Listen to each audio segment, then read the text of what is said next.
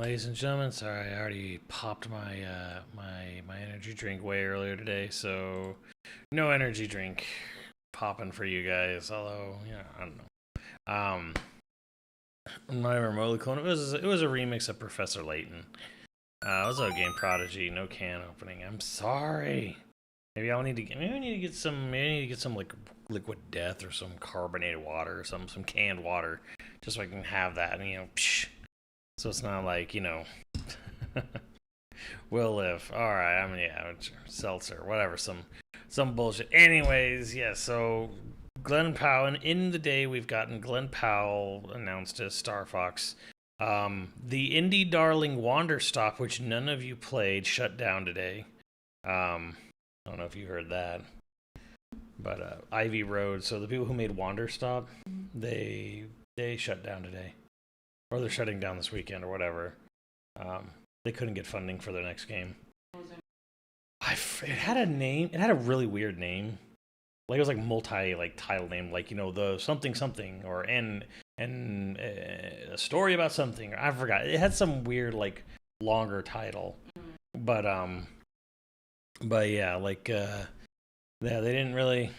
I guess that whoever they're trying to cut a deal with to get funding didn't happen. So yeah, that developed. So they're just yeah, I got no money. I got no money.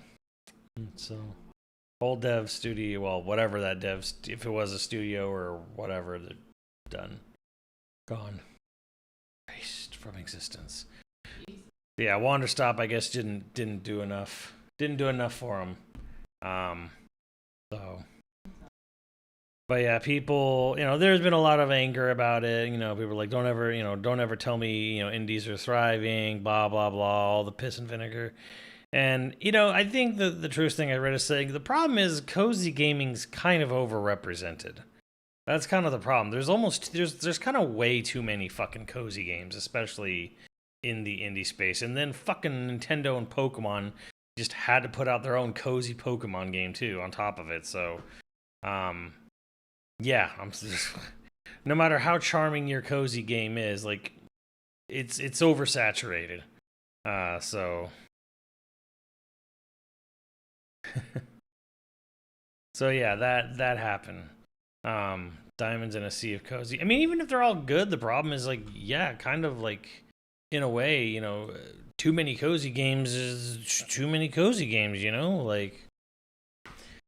That's just a way. That's just sort of a fact of life. The facts of life. Would farming simulators be considered cozy games? Yeah. Yes. Those are by pretty much the definition of cozy. So yeah, and then the other thing before we get to we start Detective Pikachuing this shit. Sony's raising the prices of PlayStation again. So I know they had gone up, was it $50 or something at least for the dick drive PS5. So last year I think it was $50. I think it was a $50 increase last year.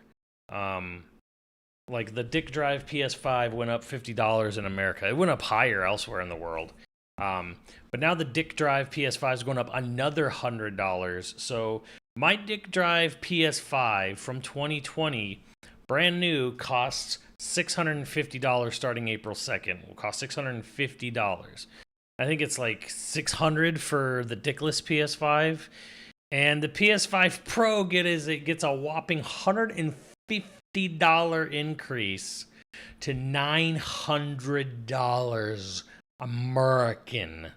PS5 Pro on April 2nd will start costing $899 US dollars, $899 US dollars, $899 US dollars, $899 US dollars, $900 with tax. That's about $990. With tax, you are paying about $1,000 for a system with no games. And the Portal's going up. The Portal's going to be $250 as well. So we think it breaks $1,000 by the end of the year. I mean, with the way RAM prices are going, $900 for a PS5 Pro. So you guys have about 4 days to go rush out and find a PS5 Pro immediately. If you want to get it for what is it, $750 now or something. If you want to drop like a quarter, like 3/4 of a grand on it instead of basically a grand with taxes, you got a couple days left. So yeah, if you want that you want that GTA 6 experience to be beautiful, to be beautiful the best it can be, better pony up now, or you're gonna be paying a grand for it in a few days. About be 900. Yeah, in LA it'd be about $990. So I don't know what your sales tax or your electronic sales tax is per region, but like for a lot of places it's gonna be close to $1,000. GameStop is offering $400 for base towards Pro too. Don't even tell me that shit. I don't even know where a GameStop even is. I think every GameStop around me is gone. Will the Switch 2 go up? You know what? No one said it. Probably. Probably. Nintendo will do everything in its power it already is trying, because they're fucking gaslighting you right now. They're lying through omission. Nintendo is, fucking quote me on this. Nintendo's lying through omission by making you think they're going to offer games digitally for $60 and physical for $70. No, that's Yoshi. That's Yoshi, and they're not lying about Yoshi. But when fucking Fire Emblem comes out, it's going to be 70 digital, 80 physical. Like Yoshi is there to fucking pull the wool over your eyes, because they know that game is a $20 game, but they're going to sell it for full price, 60 digital, 70 physical. And they know that when you start getting into the big games like Star Fox, and Fire Emblem and Dusk Bloods, that is going to be 70 digital, 80 retail. Welcome. Because their profit margins are going to be much higher on selling those games at 70 and 80. If they can roughly equate the sales that they would get anyways off of it being $80 retail, 70 physical, digital, they can maybe offset some of the resistance of making the Switch 2 more expensive than it already is.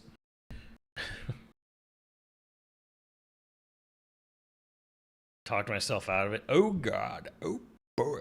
845. PS5. What is a PS5 Pro retail?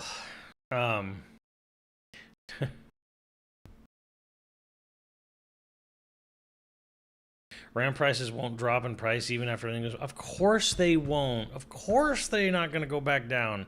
Of course they're not going to go back down. Gas has never gone down to pre-Iraq and Afghanistan war levels. Let's just put that in your mind. As much as gas has dipped up and down in the 20 plus years since we went to war with Afghanistan and Iraq, guess what? It has never actually dropped down to pre-George W. Bush levels.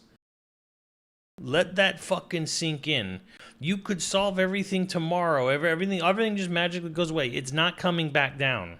Shit's never coming back down. Shit is never going to be that cheap again. Like, the RAM companies need to go like on the verge of bankruptcy or something. Like, you need to have catastrophic. All of them have to catastrophically go bankrupt, which that's not going to happen. So, yeah, every time some idiot gets into power and causes problems in places they don't need to, and shit goes up because reasons, it never comes back down. Never comes back, and it never will. You will never get it again. Congrats.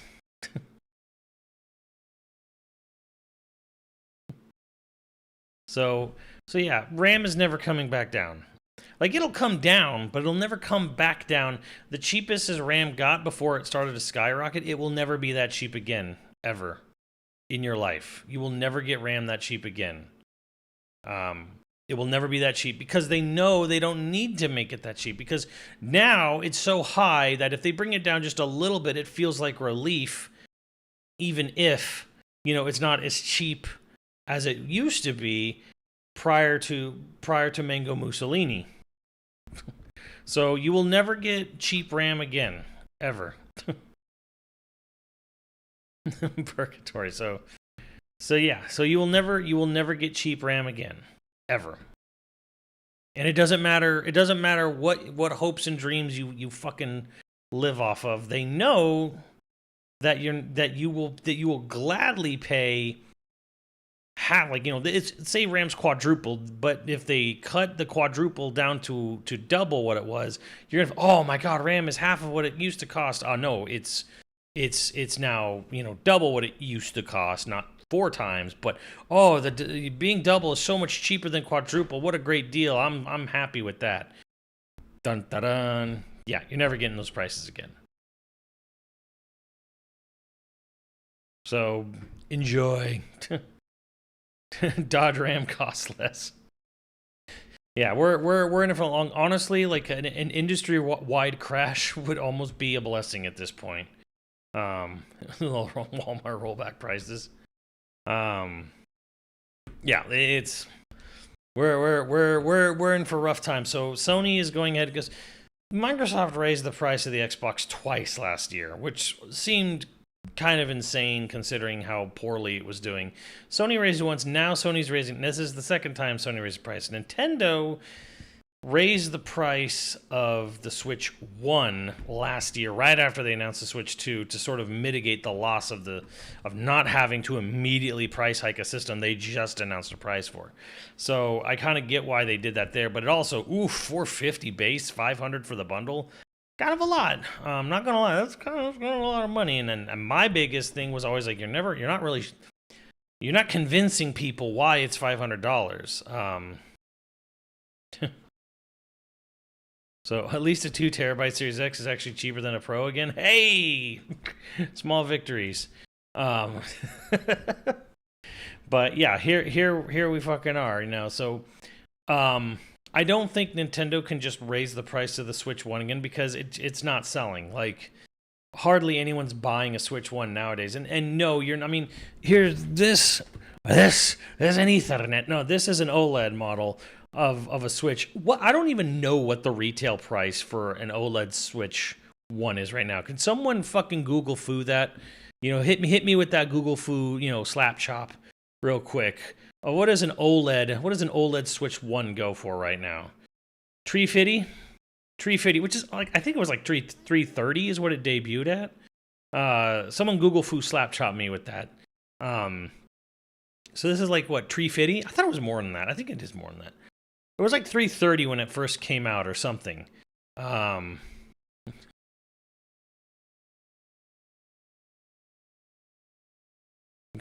Be those guys, you're gonna love my nuts.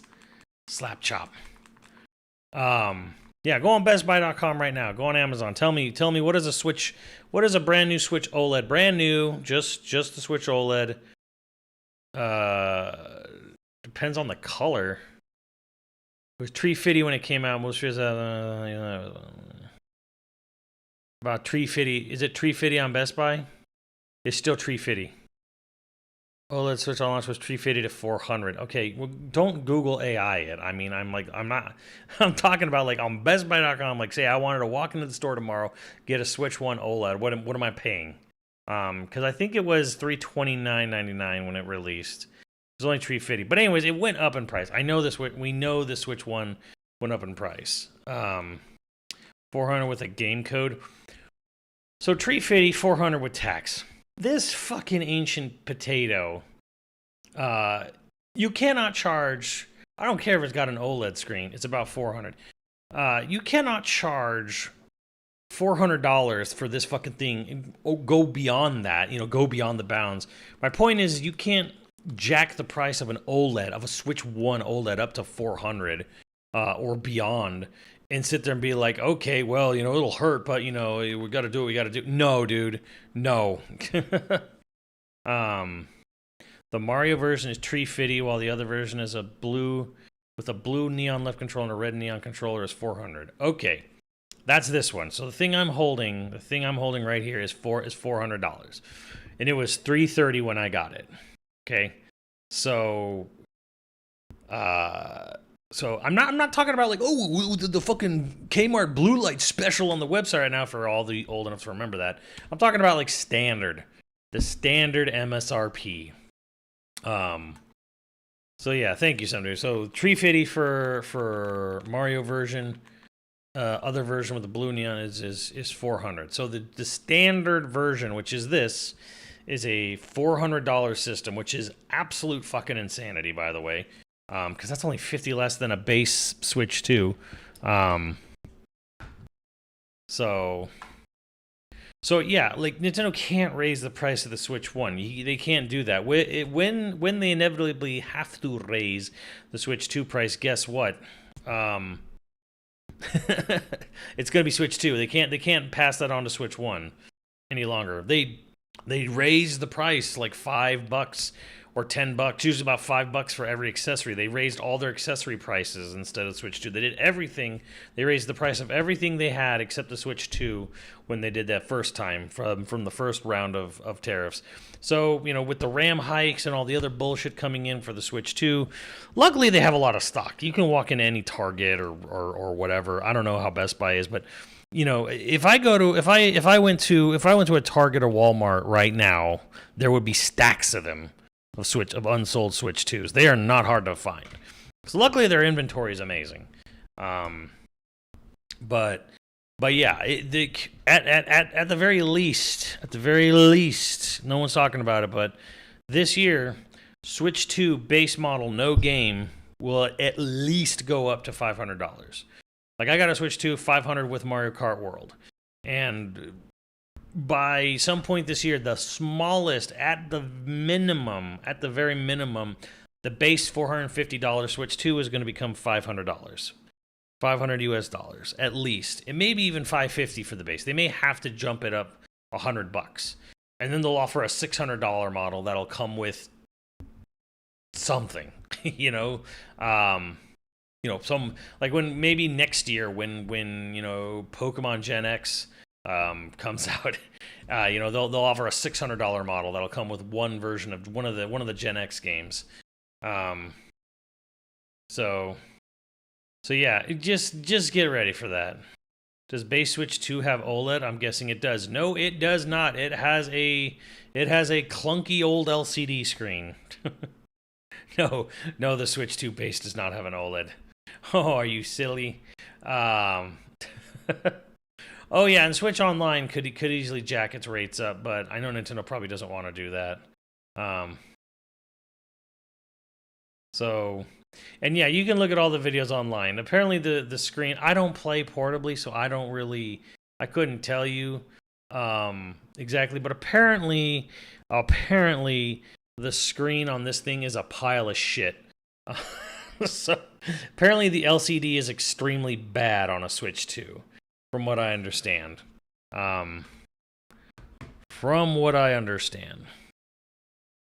My Switch 2 never leaves its stock. Why would it? Exactly, unless I'm getting on a plane, which that's not happening anytime soon. So yeah, I guess it's sitting in that dock for a while now, isn't it? GTA coming out this 6. Yeah, GTA 6 might be the last big video game release for a while. Who knows? I play handheld a lot. Can confirm the screen is ass. Well, there you go. I don't know. See, I play I'm mostly a Xenoblade guy. I play Monolith Soft games. Like, I don't want to be immersed in a Monolith Soft game on a screen this big. Okay? Like, the size of the screen, like, this is not, no, like sitting here, like, yeah, you get immersed on that, get fucking real, man. God, that David Lynch quote on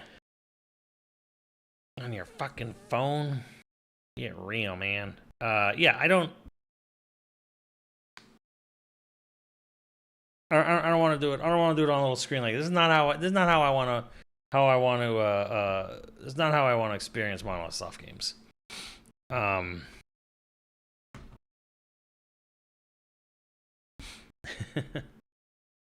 See the pixels on your retinas. Plus, yeah, Joy-Cons are... Ugh. I do not like playing with Joy-Cons. I prefer the Pro. I actually have a Pro 2. I won a Pro 2 controller. I never opened it. I never took it out of the box. But yeah, no, like the old school Switch Pro controller I love. I love this controller, straight up. So yeah, it's definitely like my favorite. This is my favorite modern day controller, is the Switch Pro controller. It's comfy, triggers feel nice. There's no hard, rough edges, no, nothing that like blistering. The buttons are nice and big, but also flat. So like there's none of this weird like, oh, the buttons are mushy. They're like being depressed into the system like the PS5 controller. The D-pad's good. It's definitely, this is an old model, so it has that D-pad issue of the up and down being too close together and registering a bit. You can literally solve it with a piece of tape, but I beat Celeste on this fucking thing, so I'm good. But yeah, I have a Pro 2. I haven't taken out the box. I don't like the Pro 2's glossier. The Pro 2 is like slipperier than the Pro. Like, I mean, this has like more. This is more of a matte finish, and the grips are a little more. I don't know. There's more grip on this. And the Pro 2 is a little bit like slippy, little slippy toady. So, they don't allow Switch 1 controls to wake Switch 2. Oh yeah, I forgot about that. I guess that's one good reason to ever unbox that thing. What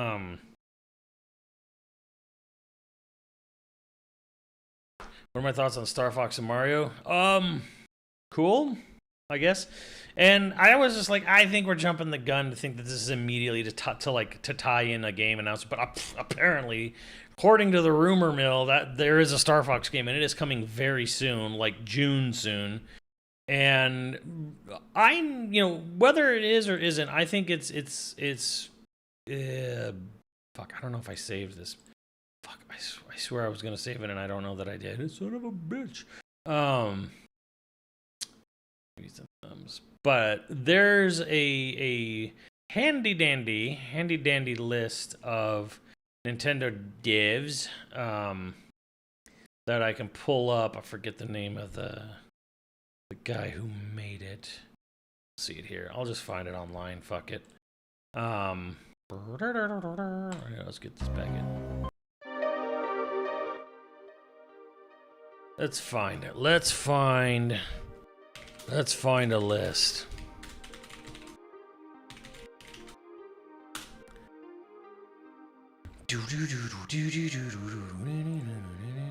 External, internal. No, these are, I don't know, these are newer lists or whatever the fuck.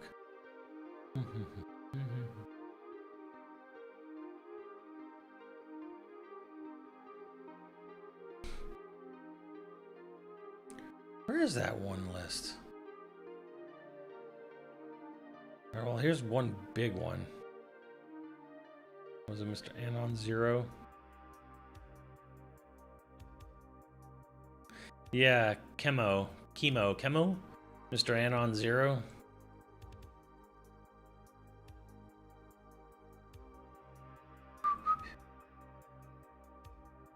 Alright, let's do this then. Let's zoom it a boom. Zoop zoop.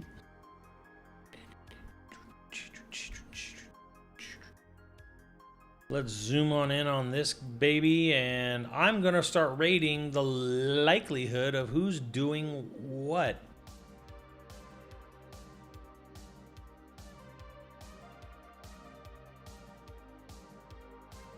Wish I had like the more broken down ones. I don't like these ones as much.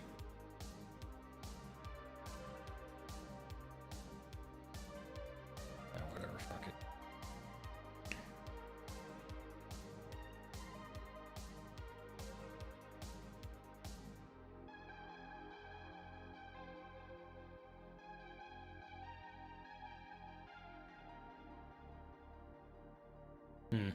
Oh well. Let's get you guys back to where you wanted to be. Let's figure this out.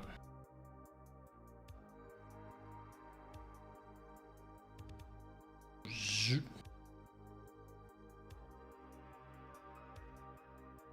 swear I had this saved somewhere.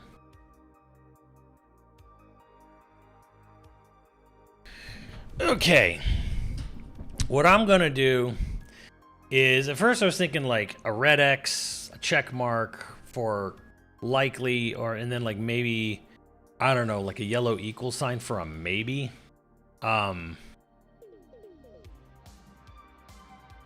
But man, let me zoom. Let's zoom in real. Can I zoom in more? Oh, I can't.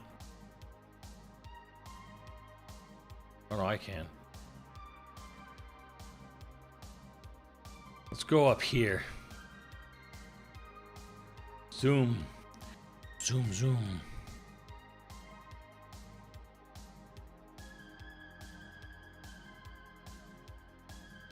Nah, we probably had it good before, honestly. All right, let's zoom in. Let's zoom in real close here. Okay, so you have external teams, internal teams. You have sort of offshoot teams or teams that are wholly owned but not part of the Kyoto, Willy Wonka chocolate factory.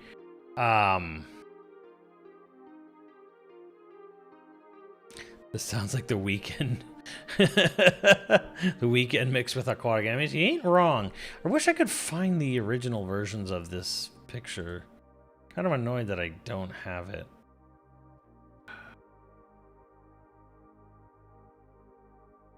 I also lost a ton of my images too. Like in a hard drive thing. It just went away.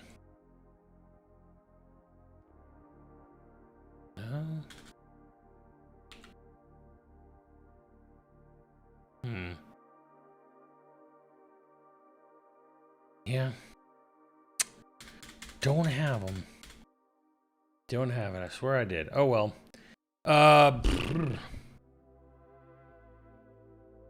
You know what I could do? You know what? I think I know how to make this better for you guys.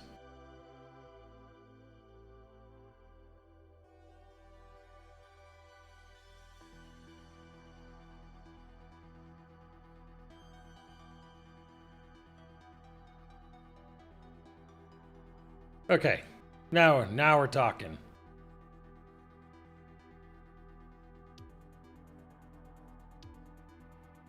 See, how do I want this to go? No. What does this look like? A big red.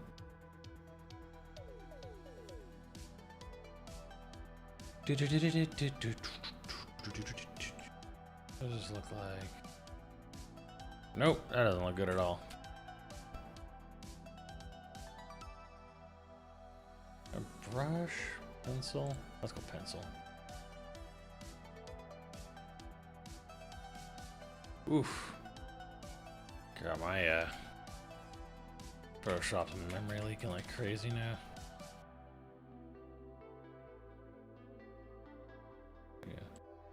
Yeah, so yeah. Maybe it could be a little smaller.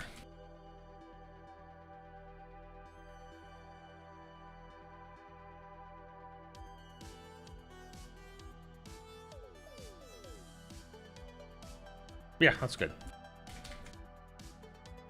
Okay, so let's just get right down to brass tacks here. Stop it, Vario. Michiru Yoshikawa passed away this year. I've been listening to Aqua Fantasy and the Miracle Planet in his honor. Oh shit. Oh, what else did he do? I've not heard of that. Aqua Fantasy and the Miracle Planet. Which team developed Star Fox Command? That'd be Q Games. Okay, so traditionally, most people don't actually make Star Fox games internally at Nintendo. The first game and the second game, which took forever to come out, were co-developed with Argonaut. Star Fox 64 was the only internally developed Star Fox game. Star Fox Adventure is made by Rare, which is now owned by Microsoft. Star Fox Assault was made by Namco. Star Fox Command and Star Fox 64 3D were made by Q Games, which is Dylan Cuthbert's company that he made after leaving Argonaut. And then Star Fox Zero was made by Platinum Games. So, almost none of the games have ever been internally developed except 64 original. As far as the external teams go, we can kind of like just rule this out anyway, since one of these teams, EPD 1, 2, or 6, one of them may be involved with the with the handling, the outsourcing, because these are basically liaisons. They're like small departments that work with third-party developers to make certain games. Like EPD1 worked with WayForward Technologies to make Advance Wars, Reboot Camp. EPD6 works with NST or Vancouver, so this is probably where all their English-speaking people are. And the EPD2 worked with Ubisoft, and, they worked with Acquire for Brothership, stuff like that, right? So these are like, okay, one of these is probably involved in some capacity, but it's also like, So what we can do is just sort of like, they're not the devs. So, oops, Z. Okay, that's nice. But yeah, they're not the devs, so we're not gonna count them. But one of them is more than likely involved. If I were to guess, probably EPD2 or 6. I'll get to the Y's there. Nintendo Software Technology. So they made F-Zero 99. They made Mario vs. Donkey Kong. They did Mario vs. Donkey Kong Remake recently. Maybe at some point in the past long ago when they were doing like Wave Race and 1080 Avalanche, Project Hammer before it was canceled, maybe someday long ago NST could have done a new Star Fox game. That day has passed a long time ago, and since they did technically just have a couple games come out, I'm gonna say no. I'm gonna say probably not NST. I would say pretty unlikely, and obviously nobody in their fucking mobile division's working on it. So we can just mark those out. NST being the only like, could this developer maybe a long time ago, but probably not. EPD3 makes Zelda. Is it the Zelda team? Absolutely fucking not. Atuma is not making the new Star Fox game. That's done and ready to go.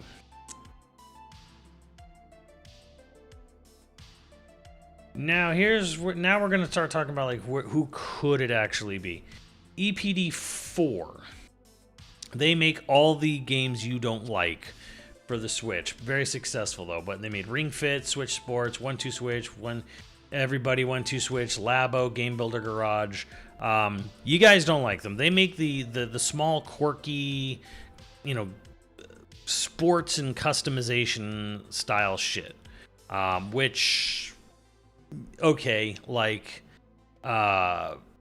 again, I would say unlikely. They're not really known for their graphics work. Like Ring Fit's probably the best looking game they've ever done. I don't think they don't strike me as Star Fox people. I don't think it's EPD4. Plus there's the rumor of a Switch 2 version of Switch Sports coming this summer as well. So that leads us to EPD5, the Animal Crossing and Splatoon devs. Now, also, this would actually be a really solid pick to say EPD5. It overcomes the NHK or multi-band here. Huh. Interesting program. 5 is like, I would say probably on the less likely, because they've not had an easy time with Splatoon 3. They're not having, apparently Raiders seems to be having some issue, since we haven't seen it since its announcement nearly a year ago. And they have to be ass deep in Animal Crossing at this point. I just can't imagine a development team that does Splatoon and Animal Crossing is somehow had an entire Star Fox game just kind of sitting in the back burner. But I think, okay, in fairness, what I'll do is I'll say unlikely. This is like could be, and that's what the yellow bars are. Like maybe. That's gonna be the big maybe. EPD7. They've basically done fuck all for the entire Switch's life. They finally have Tamagotchi Life coming out. Rhythm Heaven Groove, like, again, they used to be the 2D Metroid people, but they're not anymore.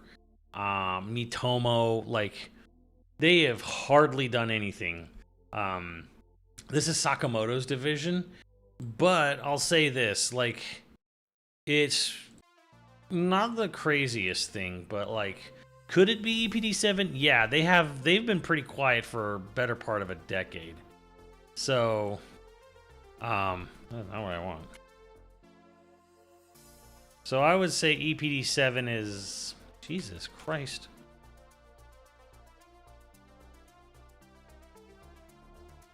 A possibility. EPD8, no. I do not think Tokyo Team. If people already think the Tokyo Team has an entirely separate 3D Mario sitting in the cooker, ready for this year or maybe early next year. No, there's no way it's the Tokyo Team. Just zero. What's up, Online Persona?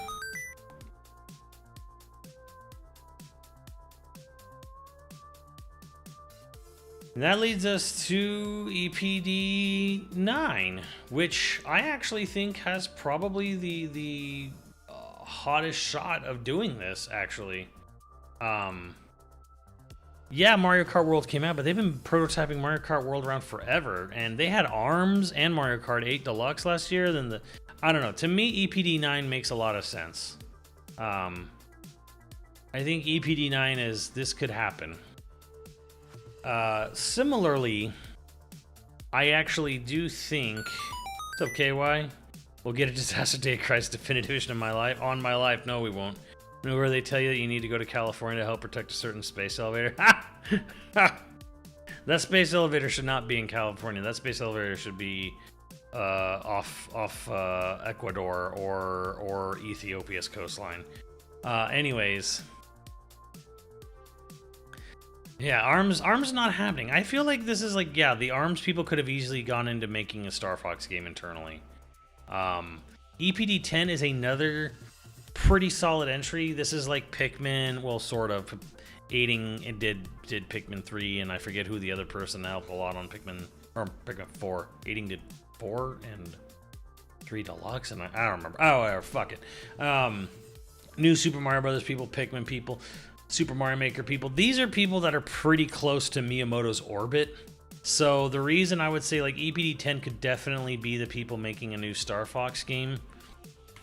I think it's not that crazy. Again, it's a dev studio that's in Miyamoto's orbit a lot. So definitely could happen.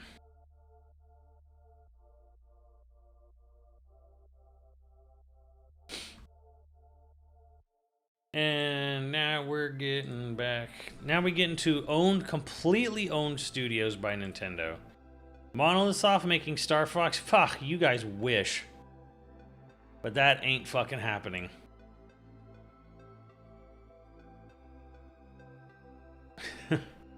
Retro, obviously not happening. They just finished Metroid. Retro should have been the studio to do this, honestly. It should have been Retro, goddammit. But they got stuck in the minds of rebuilding Metroid Prime 4 for like 8 years.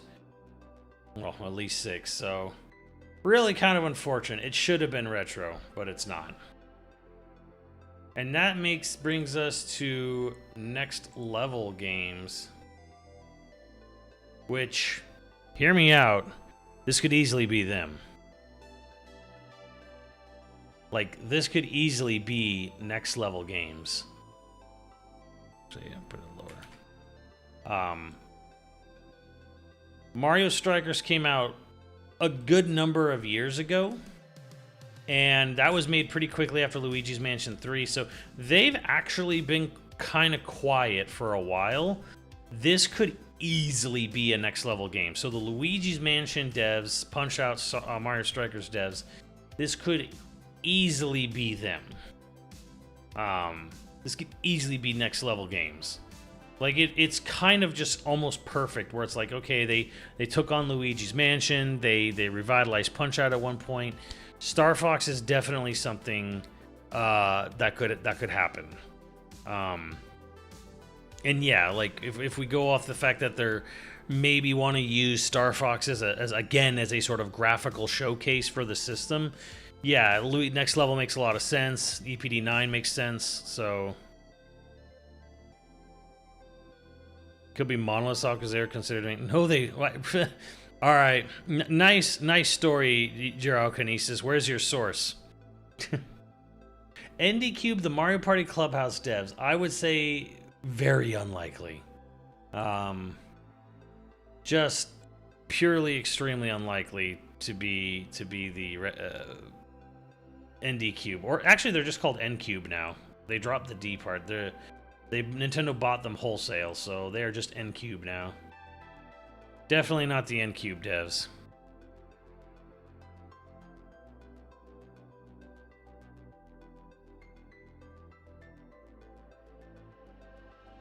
And Monolith could be assisting like the Monolith almost exclusively has assisted for EPD 5 and technically 9 for Mario Kart, but they have almost exclusively been working with EPD 3 and 5 is who they work with, generally speaking. Specifically those teams. Only recently did they help out on Mario Kart World with EPD 9, but they're almost, if you look at their support, it's almost entirely just EPD 5 and Zelda 3 and 5.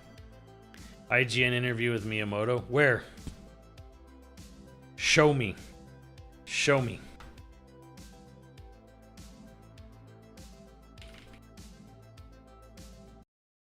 I want to hear it.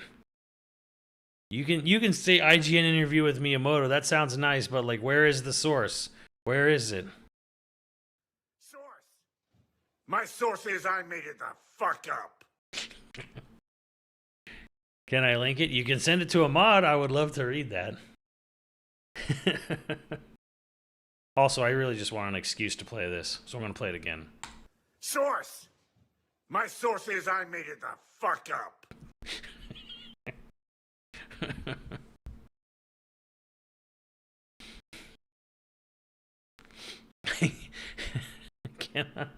I cannot believe they got Alistair Duncan to say the meme. It's a nice argument, Senator. What's your... Shut up! That's why your mama dead, Jack. Dead as hell. What shoes she got on? A casket. That's why your granny ain't got no knees. That's a nice argument, Senator. Why don't you back it up with a source? Source! My source is I made it the fuck up.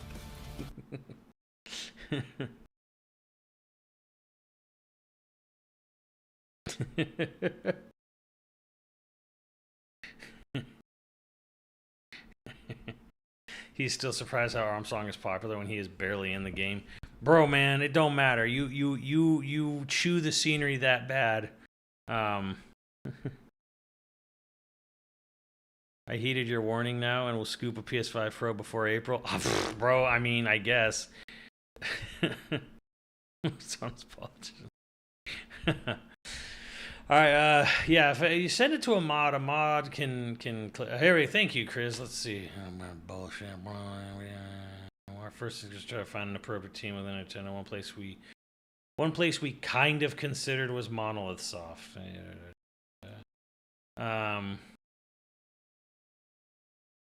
But it kind of came down to there wasn't really a place we wanted to work with other than Platinum, just because they're so good at creating exciting visuals. We kind of really want to improve the quality of the game.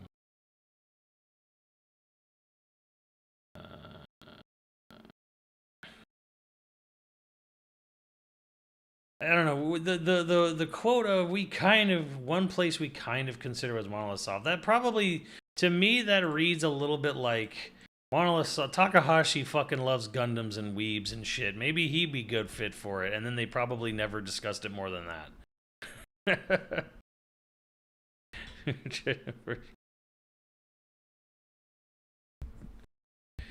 The fact that they didn't choose them back then plays into it not being them now. I mean, that's funny, but yeah, it does kind of read to me, oh, we could have considered Monolith Soft, but it's also like, why are you wasting their, I mean, probably because he saw what they were doing with, at the time when that game was being made, with Zelda Breath of the Wild. I was like, oh, maybe could you guys do a Star Fox game for us? No.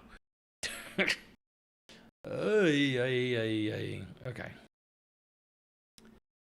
Interesting, but yeah, doesn't sound like he was really. Doesn't sound like the way he says it doesn't sound like he was really committed to it.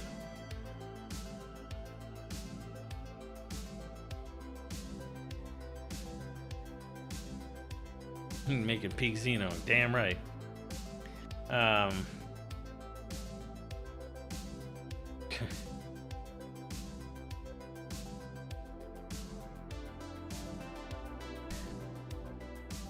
Involved in the Oot remake? Maybe.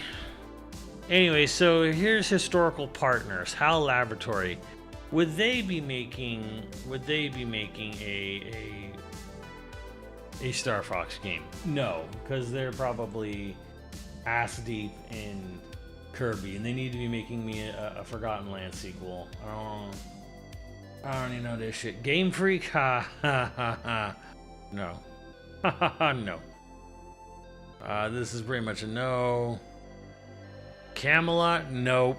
Camelot just released Mario Tennis. Camelot's never gonna release Mario Golf next, and then then the cycle will repeat to the next system. Creatures: Pokemon Ranger and Detective Pikachu. No. Absolutely not. Now that that's out of the way. Intelligent systems. Intelligent systems, even though they did start some beloved series with Fire Emblem and Paper Mario, they're not exactly graphical powerhouse people. In fact, they kind of suck.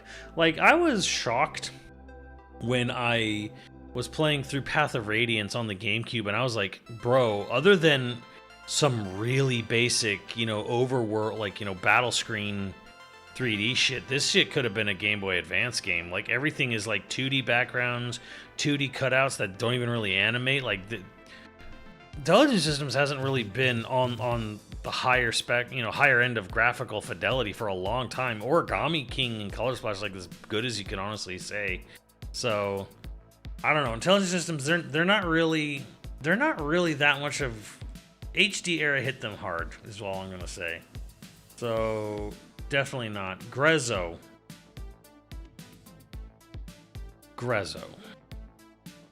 It could be.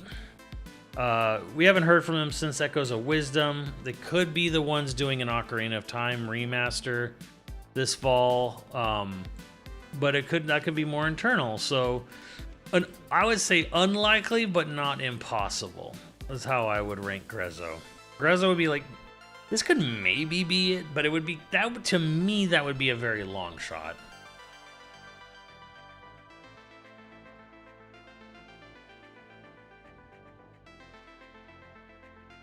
And when it comes to Bandai Namco, oh yeah, this is like right now like the most likely dev on it. They just bought, or they're in the process of acquiring Bandai Singapore, Namco Singapore, making it Nintendo Singapore. They have the whole Division S of the studio to work specifically on Nintendo product. They're probably making Smash Brothers as we speak. Very much could be Namco. In fact, they're probably prime suspect in my mind. If it's not Namco, I would say it's probably Next Level Games, but like Next Level and Namco are like, to me, the absolute two most likely places this could be coming from. Because the game's done. It's releasing in like 3 months. So yeah, these two will probably be the ones most likely. And that leads us down to our last batch, which is third party, which Namco kind of is, but they have a whole Nintendo only branch. Platinum? Yeah, Platinum's kind of desperate and hungry, even though the director of Star Fox Zero left and is making Street Fighter 6 right now. So, however, Platinum needs to keep the lights on. Platinum gotta need food for work. So, absolutely, Platinum could definitely be the one coming back. The problem, and again, we haven't even talked about this at all, but is this new Star Fox game another fucking shitty idea from Miyamoto, or is it just going to allow it to be a rail shooter? Can it just be a very pretty, fun, fast-paced rail shooter, or does Miyamoto have to stick his dick in the pie again? Does this have to be that situation? Can we not just have a nice jar of boysenberry jam? One without Miyamoto sticking his dick straight into it. Can this just happen?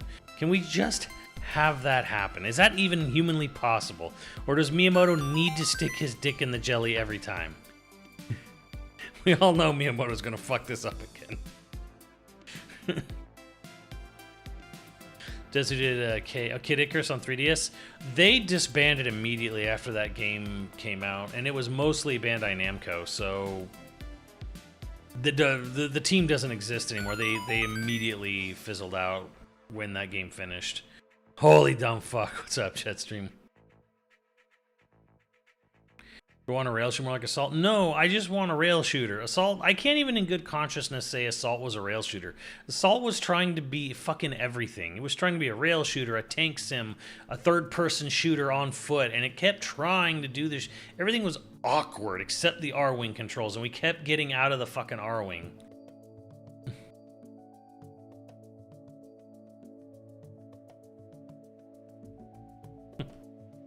Assault was not good. People, I've already seen the revisionist history coming out now of like, Assault was good. No, the fuck it wasn't.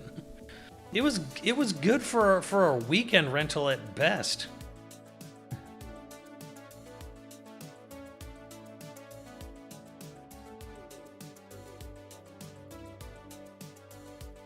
Assault was fun for my friends. Yeah, I had a group of friends. We played Assault multiplayer, and it was kind of jank fun, but like at the same time, it's also, yeah, it's also like it's nowhere near as good as 64.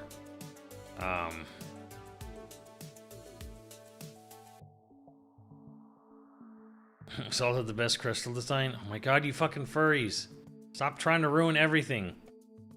Mercury Steam, definitely not. Mercury Steam would definitely, if they even survive to the end of this year, they probably get put on another Metroid project, because their game fucking flopped, and it's been known for a while. It's a kind of a shitty place to work. Goodfeel, who are almost assuredly the developers of Yoshi and the Amazing Book, Mysterious Book, whatever the fuck book. Yoshi and Dad's Yoshi and Dad's porno book. They're almost assuredly making that game, so they're not making the Star Fox game. I'm pretty sure it's Yoshi and the Amazing Book is Goodfeel.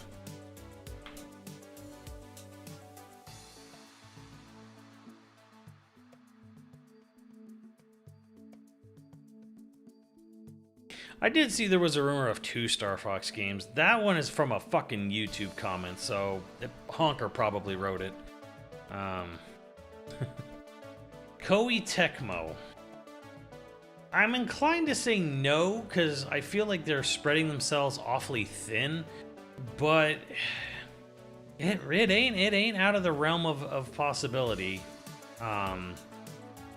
They just did Pokapia. They do all the fucking shitty Warriors games. Like, you know what? I would almost say like probably more like unlikely but not impossible. You know, that's what we're gonna go with on them. Koei Tecmo is not impossible, but I feel like they're spread kind of thin to be the ones making a Star Fox game.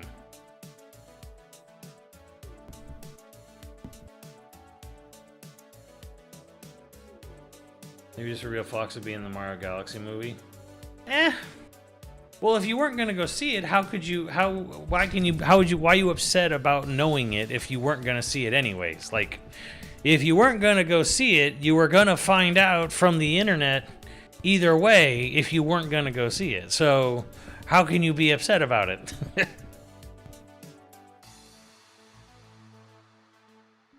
Star Fox Afterburner.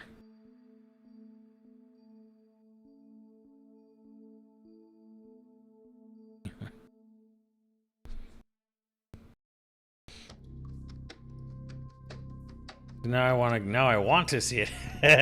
I mean, I think the reason they did it is because it's a celebrity voicing it, and he's gonna be at the premiere, and he's gonna be in pictures, and there's all this shit that goes into it, so they can't just keep a whole fucking celebrity voice about it quiet. That's my guess as to why they revealed this.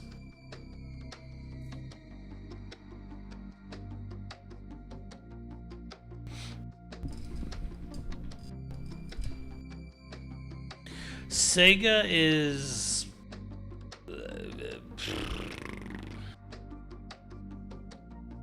be nice, but I don't know that there's really anything necessarily tying Sega to this being a thing. Sega and Nintendo haven't really been like collaborating a lot lately, so you know, the Mario and Sonic games went away. I'd say it's not impossible, but I also think it's not likely right now. I feel like Sega's like, it could be, but it probably isn't. And then, yeah, of course, Ubisoft, which they, you know, the whole Starlink thing that had Star Fox characters in it, which that's pretty much all you have to go off with Ubisoft because Mario Rabbids devs are gone. So there's pretty much no, like, dedicated Nintendo, you know, working studio in there, and you just would have to go off the Starlink. But Ubisoft is going fucking bankrupt, so, or getting bought up, so it's kind of like, this is a pretty fucking unlikely. This is like really unlikely right now. Like so much so that normally I would say this would be like a, like, you know, maybe like a yellow, but like code yellow, but like no, like it's probably not Ubisoft. Very, very unlikely. It's so close to the unlikely. It's like, it's not impossible, but it's so close to the unlikely that I'm just saying it's probably not Ubisoft. And then to add, who could it be? Of people not listed here. Warrant.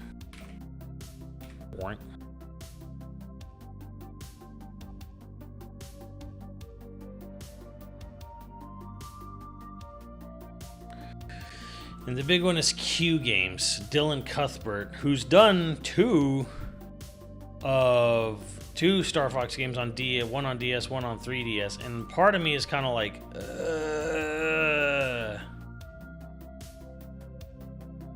The only reason I would say no is because I don't think they have any sort of graphical fidelity for it. So, unless they've been really, because they basically do mobile shit now. They're practically a mobile developer at this point. Pretty unlikely, even with the original like programmer there, but we'll put it in there like it could happen, but it's kind of unlikely. Maybe Q Games is working with like EPD9. That could be a thing, or EPD10, something like that. But like that's about the only thing that it could do, that it could be.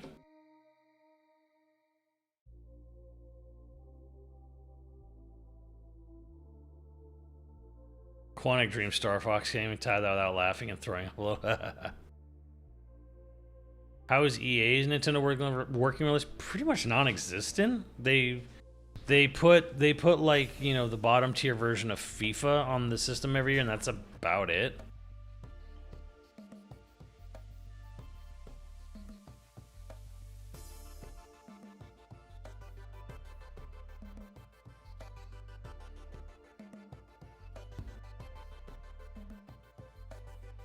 Acquire, I don't think Acquire is pretty much just do RPGs.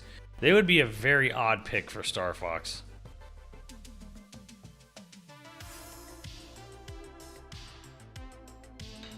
Yeah, and then of course there's always a possibility it just comes from someone completely out of left field that we're not even thinking about. Like Iron Galaxy is making Star Fox.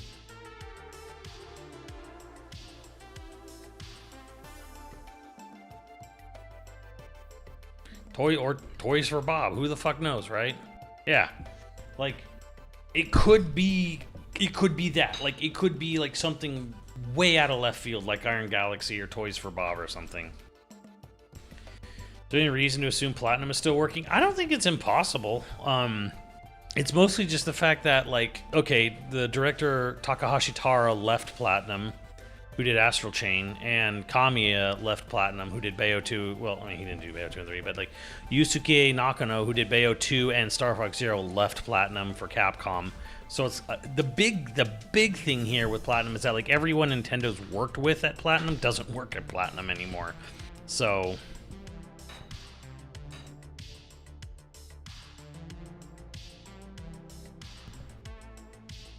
FromSoft chances. FromSoft's not good at graphics. They're good at art. But no, and no, almost definitely no. Like the Armored Core team, that's some fucking copium right there.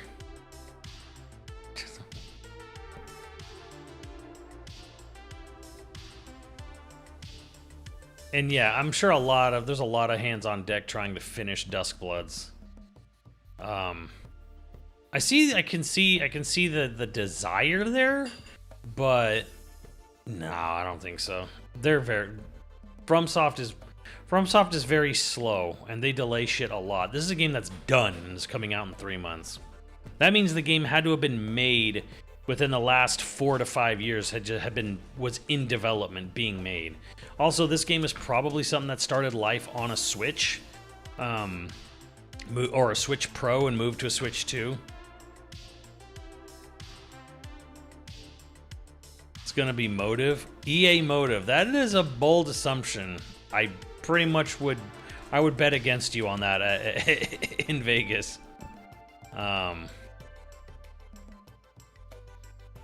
Deep Silver's a publisher. People behind Chorus. I think I played Chorus 2 or something on Game Pass. I don't think it's gonna be. I think they're looking for someone to make a rail shooter. I don't suppose there's any indie studios. Oh, there's plenty of indie studios Nintendo could collab with. How good are we reasonably expecting a rail? A rail shooter should look really good. A rail shooter should be a very, very easy to easy to show off kind of game. Like, what? That is the problem here. Is that, like, it's a rail shooter? How good are we expecting it to look? It should look amazing.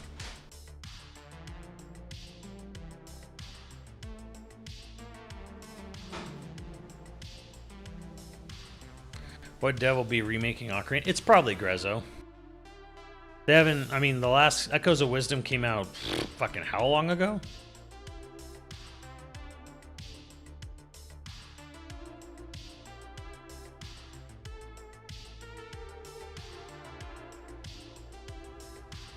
Who made the Pokemon Snap game on Switch? Namco! Namco Bandai.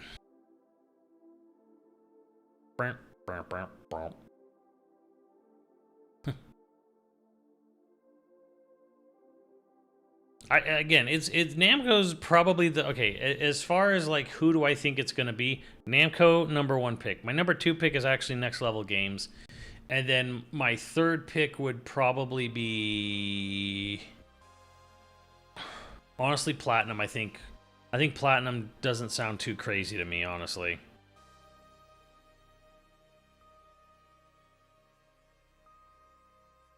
I think Bamco's the safe choice. I think Bamco is the safest, most likely, and I think Next Level is the second most likely, and then Platinum, and then if not them, then honestly probably some combination of EPD 9 with somebody, 9 or 10, like anyone at 7, 9, 10 could easily be, in there.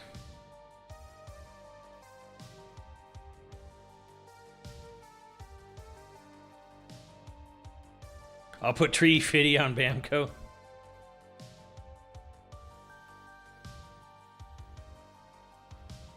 Retro's making a Star Fox Racer. I'm going to tell you guys a little story. Once upon a time, someone told me that Ubisoft was going to include Star Fox in their upcoming Starlink or Star Atlas, whatever the fuck the name of that game was. And... that there'd been a big collaborative effort between them, and the reason for that was at the time, they're like that team was also going to help out on a Star Fox racing game that was being made primarily by Retro Studios, and that the racing game was going to be more single player focused, more like Diddy Kong Racing, and that a big function of the game was that you would have a target that you would shoot shit like a rail shooter while you're racing, and that's how you would build up your boost gauge. So your boost gauge you would keep your boost gauge high by shooting targets while you're racing. And that was the main gimmick of the Star Fox racing game. Now, Star Fox collab with the whole exclusive campaign collaboration in toys with the Starlink thing, that was real. So the exact same, once upon a time I heard something crazy happened, I believed it. And part of me still thinks that it might have actually been, there might have been some corner of the world, some part of the universe that there was a Star Fox racing game at some point. But apparently it was all a hoax made up by someone, so...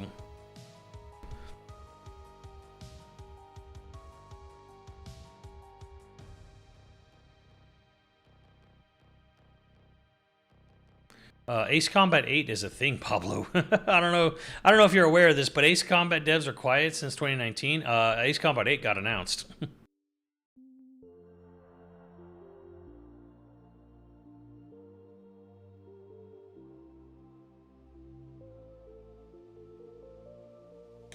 This is a long, long time ago, though, chat. So...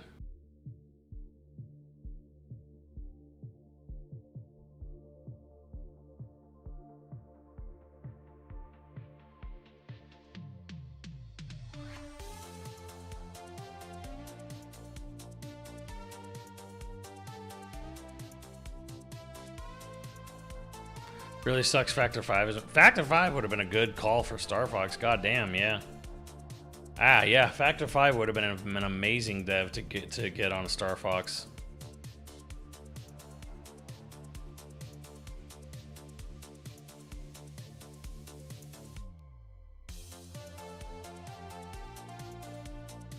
Oh, I missed that. What did Factor 5 do, Rogue Squadron?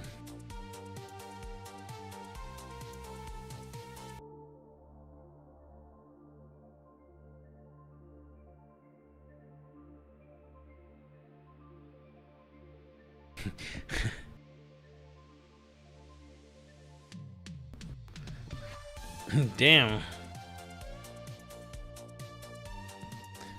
I'm sure Nintendo's trying to figure out who Nate's source is. That's if he's even correct.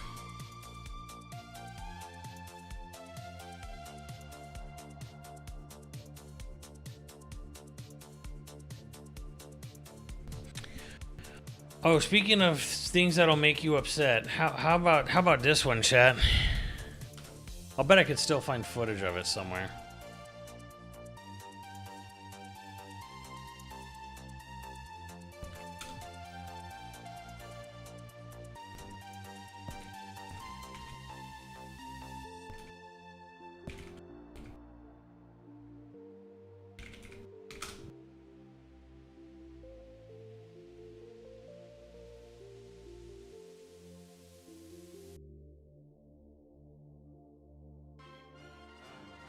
This was a thing, chat. It didn't happen.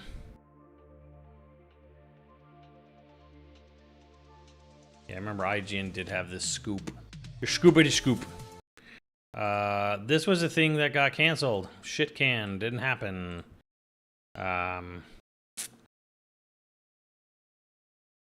Tales from the canceled internet.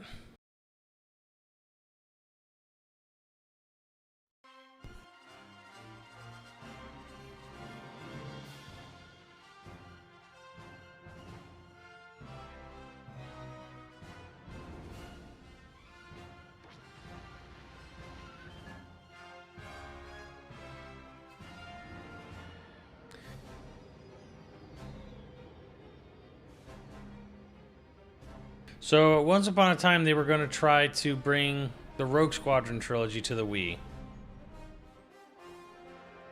And it was going to have lightsaber duels and fighting and shit. With the Miis.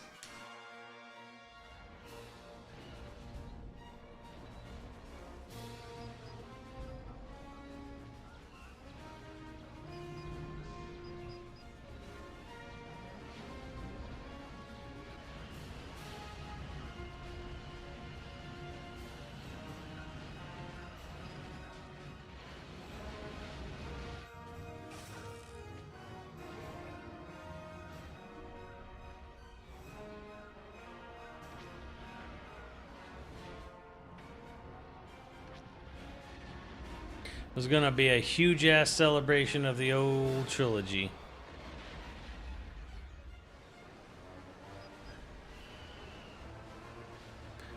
But yeah, this is a canceled / pitched game.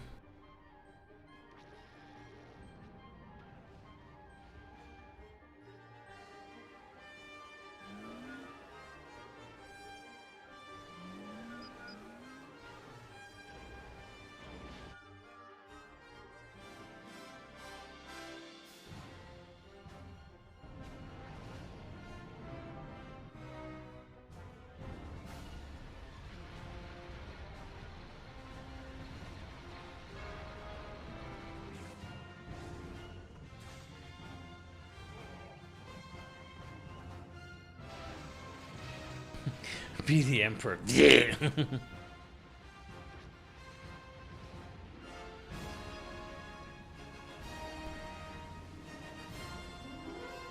They made so much of it, why scrap it? I guess LucasArts and Disney or LucasArts and Nintendo collectively weren't interested for whatever reason. LucasArts, by the way, if you didn't know, was a tax evasion front.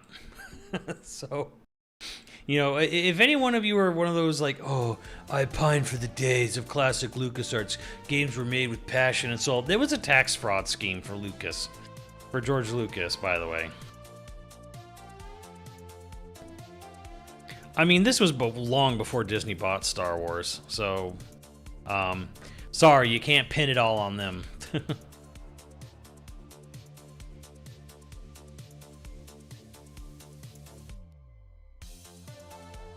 It was, yes. LucasArts was created to be a tax write-off as a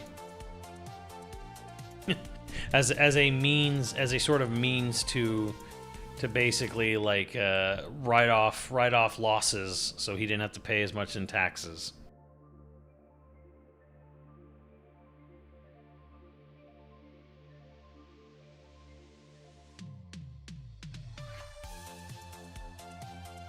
So yeah. Anyways, anywho, that is my, I guess, deep dive assessment into who do I think's making this game. Probably Namco, maybe, and my big guess is I think Next Level. I think it's possibly a Next Level game. So what? When did Strikers Supercharged come out? Or Battle Strikers, or whatever the fucking soccer game was, and it barely got DLC.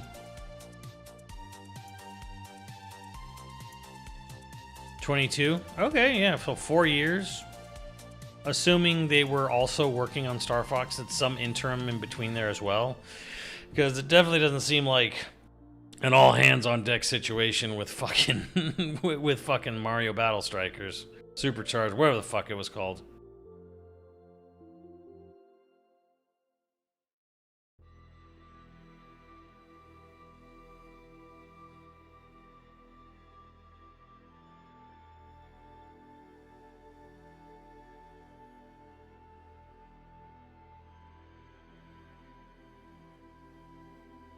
Previous port enhanced. Well, okay, that's the real question too. With Ocarina, is it a remaster or a remake? And if it's a remake, do we start radically rethinking how that game is structured, or do you just want it to look pretty? Like, do what 3DS did. It's the same game. It's just pretty. Battle League, whatever it was called.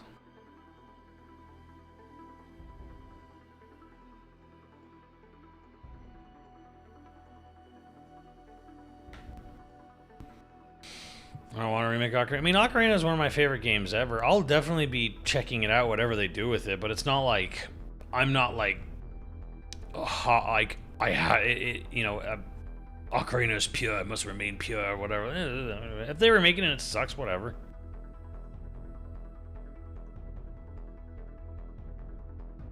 Ocarina is a game you can still play today, and it's fine. It still hits really hard. It's still really good. Like 3DS is really good because you can equip the boots as a button swap rather than a pause swap.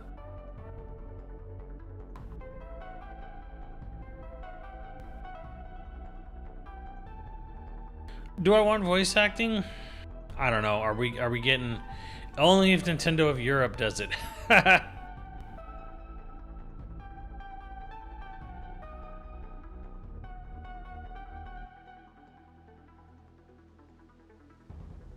Yeah, they could literally just like make a 4K version of Ocarina of Time 3D, and I'd be like, cool.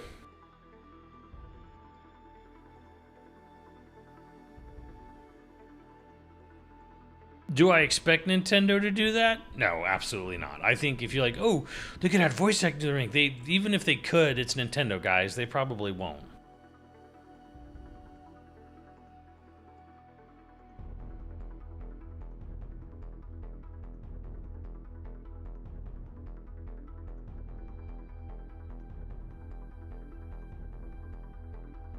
Are you expecting 70 for Star Fox? Oh yeah, absolutely. If they're gonna charge you 70 for that fucking Yoshi game, they're absolutely charging you 70 for Star Fox.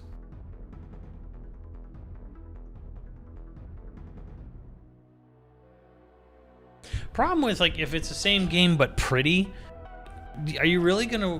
Do you really want to play through the same game again but pretty for 70 or 80 US goddamn dollars?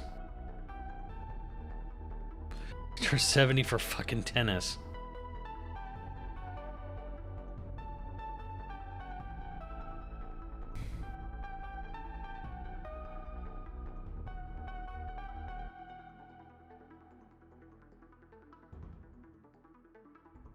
Dude, it will sell. Oh, it'll sell regardless for sure, but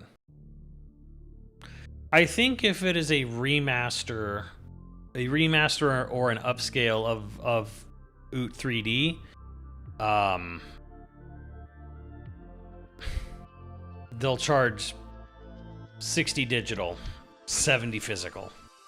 And if it's a remake, it's going to be 70 digital, 80 physical. Oh yeah, Nintendo's budgets are definitely kept in check, but that doesn't mean they're going to charge you less. Are you fucking crazy?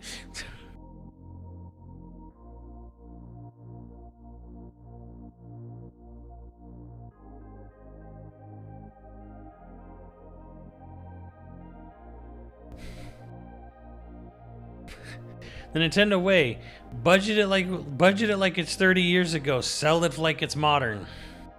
Charge modern prices.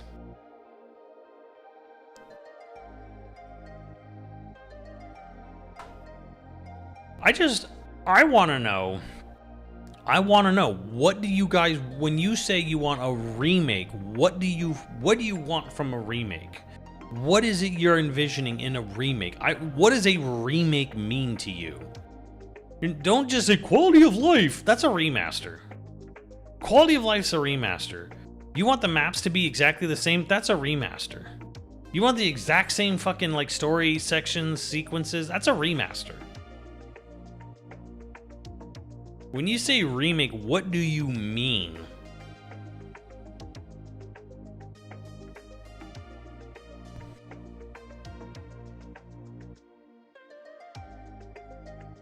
No, that Yoshi game probably cost like $20 million, $30 million to make.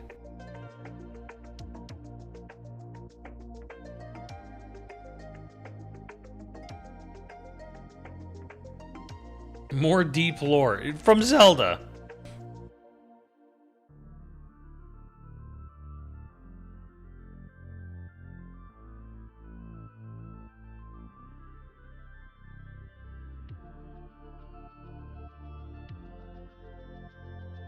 You see, that's a good idea, some dude. I appreciate that. Combat to be good. You can style on people. Yeah, like a much more in-depth combat system.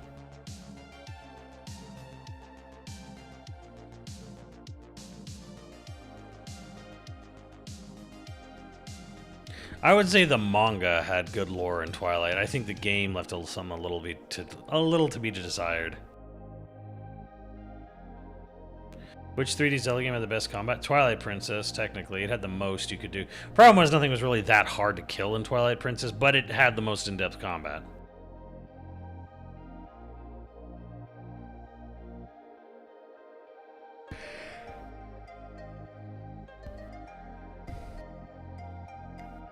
Flesh things out to Aiden, that kind of sounds just kind of like remaster territory, you know?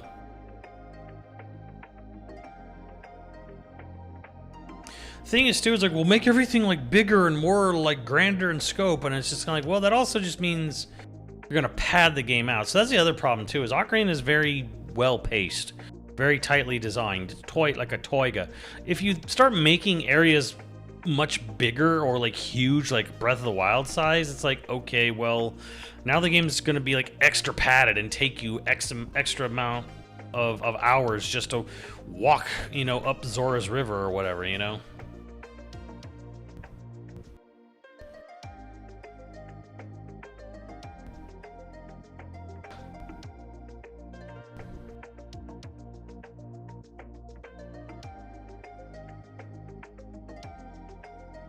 To make Chapu Chapu longer. Oh god. Food is missing is an actual light temple. Yeah, Ganondorf Ganon's castle kind of was a light temple, kind of. Would the light temple be as Child Link or Adult Link? Maybe it's Child Link, and when you get to the end of it, you get the Master Sword, and then that leads to the transition to Adult Link.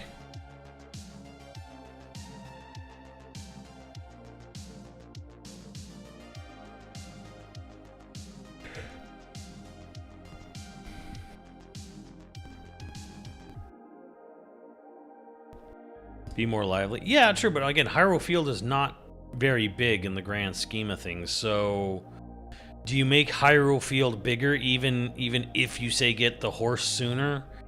Like, do you want to take more time to do you want it to take like 3 or 2 in-game days to go from Kokiri Forest to Hyrule Castletown? Like, do you want just the running from the A to B to be longer? You want a bigger field? Like, these are things you have to really think about when you're talking about, let's remake the game. Let's make everything huge. It's like, okay, well, do you want a bigger Hyrule Field? So now it takes longer just to go from here to there.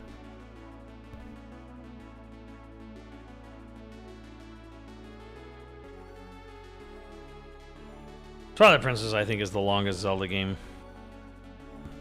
Or maybe Wind Waker with that fucking Triforce hunt.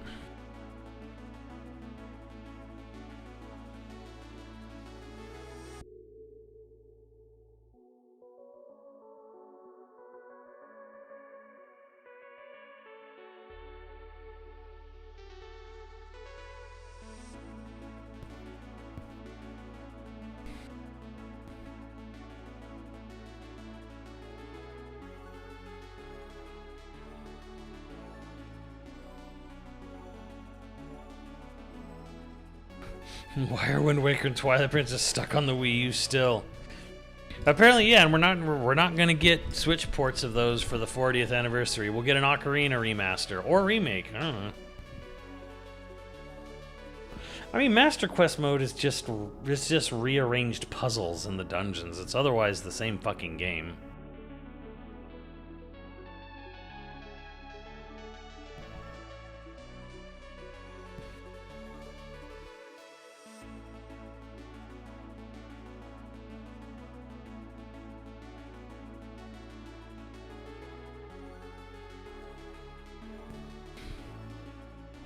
That's true. Wind Waker is on Switch too. What are we talking about here?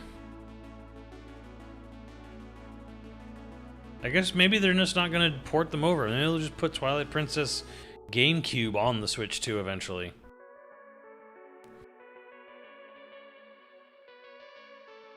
Full remake of the game that reimagines the map design and puzzles for modern 3D action-adventure conventions without making any major changes to the story. Now, does that mean bigger or just different map design? Like, you want to, like, just redrawn, but, like, not necessarily bigger?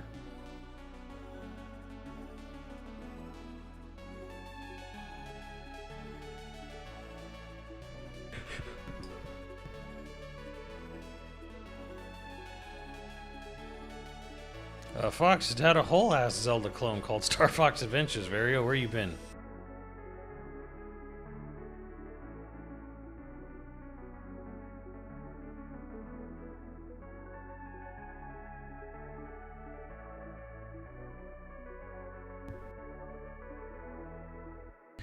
Yeah, more anime diversity would be cool. Yeah.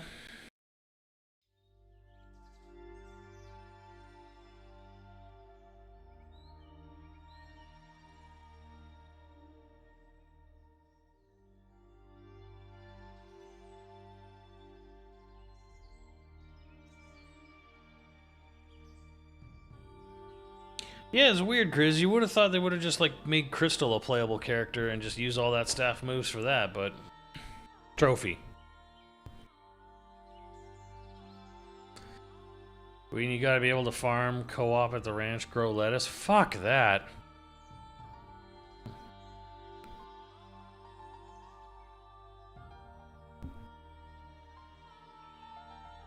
Crystal would have been a really good addition to Melee or Ultimate, whatever the fuck.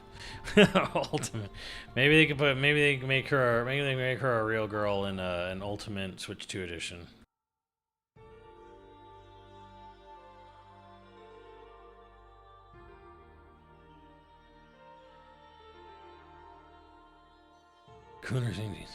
Here's the other thing too: is Koizumi's not on the Zelda team any longer. So if you want changes to the story or additions to the story, it's like, okay, well, good luck. The guy who made Ocarina of Time and its story, you know, and its vibes and feels and, you know, darkness and you know, blah blah blah, all that shit, he doesn't fucking work there anymore. So you're gonna get Miyamoto sanitized mayonnaise of storytelling, Anuma and Miyamoto sanitized mayonnaise of storytelling on Zelda Ocarina of Time remake, and like it.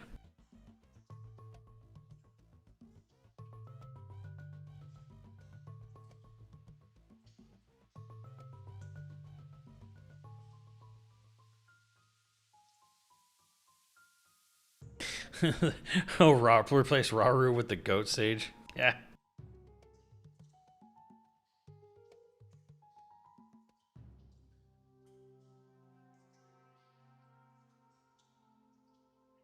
Upgrade trees for weapons, like upgrade paths. Okay, so what is the experience or economy basis for having a skill tree upgrade path for weapons? Like, I'm sorry, it feels like I'm dunking on you, Wagyu Tortellini, but it's like, oh, let's put a skill tree in here. Okay, how do you skill up? Is there a leveling system now? Is there XP? Is it item based? Is it economy based? Like, okay, what does that entail? That to me that wanders into the we're padding the game. We're adding content to have content, not necessarily because it makes the game better.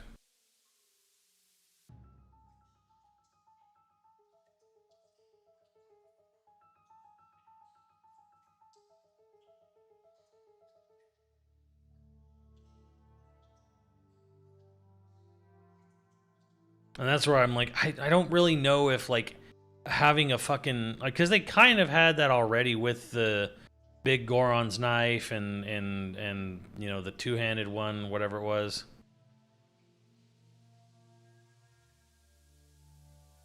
Again, expanding the overworld and dungeon sounds an awful lot like just making it bigger to pad it.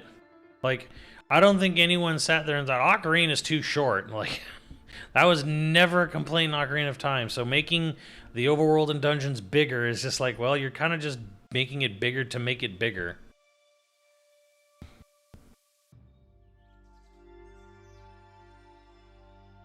Supposedly, we did talk about it, Clown Balloons.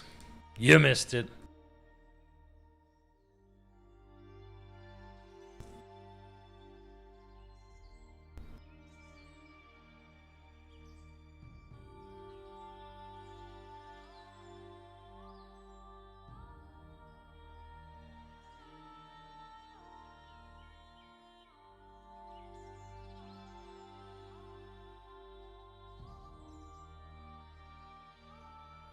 So I don't know. I mean, you start getting into the nitty gritty, and again, it's like if we expand it, then we're risking making this game huge just for the sake of it.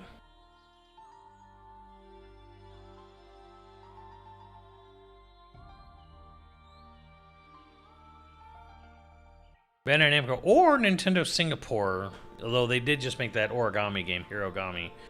But yeah, I think Namco and Next Level. I think Next Level might be the surprise developer that I think people might not expect.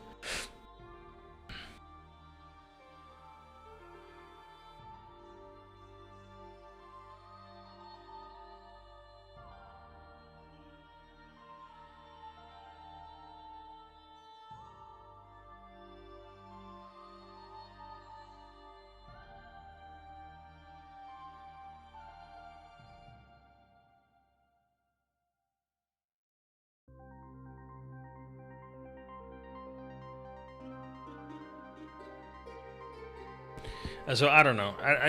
Ocarina is one of those games where it's like, this is like when they did a remake of Psycho with Vince Vaughn. The fuck are you gonna add to a remake of Psycho?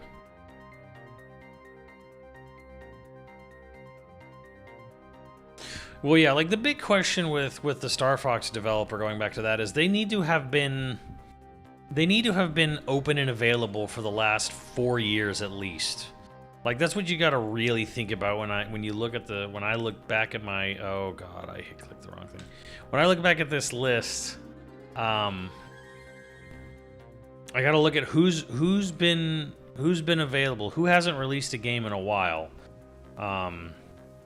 and technically EPD4 hasn't, but they don't make games like Star Fox, and EPD5 is working on Splatoon Raiders right now, you know, and EPD7, I don't know. They don't really make Star Fox games, but they could. And again, to me, it's like EPD9, EPD10 kind of are your really open devs. Next level's open. Like people who just haven't been doing anything in a while. So yeah, to me, the most likely ones are EPD9, EPD10, 7 kind of. EPD5, I don't think so. I think they're a little too busy with Animal Crossing and Splatoon to really make a Star Fox game in the interim. And again, Next Level, they haven't made anything for a bit, so...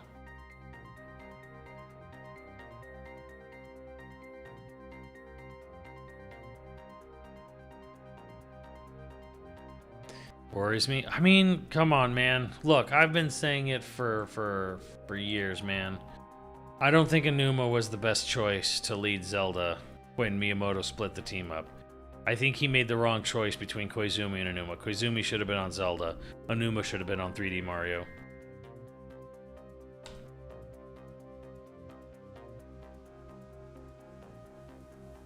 I want the stealth section? God, no. Fuck stealth.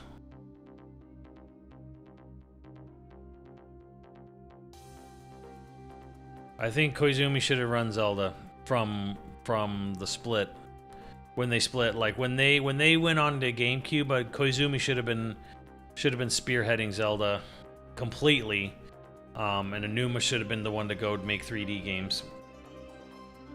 And then you would say, well, then we wouldn't have gotten Mario Galaxy, and we wouldn't have gotten Mario Odyssey, and I'm like, yes, but we might have actually gotten incredible Zelda games, at least narratively. And I would trade a narrative, a good future narratively for Zelda than a good future narratively for Mario. I can live without it.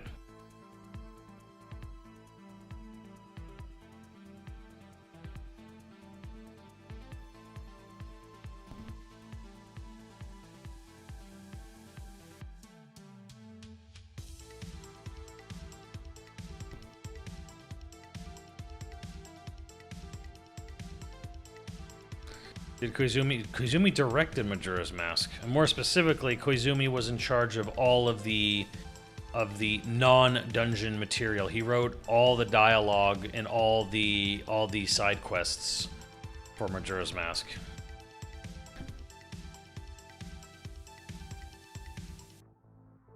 It's Koizumi's story, Koizumi's dialogue, Koizumi's direction for everything outside the main dungeons.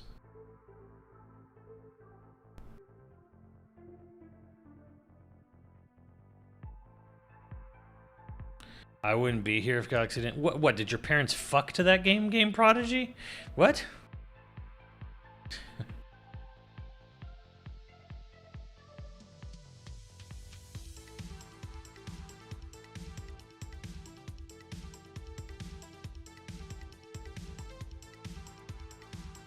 No, Koizumi did not work on Skyward Sword, and Skyward Sword is fucking trash.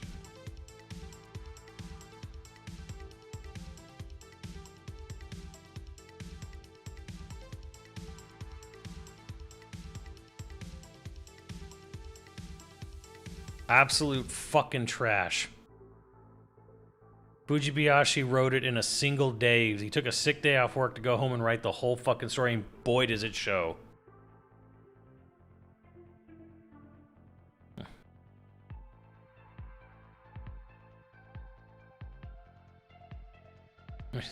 I mean, the way you set that up, Game Prodigy, was like, I wouldn't exist if Mario Galaxy didn't happen. I'm like, wait, your parents met and fell in love and conceived you because of Mario Galaxy? Damn.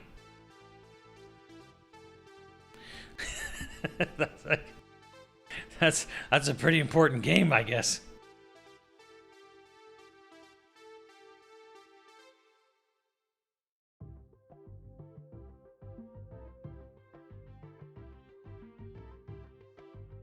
Fucking trash. I hate Skyward Sword story so much.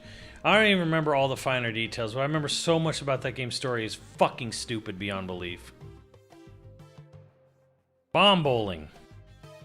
Bomb bowling. Yeah, it is true. Skyward Sword had bomb bowling. I think people confuse the fact that there was like a lot of cutscenes and orchestrated music. You're welcome. That it had a great story. I'm like, no. It had very simplistic emotional beats, largely in part because of the soundtrack that I am responsible for existing.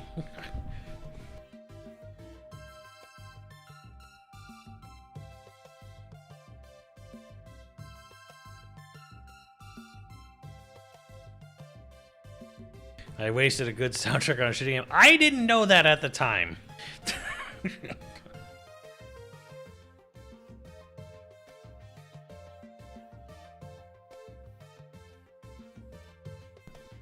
How was I supposed to know that? Guess I didn't like Fi. Fi was hardly. Fi had nothing to do with it. We're talking. Fi was an annoying gimmick, but I'm talking narratively. That game is trash.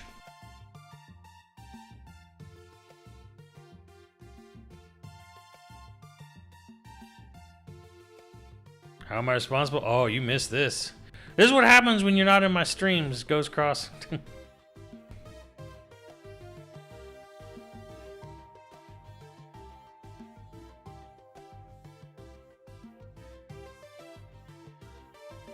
I can't accept. Yes, I can. Oh, you know. Oh, you can. Oh, yes, you can.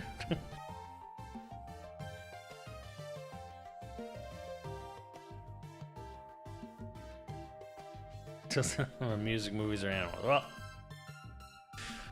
Well, it's documented on the internet. On the Skyward Sword Iwata asks, use an orchestra. You can find a sort of shrunk down version of the account there, but. Yes, I am the one who caused Panic at the Disco, and got the ball rolling on orchestrated music for Skyward Sword.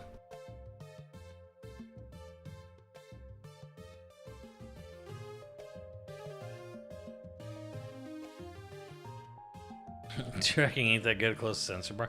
I don't even know if it uses the IR for much. A lot of it is the fucking Z motion in the gyro.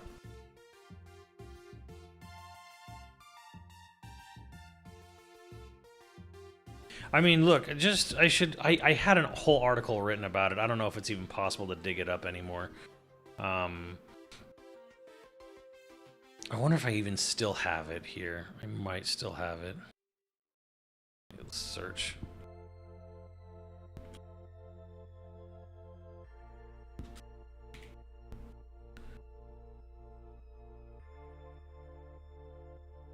It's not looking good.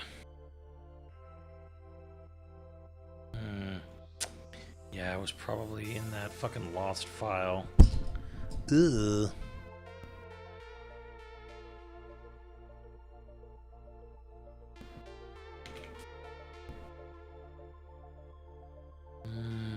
Yeah, this isn't looking good. I had a whole article on it on the internet, but the site doesn't exist anymore. Chris, do you know if there's any sort of way? Yeah, it was on Gamaki. Is there any sort of way to Wayback Machine this?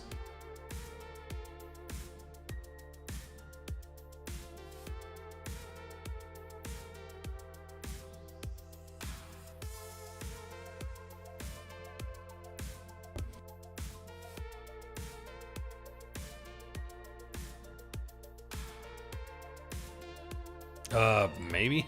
I don't know how good our Google Foo even is on this. If you just Google it, hold on. God damn it.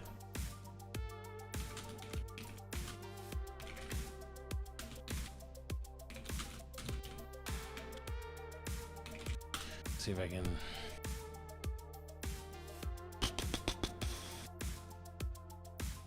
Nah, dude, I don't think it exists anymore.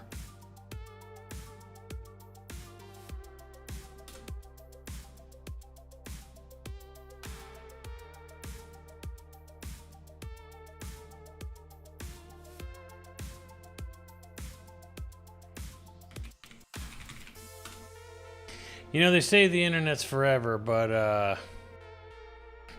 I don't think this article can be pulled up or dug up.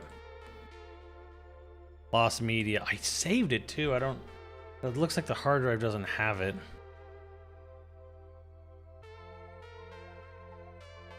I know you pulled up the asks on stream. What is the asks? I don't know what that means.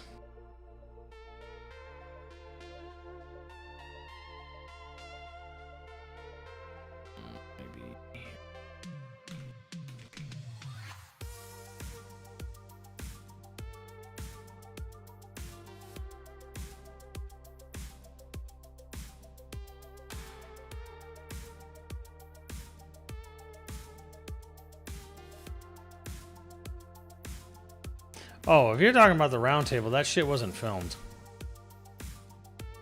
Zelda Terms of Story, Link's Awakening.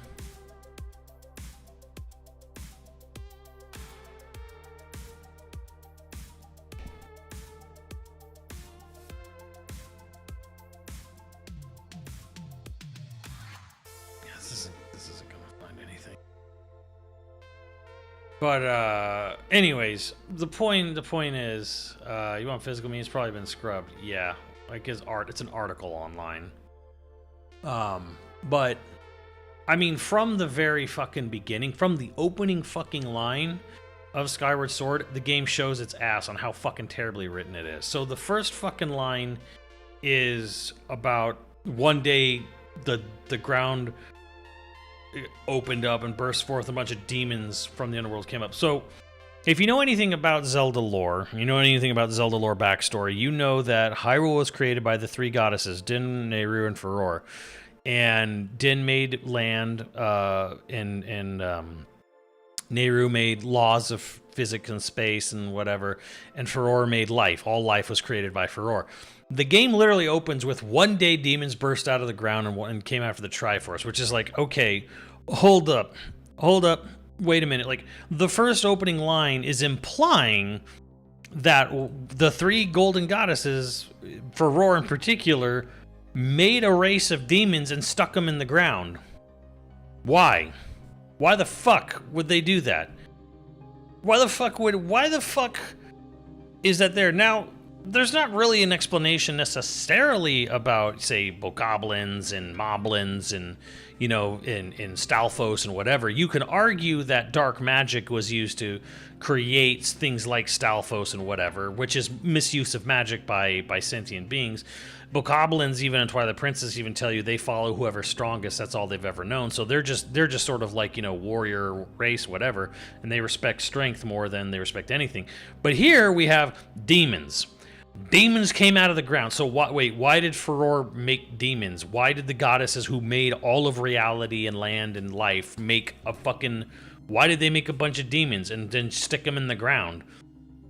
And then they burst out one day trying to get the Triforce. And then here's this fourth goddess, Hylia. Never mentioned before, she was a fucking lake in the whole series. And they came after the Triforce, so she put it in the sky. Okay. She put the fucking Triforce in the sky, out of the demon's reach, so problem solved. But then, on top of everything, on top of all of this stupidity, and then the other five races helped, to seal the demons back in the ground, and they hid the Triforce in the sky. They hid the location of the Triforce in a song with three dragons on the ground. Why would you leave the location?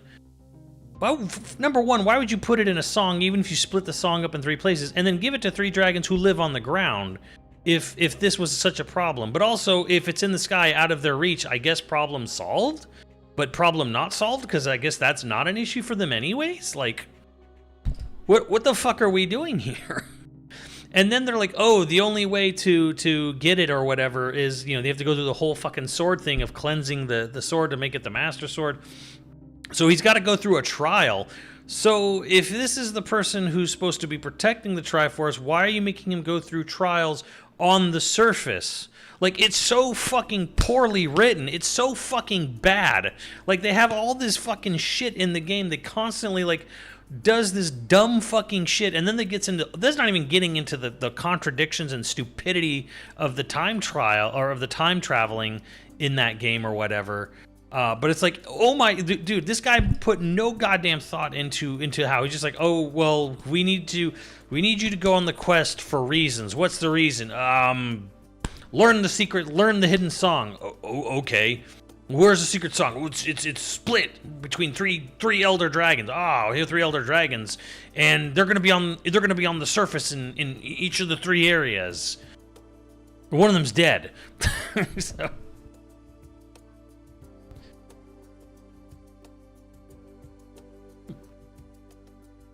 Just, game is so fucking stupid too. And then at the fucking end of the game, after all of this bullshit and Link wishes demise away, he leaves the Triforce just on the ground, out in the open, on the surface. He just fucking leaves it there. Oh, establish Hyrule there. Why?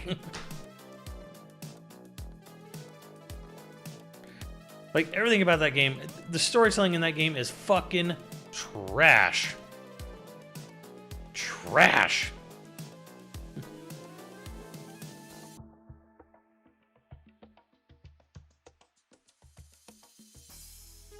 Just the absolute fucking dumbest thing. And then they're like, how the fuck do we tie this into the other games? I don't know, give Demise a line at the end of the game. An incarnation of my hatred will follow you throughout time. Great, okay, no. The idea that an oppressed race of people who was raised by extremists to become a warlord, that can't possibly be the source of anger and vileness and ambition in Ganondorf. No, he's secretly an incarnation of this fucking, of Akuma covered in clamshells.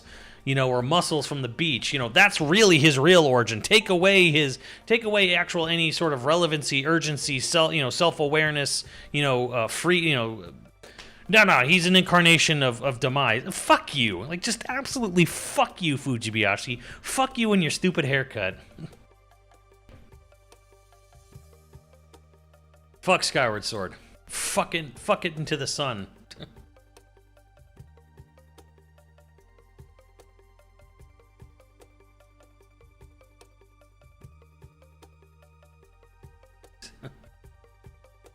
No self-acquisition, prophecy only. What year is it from? 2010 was the year.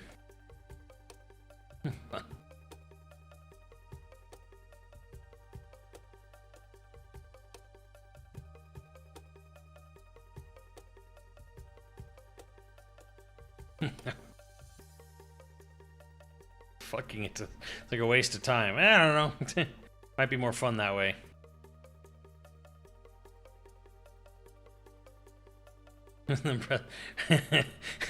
well, I don't know. It got weird in Star Fox Command, Poochie. I don't know if you saw all the different endings in Star Fox Command.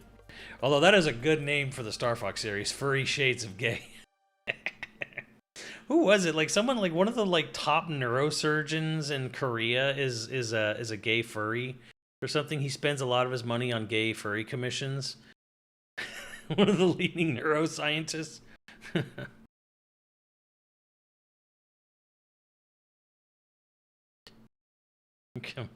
Yeah, Command.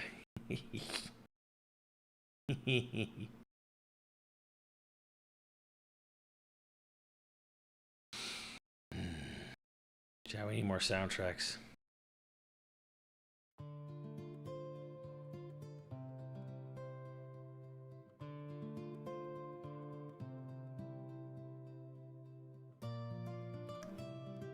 But yes, I held Zelda in way too high of a standard, and I realized this.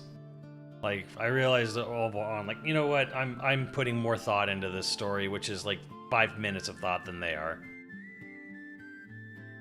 Pretty cool. No, what's cool about it? What is cool about Fi being the Master Sword? It doesn't matter because, one, it's a retcon, and two, okay, a robot waifu is magically in a sword, and they vaguely reference it once in Breath of the Wild. Otherwise, it means fucking nothing.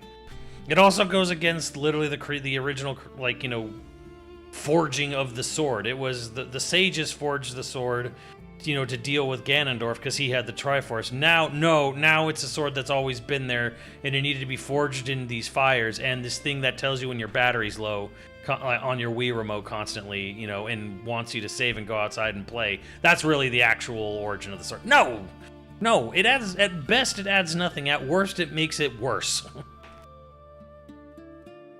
Like, does a robot waifu living in the Master Sword, how in that any way does that improve the lore of the franchise?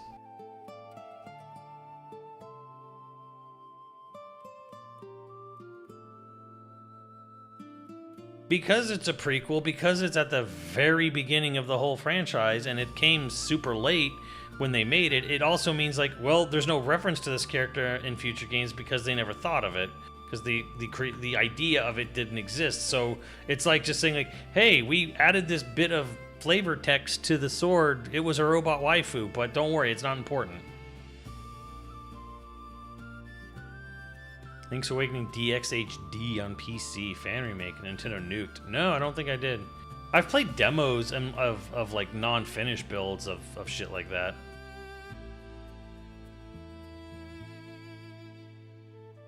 Hate fighting that fur monster's toe so many times. Yeah, the clipping the toenails.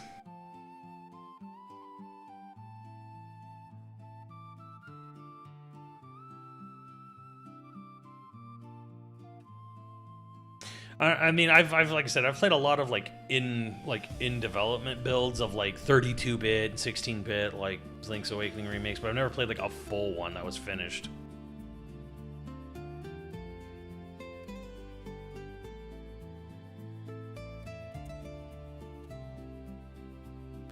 I was in there all the time. I mean, that's kind of like morbid that a sentient being was just stuck in this sword, which spends most of its centuries just rotting in the ground. That kind of sucks. That's like a hell. That's like worse than hell.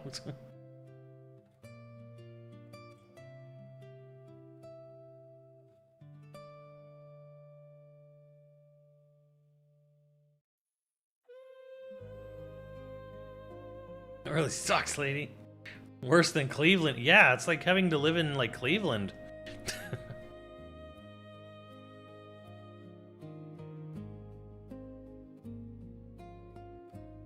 I post a link to the trailer for DXHD. I'll look it up.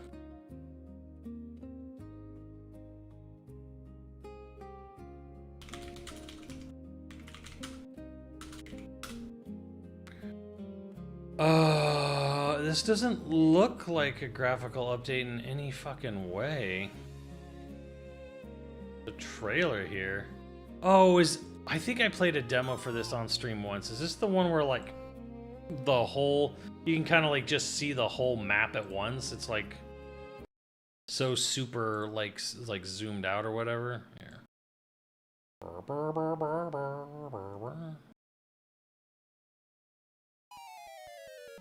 Yeah, no, I think I played a demo of this or something once. But I was like, "Oh, yeah, this is awful. This ruins the immersion of the game."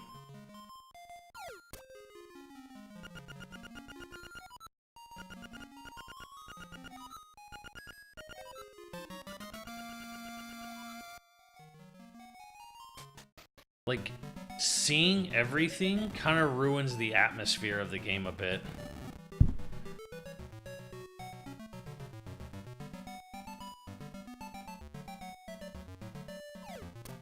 Because now it doesn't really feel like you're going, oh, I'm going away from the village. It feels like you took, like, you know, the 3 steps you did take or whatever. Do I like the remakes of Yoshi? No. No, I do not.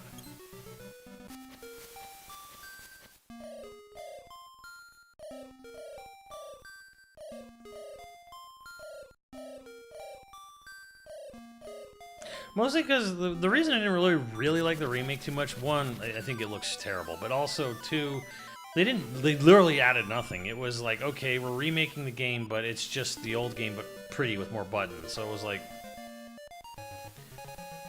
charging you 10 times the amount of money. Yeah, charging you 10 times the amount of money for a Polly Pocket version of Link's Awakening was like, or you could just spend the $6 on the eShop, you know, for the old version. Camera back to the OG instead of it being zoomed out.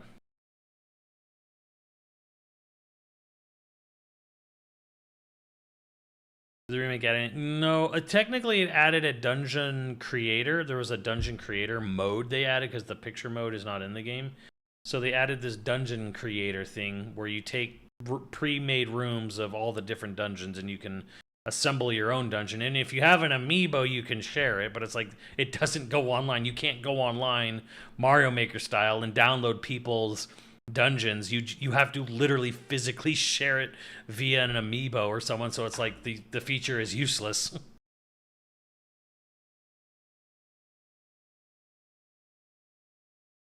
Represent style Link Between Worlds?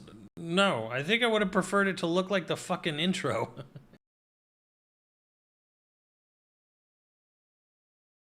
Like, that's what I would have wanted it to look like. I would have rather they tried to make it look like the goddamn intro. But also, if they were going to remake it, I would like them to, like, remake it, like, wholesale. Like, not just do a shot-for-shot remake of it. I know there were, and I played versions of this game that never, I don't think ever got finished, where people made like 16-bit versions or something, or they were remaking the whole game. But I don't even, dude, that remake's kind of like swallowed up all of the look of these things. Gosh, there was one that was like not bad. I had a little demo of it. I don't even know where it is anymore. It's like fucking gone. I don't know.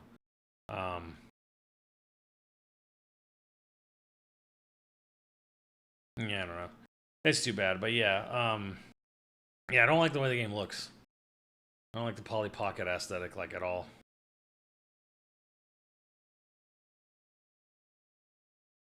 Still no Zelda Maker, Nintendo outside.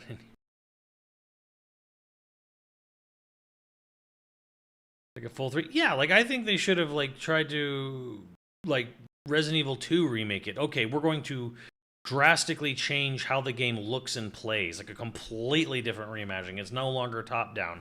Make it 3D, make it like add it onto it, add dialogue, like add extra stuff to it. Because if you took Link's Awakening and just made it fully 3D and you put third person camera, it would be super tiny. It would be really tiny and condensed. So you'd have that. In that case, it's a case of like, okay, you could actually. This is an example of expanding the size of the game if you wanted to, remaking it in 3D, like really fucking revisualize, recontextualize all the areas of the game, make them full zones. I was sitting on the right side of the auditorium. Some dude. E3 2010 roundabout. Do you got a link for it? I was sitting right upper, mid upper on the right side. I mean, you'll know it's me. Kit gives me the fucking microphone and I ask him the question directly. Where is this, some dude? I would be interested in seeing this video.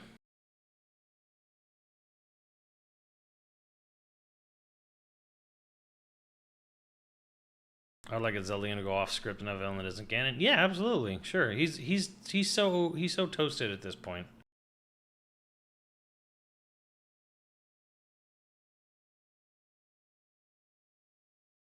Like how some dude is ignoring me.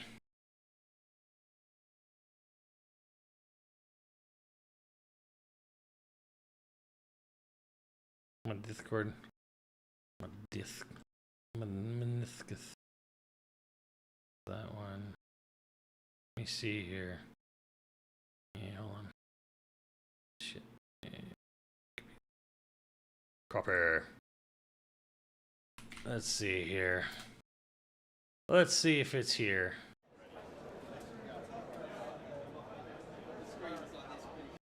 You could probably see me in the intro here walking in. Hold on, let's watch this together.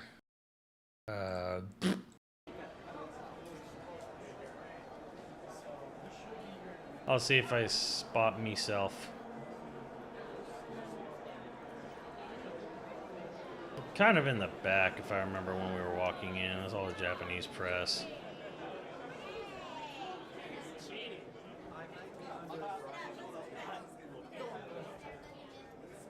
Brr, brr, brr, brr.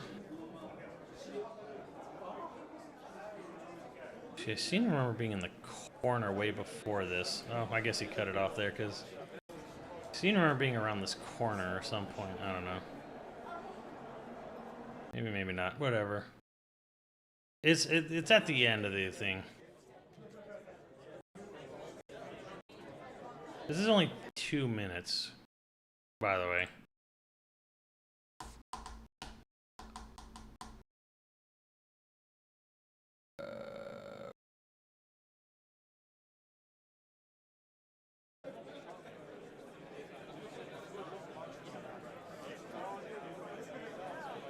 I was to the right of this guy asking, by the way. I'd be right behind.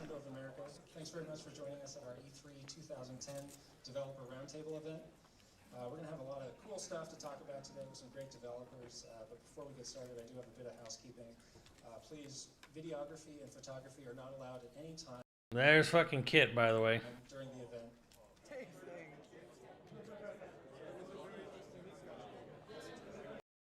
There's a guy in the white shirt. Yeah, I don't think you see me in here at all. Because I'm kind of where this guy is filming, but a little further behind him.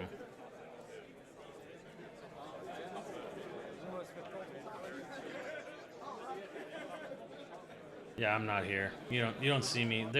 That's Raw Meat Cowboy, by the way. From Go Nintendo.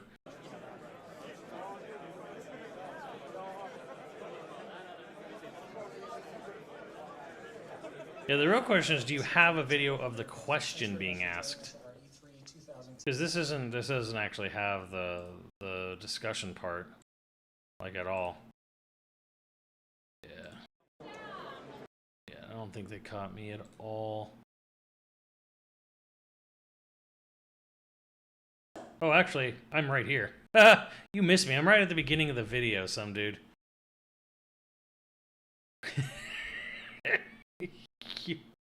I'm pretty sure that's me walking right there at the beginning.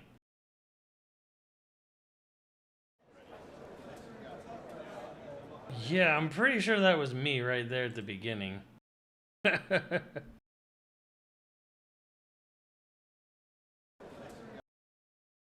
Pretty sure that's actually, I think that's me right there. Ah, fuck. Whoa, fuck. Could be because Mike Damiani should be walking. Yeah, I think we passed him. Yeah, that's me right there, I'm pretty sure.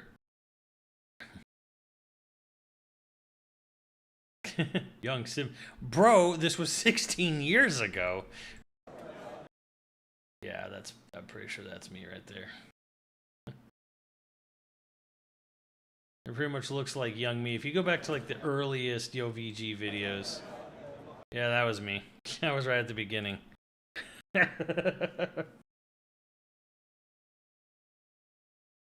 No gray hair at all. Well, you know.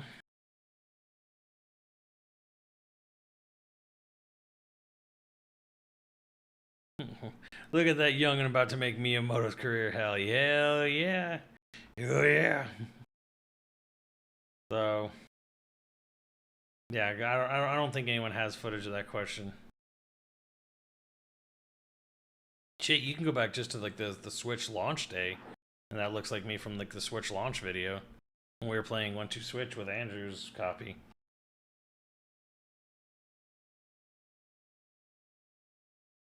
Did you ask him? It's in the Iwata asks. You can find the questions. I don't think they were recording the questions because this was after the presentation part.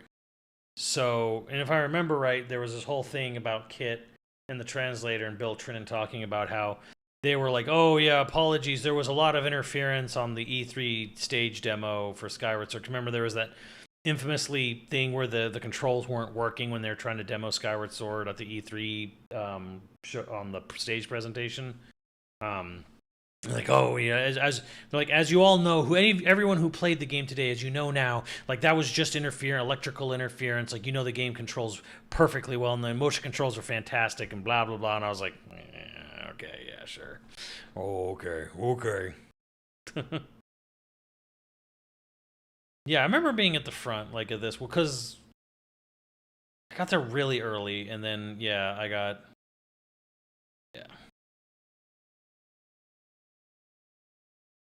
seeing someone that I was there for that made me kind of lose a little bit of respect for Sakurai. Like, Sakurai's response and the look on his face, Sakurai's a bit of a prick.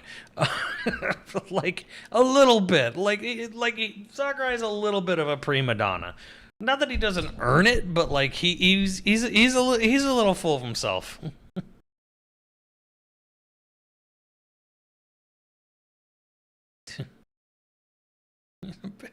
He's a little annoyed. He was like, if you ever, like, his question to the Smash community was, have you ever made a game before? And it's like, I was like, ooh.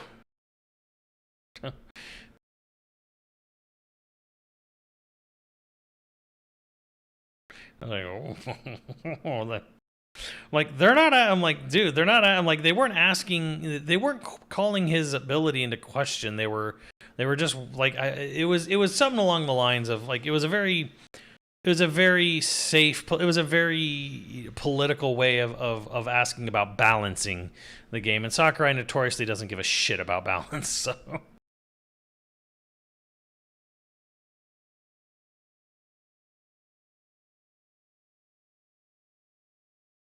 Character assist me. Yeah, that was yeah, I want to say that was, I'll bet we could pull that up because that was 1 year later.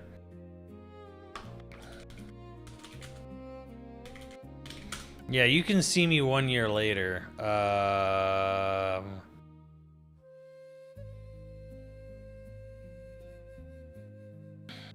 Yeah. Yeah, you can see me a year after I asked that question over here.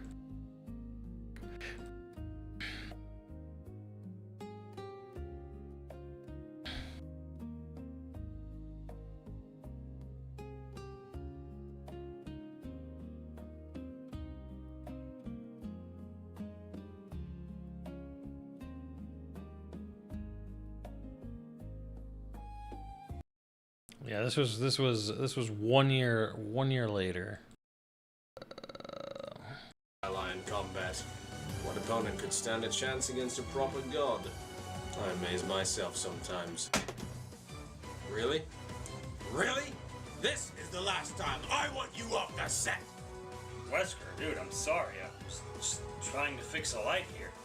Don't just be sorry. Think for 1 second. This is the 13th take. What the are you doing?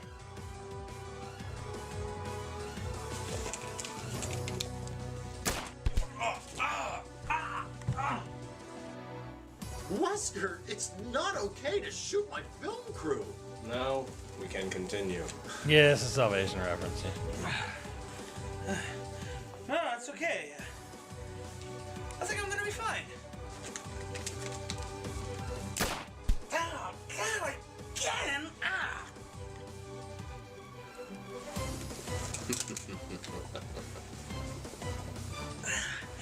No, really, I just gotta fix the light.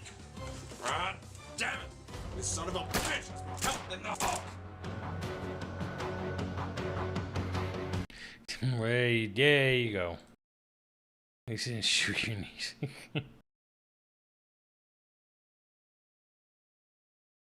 Yeah, so that was me 1 year after that. So yeah, that was me at the front of the line. Congrats. You found me.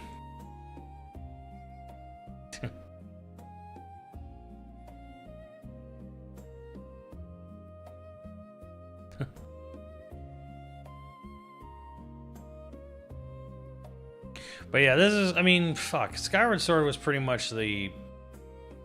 That was when I pretty much fell out of love for Zelda. I was kind of on board pre-Breath of the Wild, because I was like, oh, Breath of the Wild seems like an apology for Skyward Sword. They're they're doing everything I wanted, Skyward Sword to do, but they're gonna make it this time with Zelda, and then... Yeah. Giving me that big overworld just at the expense of everything else.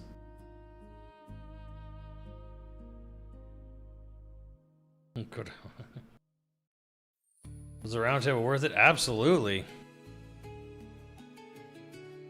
Causing Enuma to sweat bullets, causing Nintendo to spend money, causing that production team to panic like they did? Absolutely worth it. Or do it again. I'll fucking do it again.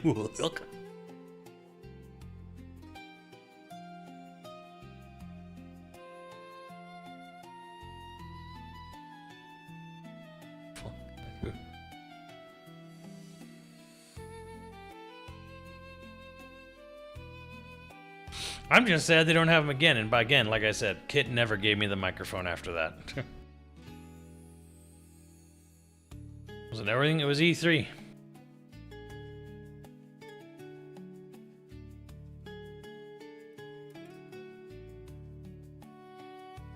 It was a media-only thing, and you either had to be invited or you had to be there early enough to take up the extra seats.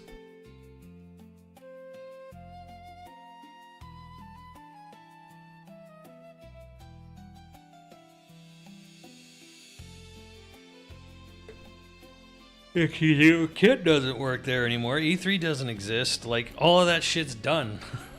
Like, Nintendo taught everyone that you don't need to spend a lot of money to do an E3 thing when they'll just do that shit. The real question is, actually the better question is there anything that they could do to get me back on the Zelda hype train? And that is going to be a tall order.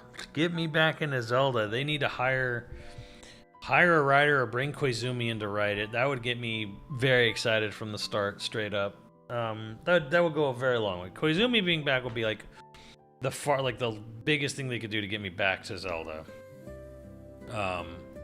Or Yoko Taro writing, but apparently he's making Evangelion. Fuck. I still can't believe we live in a world where Yoko Taro is going to write Evangelion. And it's like, he's always downplaying himself and saying how much better Evangelion is, and I'm like, no, you're way better than Evangelion. Now Yoko Taro's writing Evangelion. I'm like, well, congrats, Yoko Taro. You're now in charge of your favorite series, only now you'll make it good.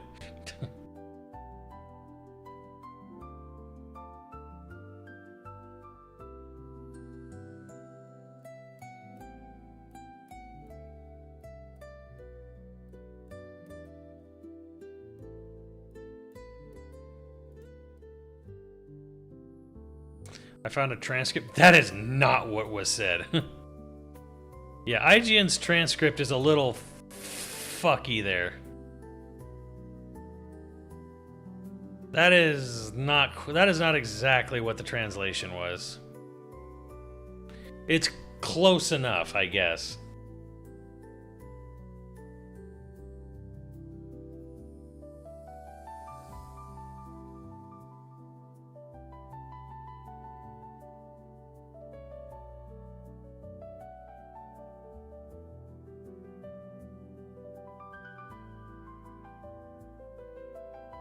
Like, I guess that would be like kind of close enough, but that last line is not what he said.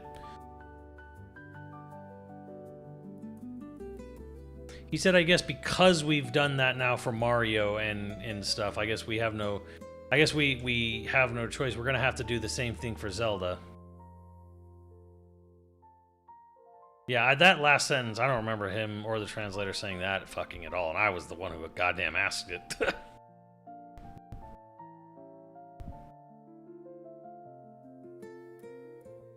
Yes, apparently the entire again, go read the Iwata's Ask. Apparently the entire Zelda music concert tour is because of me. Like I am that canon event in the butterfly effect, in the butthole effect that caused the the fucking all the other events in Dominoes to fall and create that. Apparently.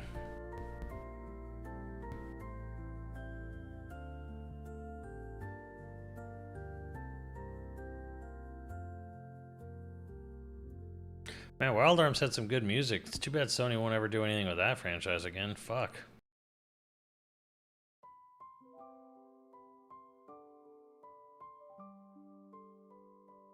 Schrodinger's dick in a box theory? What the fuck? I would never have associated with that, but I guess if you go by that Iwata's ask, like, that is the catalyst for all of that shit happening, so I was like, oh, okay. Must have hated Tears. I think Tears is better than Breath of the Wild, but it's only a little.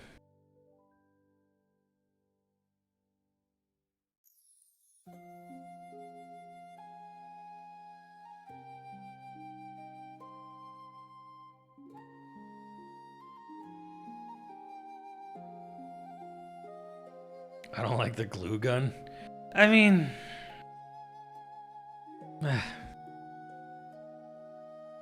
I don't know. The best way to play Breath of the Wild or Tears is to play it on emulator.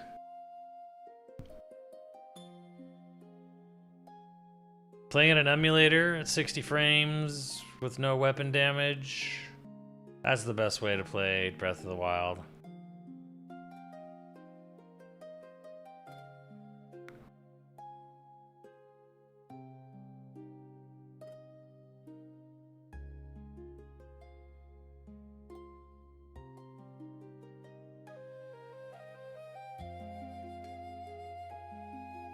Switch Studios to display better textures. You can get those textures just as cleaned up or better on an emulator.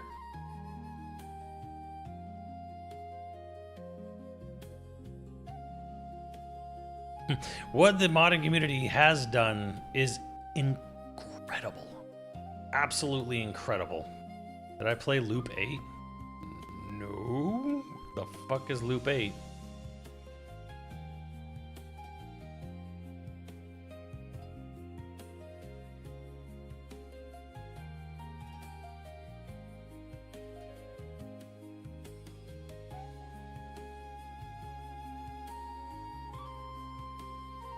I don't think you need to worry about that. I don't think they're gonna start like. I don't think they're gonna like. Oh, just remake Ocarina with Tears of the Kingdoms. They're not gonna do that. If anything, it'll be an up-res of the 3DS game. Thought you knew every obscure JRPG. Loop 8. It sounds kind of familiar, but I try to keep up with JRPGs. But again, every JRPG series is subpar to Xenoblade, so it's kind of... I keep learning this lesson the hard way, where it's like, nothing's ever as good as Xenoblade, unfortunately. But that doesn't mean they're bad. Ys 8 was fantastic. I had a really good time with Ys 10. Nier Automata was amazing. Like, Nier Replicant's really very good too, so... So, like, it's not like there aren't good. Rebirth is really good. Shit, you know. Loop 8, Summer of Gods. Loop 8, Summer of Gods. Oh, God. What the fuck is this piece of shit?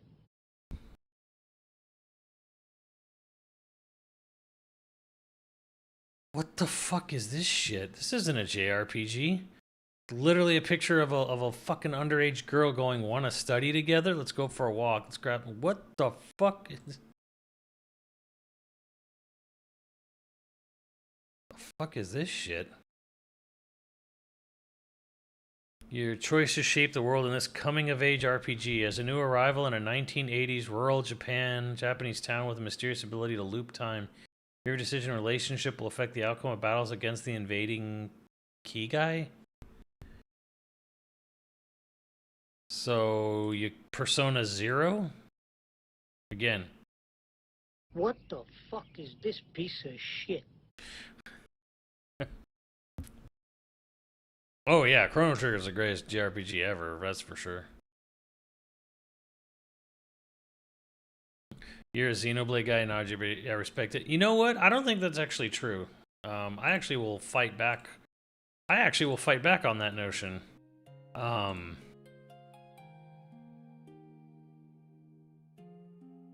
It's not good. Anime Schlum. What are we getting news for Deca Police? Wait, it's Noriyuki Iwadare? Hold up. Wait a minute. Noriyuki Iwadare did the music? Excuse me?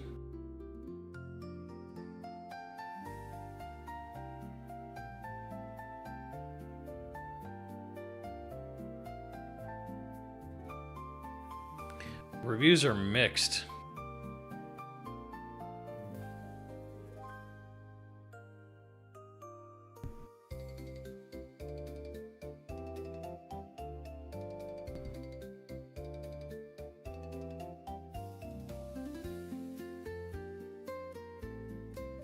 Read some of the reviews?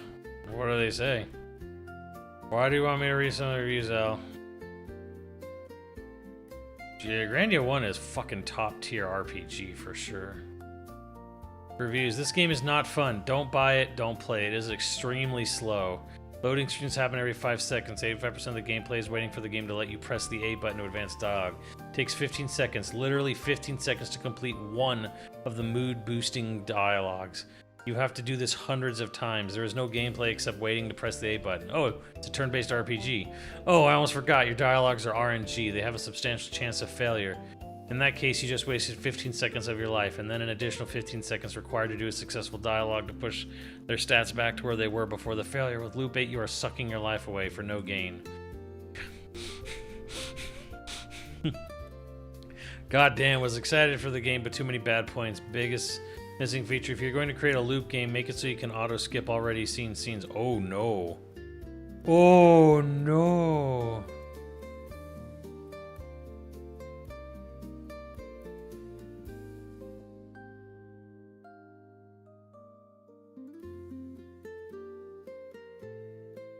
Needed proper dialogue skip options. There's a fast forward, but it's still slow. You can skip some cutscenes, but not all of them. Oh. Oh no. Oh no. No, no. Well, I'm so. But Noriyuki Iwadare? Alright, here, here's how you look. Here's how we solve that issue. Alright.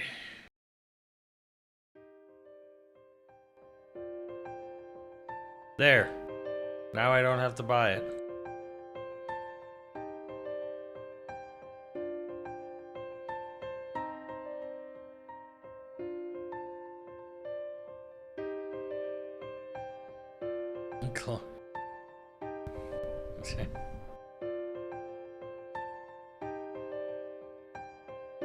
Where's like the main theme of this game?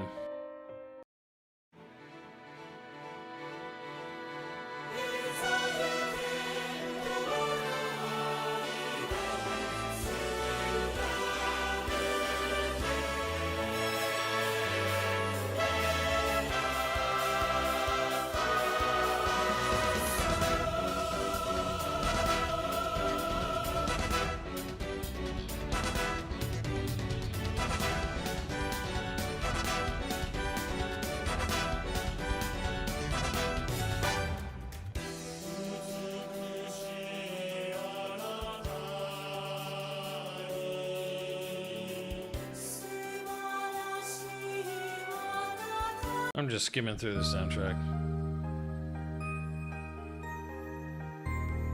Doesn't seem like his best work, I'll be real.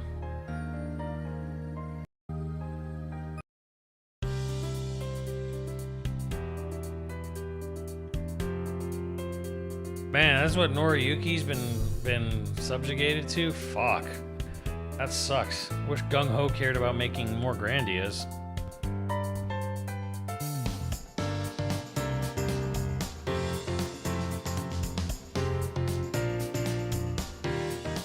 Man, Grandia 1 is so good. It's kind of upsetting how none of the other Grandias were as good as 1.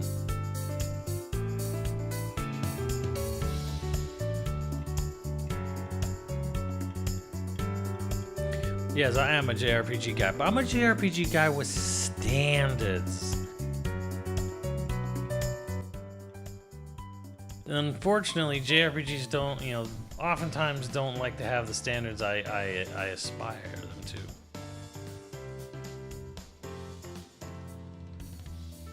Two's good. Two's really good, but two's not as good as one. Two's much shorter, and the story and characters are definitely a bit of a downgrade from one.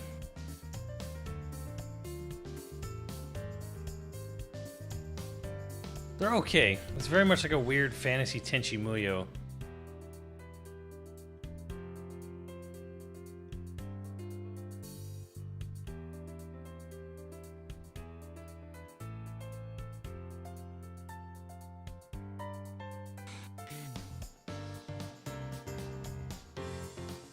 Do you need a bevy?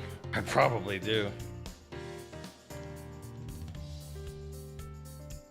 Look, all I'm saying is, when you played Final Fantasy VII for the first time, you were blown away, and you were like, oh shit, whole new genre, a whole new world of amazing RPGs to screw.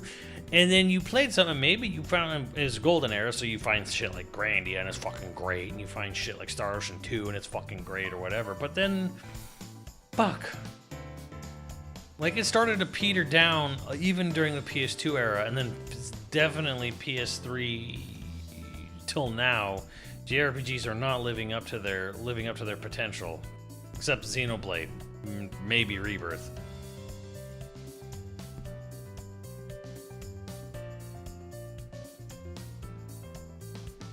Let them play Infinite on Discovery.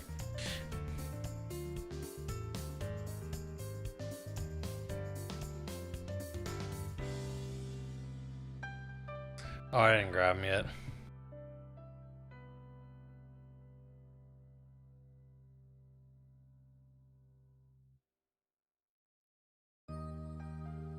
Jared just peaked at PS2. It's rare to get a good. I don't think they peaked at PS2. I think they were already going down. I don't think the PS2 JRPG library is better than the PS1. I think PS1 is better than the PS2. It was more like, you got to the top of the hill on PS1, and then it started to slightly go. Then you were going down. You're still at the top. You're still in the snow. You're above tree line. But then when you get past PS2, now we're rolling downhill. My Granny 1 over 2. Why? Better story, better characters. The battle system is improved in Grandia 2. Don't get me wrong, but just the general overall story and characters are better in 1 than 2.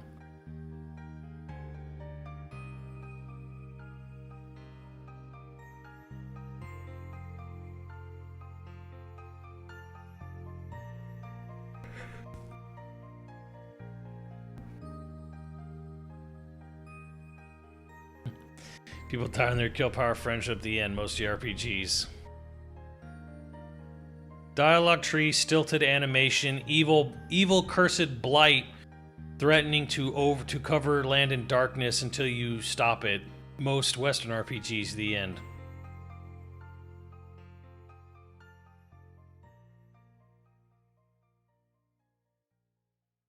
The fuck did I miss? Wait. Live fires, what the fuck's going on?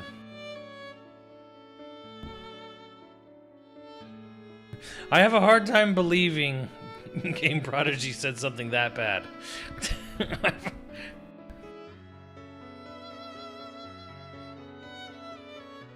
You shot him. I have a very hard time believing. I was like, wait a minute. What the fuck? What the fuck did Game Prodigy? I have a hard time believing this one.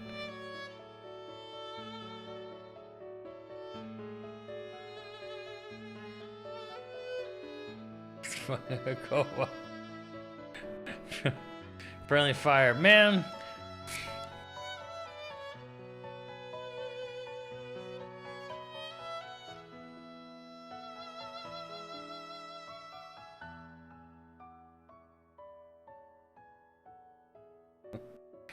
Okay, now it's just funny, and it's just funny. It's something to laugh at.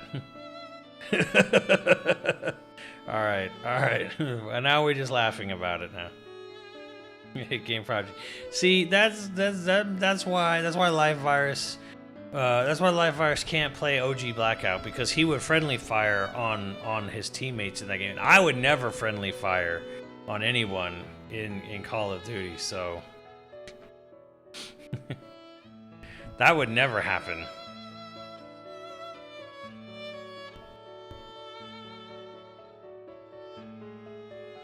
Why would you even suggest such a thing? Alright, get back to this.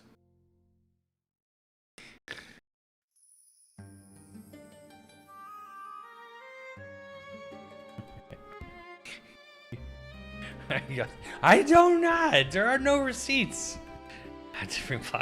I was just saying, I would never friendly fire on my team. I have excellent trigger discipline.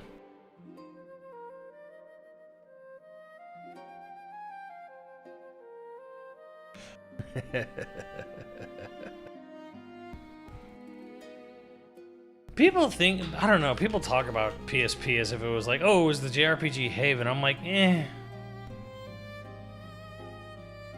The only PSP JRPG that I'm sad I never got to play was Valkyrie Chronicles 3. I wanted to play the Dirty Dozen version of Valkyria Chronicles. Valkyria Chronicles, blah.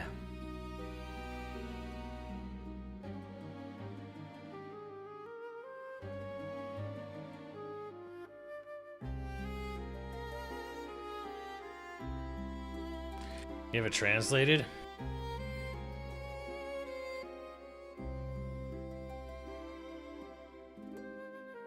Have I played Atelier? I played an Atelier game at E3 many years ago, like to E3 2010 or some shit like that.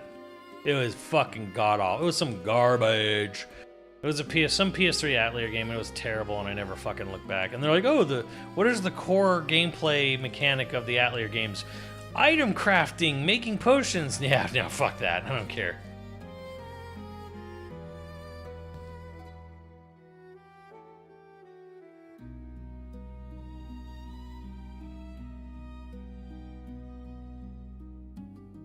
Oh, there's a lot of great JRPG. I do not subscribe to the fact that the whole genre is dead, or they don't make good JRPGs in general, or the genre has really died out or suffered. No, I don't subscribe to that. I will subscribe to the fact that they're not prestige anymore.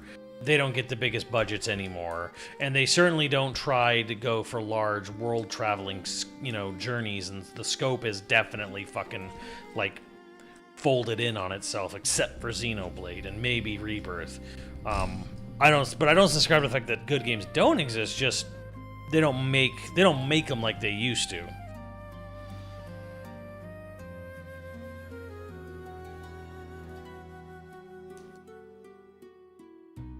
Anime slop. I'll tell you one thing though. If there's any series I played and I was like, this is trash, it was the Neptunia games. Hyperdimension Neptunia, I played one of them on the Vita, well, PlayStation TV. Fuck that.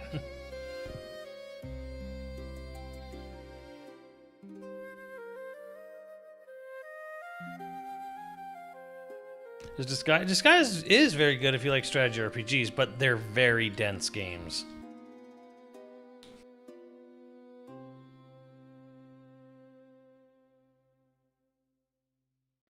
Neptune you mentioned? Yeah, those games suck.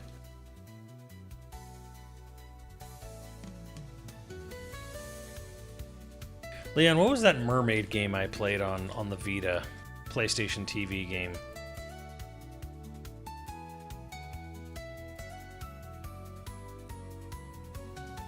Was it absolute gutter trash? It was bottom of the barrel. Valkyrie Drive? Yeah, Poochie, my man. that was an Anime Saturday game. Ooh, doggy. I need to do an Anime Saturday stream tomorrow. So if you guys are all here, if you're around at all in the afternoon tomorrow, please come by my stream. Just watch the trailer. Click on the thing. I'll be doing an Anime Saturday stream tomorrow. Please, please, please. Fucking click on the banner during this. It's only an hour long stream. Just click on the banner. Marvelous, another Treasure Island. You mean Eiji Aonuma's first game on the Super Famicom, Proto Man? No, I have not. You played one Disc, you played them all. Kind of unfortunately true. What's this shit? /0, eh? Eh? Request access. Oh, I don't have participation. Participation not granted, Al, to /0. Who's my favorite JRPG protagonist? Matthew. Matthew and Malos. Let's go with that.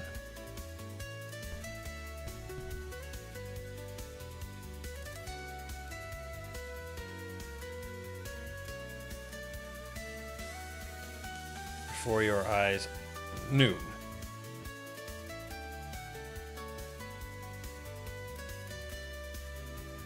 I play Golden Sun. Golden Suns they're like 6 out of 10, 7 out of 10. It's like they're good. The puzzles are the best part about them, but otherwise they're like a 6, 7 kind of RPG series.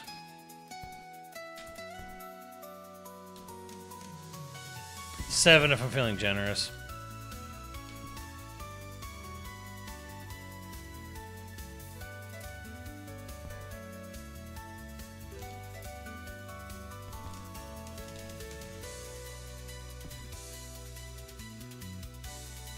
No, I mean, Malice is the most fun antagonist, but the best written antagonist is probably Amalthus.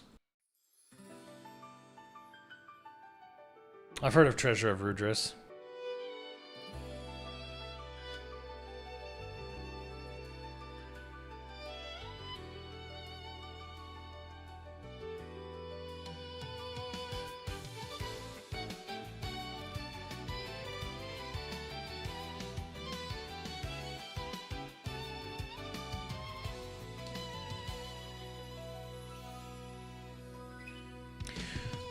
Is that game we were talking about earlier, Zyber, is that streamable, or is that like closed, like only certain people can play it kind of thing?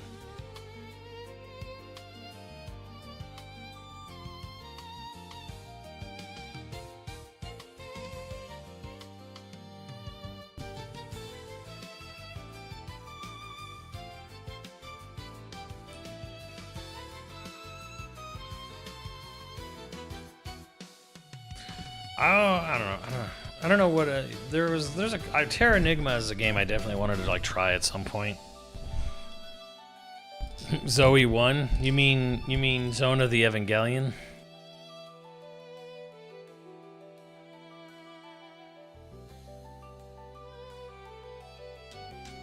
Well, I'm not playing. Well, my as always, I'm not playing any multiplayer game unless I have a group to play with. So it's just Evangelion. Well, the main character is extremely Shinji coded in Zoe 1. Like, the game's not necessarily Evangelion, like, to a T, it's just the main character extremely based off of the main character of Evangelion. Oh, good old Dante's Inferno.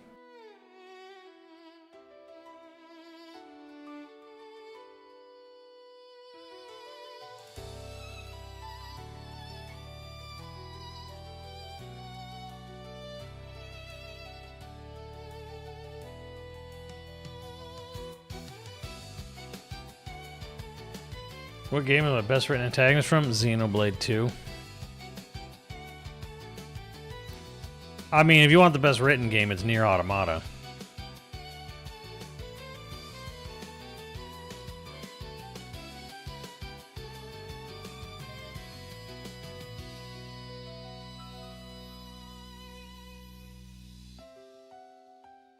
Best written villain? Oh yeah, Amalthus. Amalthus is the best written villain in an RPG. More of a Replicant? Yeah, Replicant's a character-driven game. Automata's a very meta game. So as far as like theming with message, like Automata's message is more intent-based at the viewer, where Replicant's like Here's this story. Here's this really sad story of the characters in the world they inhabit.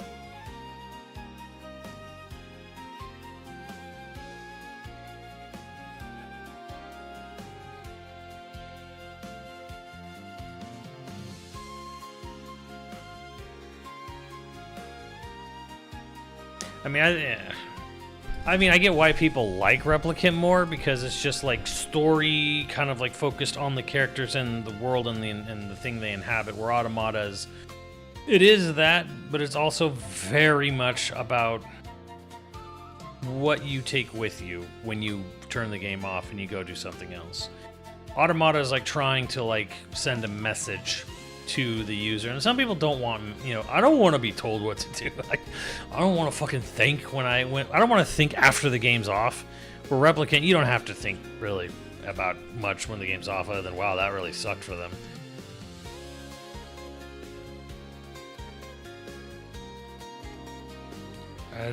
You'd actually like Aizen from Bleach. Speaking of Bleach, I think you should watch it. I gotta get through One Piece first.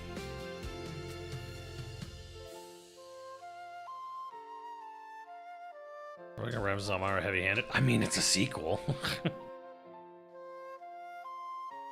Fuck the trash.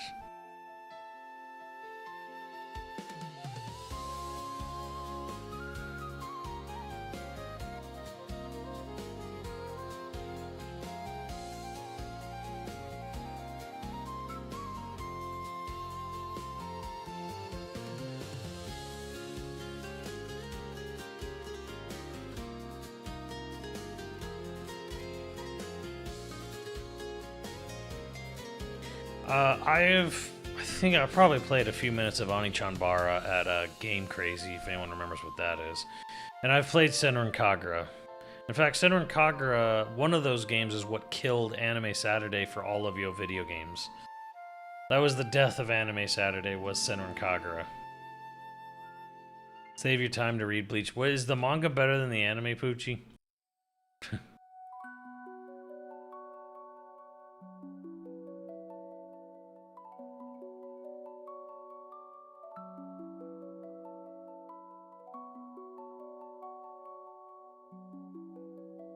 Also, One Piece, they're doing a fucking Waterworld stunt show, but it's being transformed into a One Piece pyrotechnic stunt show this year at Universal. Which, again, I'm sorry Muffin's never around with my streams or anything anymore, and I can't gloat about that. But yeah, One Piece is getting a big-ass fucking stunt show spectacular this year.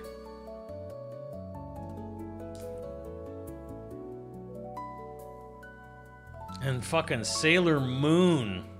Sailor Moon is getting a fucking character experience this year at uni.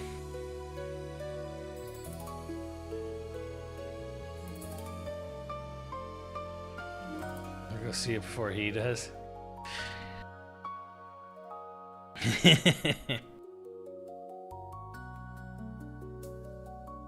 What the fuck? Yep. Star Trek's out, Sailor Moon's in. We're gonna fight evil by moonlight. What's up, New Octopus?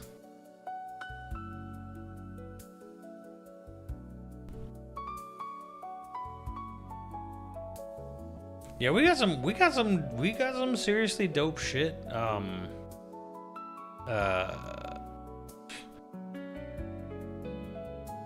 got some dope shit out here.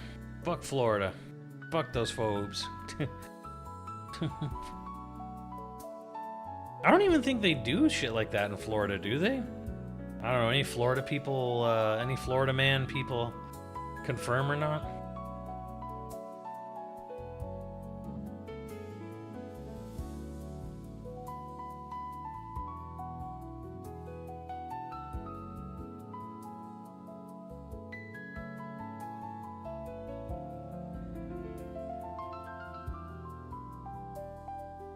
Sir Gilliam, what's up? Oh, do they have Universal Fan Fest nights in Florida? Or is that just a Cali thing?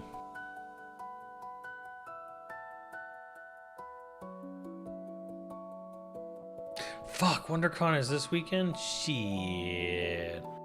Oh well.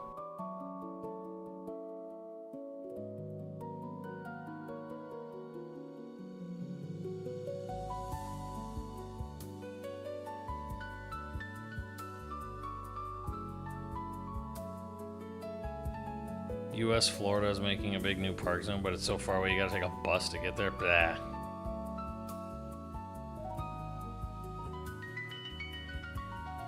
Damn, Keonix. Best JRPG soundtrack, Chrono Cross, or Trigger, or Gears, or Xenoblade 2, or Xenoblade 3, or and then Automata Replicant after that.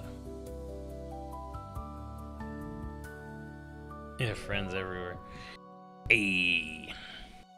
Well, have fun.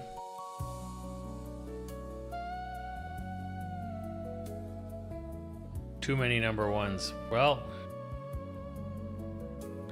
look, man, you can't tell me Chrono Cross or Trigger doesn't have like the best soundtrack. Gears is pretty amazing. Maybe not number one, but Xenoblade 2 and 3, I mean, like factually, what's the word? Objectively, like subjectively, any objectively you want to go with, it's probably Xenoblade 2.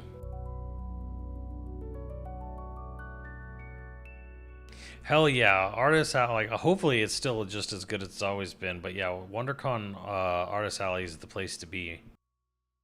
Go to the Mondo booth if Mondo's still around. I don't know if they are. They probably got bought up or shut down. But there was a booth called Mondo, and they would make like movie posters that were different from the official ones. What's up, Crazy Rooster? And they would be really, really good. Like Mondo, we used to have like incredible movie posters.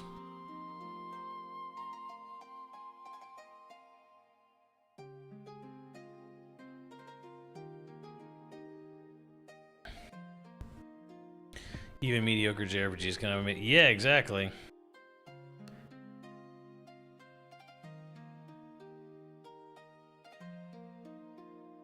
They're Mondo Burger, no shut. Not a single chat mentioning Uematsu. I think Uematsu is great. He's one of the all-time greats. I mean, if you had a Mount Rushmore of composers, you'd probably put Uematsu on there, but he's not my favorite JRPG composer. He's not even my second favorite.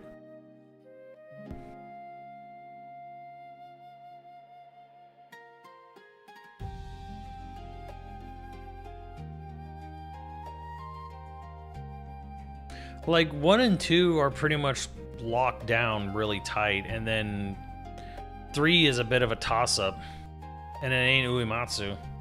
Uematsu's probably like 4th or something.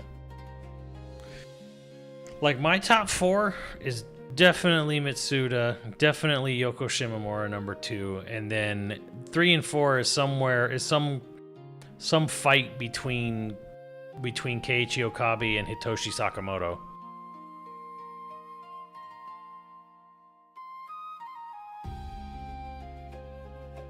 And then Uematsu for sure after them. Uematsu is probably more accomplished than Keiichi Okabe. Maybe.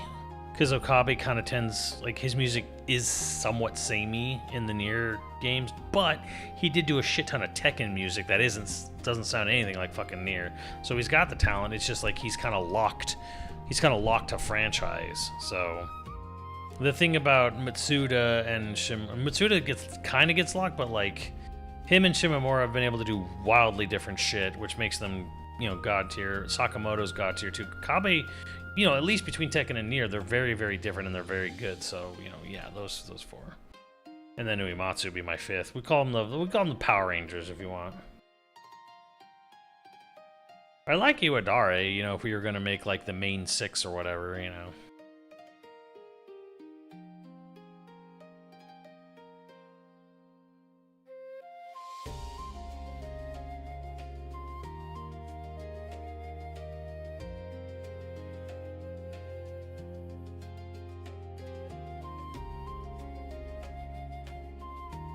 But yeah, as far as like RPG composers, yeah, like probably like Hitoshi Sakamoto is way up there. Hitoshi Sakamoto, Yoko Shimomura, Keiichi Okabe, Mitsuda number 1 always.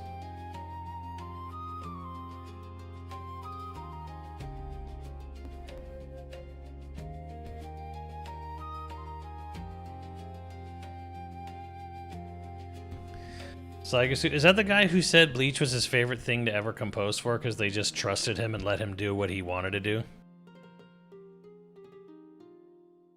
What games has Sakamoto done? Every Vanillaware game. So your Odin Sphere, your 13 Sentinels, your Muramasa. He did Valkyria Chronicles. He did Final Fantasy Tic Tacs. Final Fantasy Tic Tacs, Tactics Ogre.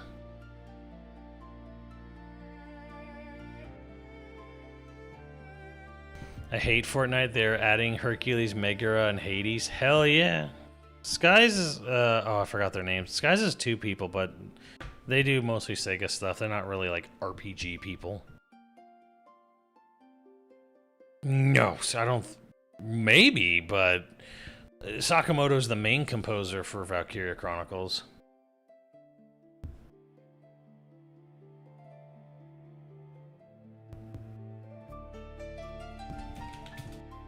I have to look it up now.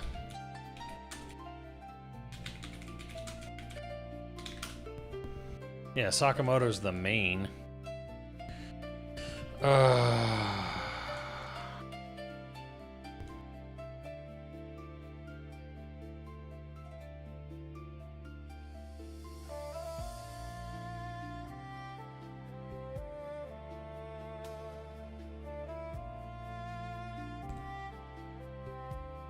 Yeah, I think it was just Hitoshi Sakamoto who did Valkyria Chronicles.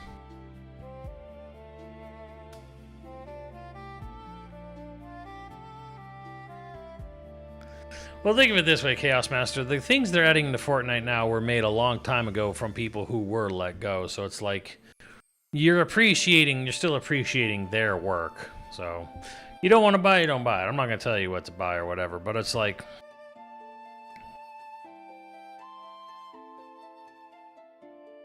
yeah, Minobe and Maeda. The Mario RPGs, they are. Superstar Saga, the first one is the best one by like a lot. And the other ones kind of like vary in quality. The latest one is kind of boring because it's a different dev, but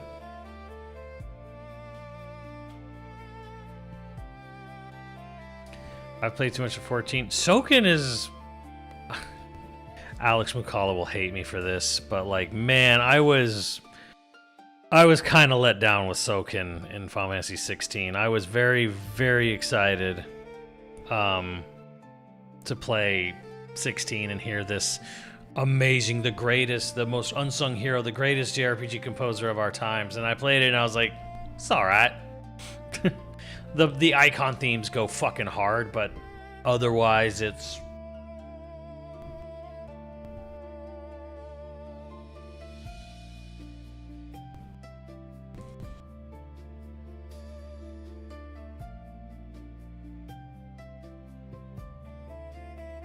Hamazu is definitely coming into his own, being appreciated a lot more now because of Remake.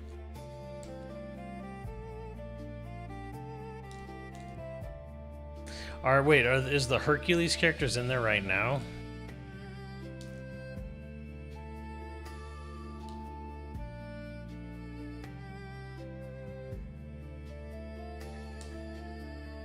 Yeah, I'm hating.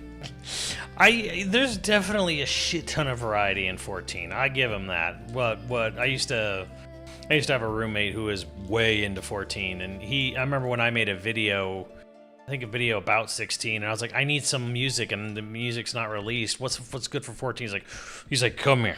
He's like, he has this whole sound library. He's like, what are you going for? And like, I tell him like, oh, I want this, something like this. Like, oh, I got you. Gives me like 3 options for every style, like every thing I asked for. He gave me like 3 different samples of, or 3 different songs of, and it was like, wow, yeah, this music's great. So I'm not gonna, we'll give him like that. I was like, I think, yeah, 14 let him, you know, be creative and do a lot of different things. But 16 was kind of a letdown. Everything in 16 was a letdown except the combat. Like, let's be real here.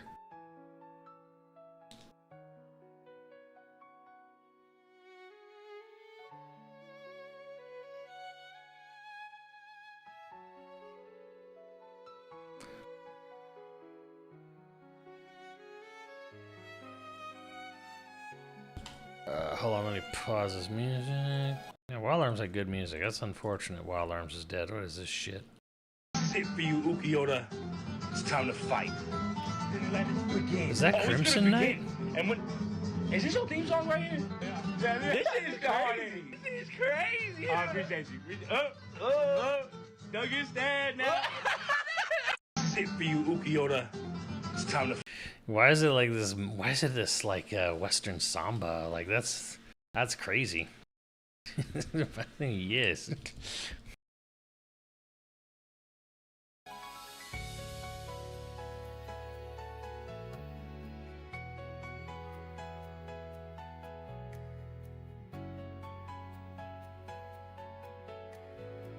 One of the most wanted for any cousin, the magic carpet from Aladdin as a glider, yeah. Not every white boy. You look like Crimson Knight.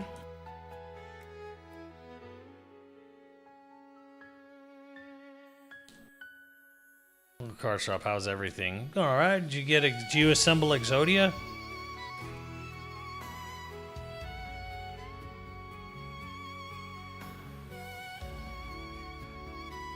Hades has feet in Fortnite. Well, he kind of has to because of the way the models work. Are coming tomorrow. Oh. 13-2 Kaizen.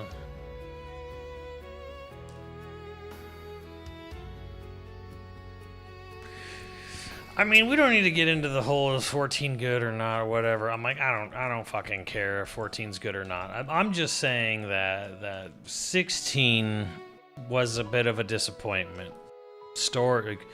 Big disappointment story-wise, huge disappointment story-wise, world-wise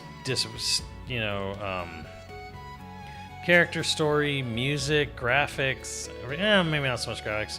I kind of expected it to just look like a mod of 14, and it did. Yeah,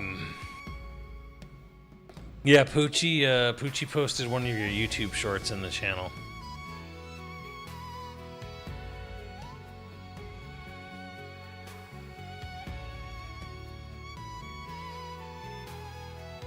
Not quite. I got some Digimon decks for 50, which is nice. And some free sleeves. Hey, free sleeves are always good.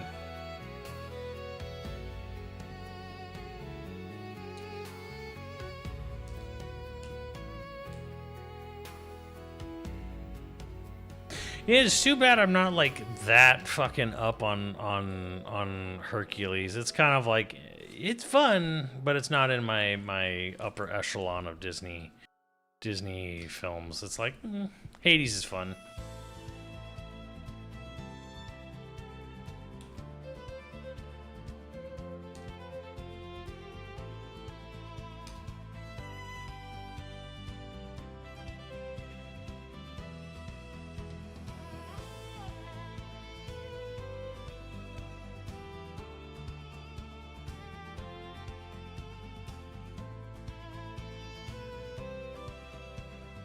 '16 is good. I wouldn't say it was bad, but I would definitely say like I didn't give a shit by the end of it.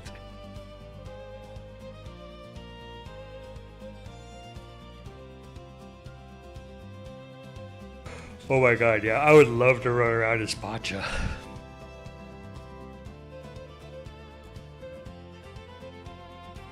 Well, Stitch will be a pet.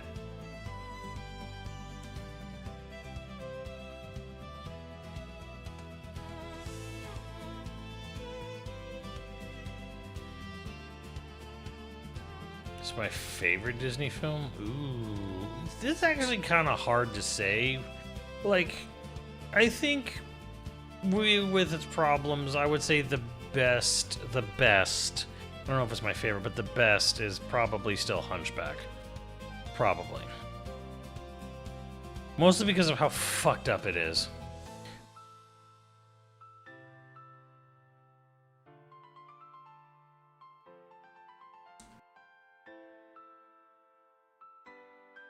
Yeah, I enjoyed 16, but as a game I don't care to ever go through again. Yes, exactly. I think 16 is definitely on that. This wasn't bad, it was fine, I had fun, but I am fucking not playing this shit again. Well, they killed it because apparently Bob Iger hates that movie. But apparently it was planned, but killed, and I'm like, just as well. Unless they were adapting the stage play, which That actually would have been good too.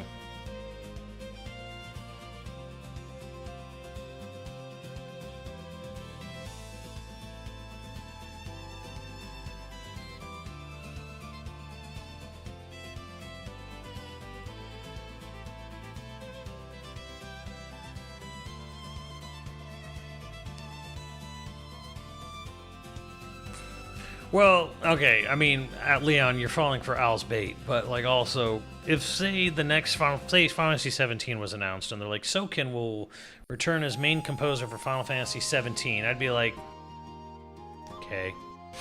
It wouldn't excite me that much because 16 was such an mostly, I mean, the music was better than the game overall, but it was also unmemorable, sadly.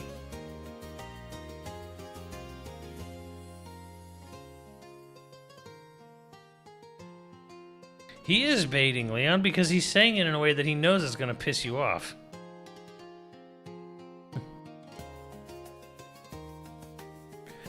Visions of Mana, yeah or nay? I wouldn't pay money for it.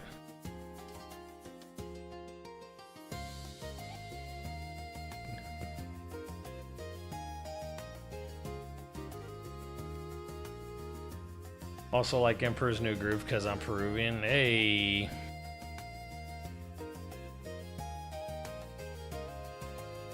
Yeah, I didn't know, because it was supposed to be a pretty semi-serious Disney film, Empire of the Sun, but then it got changed into the screwball comedy that it is now. So it's part of me always wondered, like, does this feel like you got cheated out of, like, a proper, you know, Disney Peruvian movie? But no, it's Emperor's New Groove, and, you know, you love it. So, honestly, it's almost better this way, because people remember it better. People remember it more.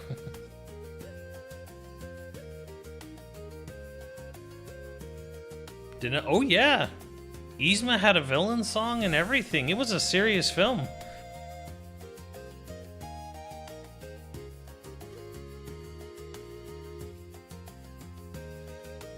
Yeah, Kingdom of the Sun. I don't know, Empire of the Sun was a Spielberg Christian Bale movie. Yeah, Kingdom of the Sun. There's a lot. Yeah, I mean, it's a whole different fucking movie.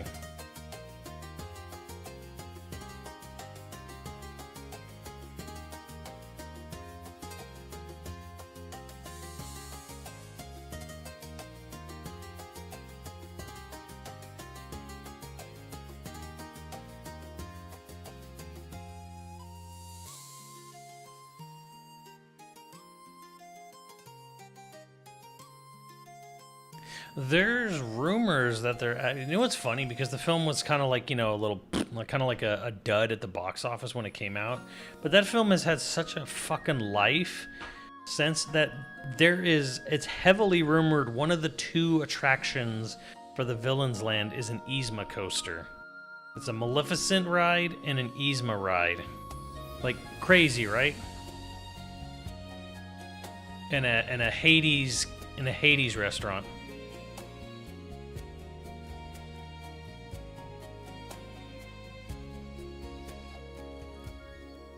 Emperor's New Groove. I don't think Nomura's ever seen Emperor's New Groove.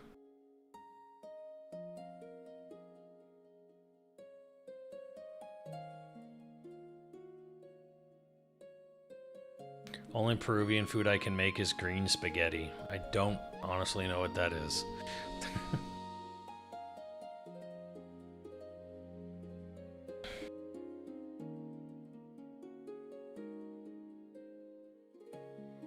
Here's a weird fun fact. There used to be a giant, fucking terrifyingly satanic-looking animatronic for the Horned King from Black Cauldron at Tokyo Disneyland.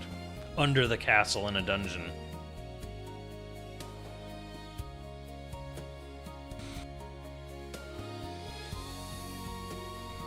Lomo saltado all the way.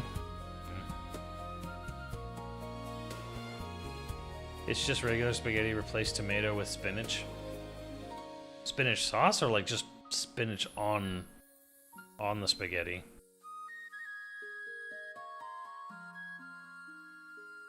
I'll bet it always broke too. I mean, the footage of it is fucking nightmare fuel, but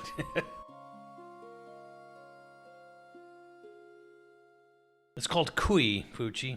Kui. But I think it's more regional. I don't think it's just like, yeah, everyone does it. It's like, nah, it's like a regional thing.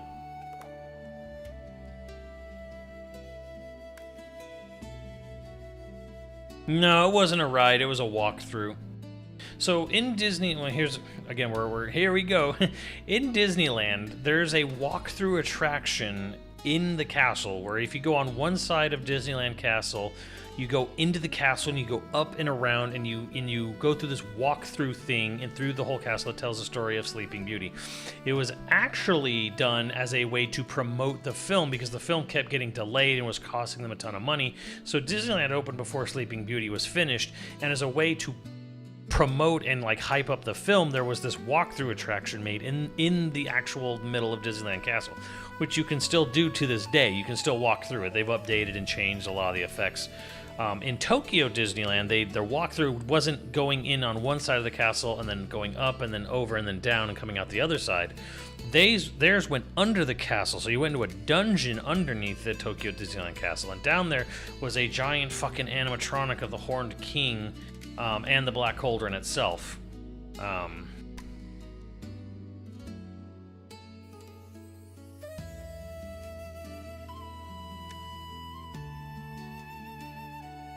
So yeah, there was a Black Cauldron walkthrough attraction. Long gone now, though, but part of me wonders, like, wow, they should maybe bring that shit back.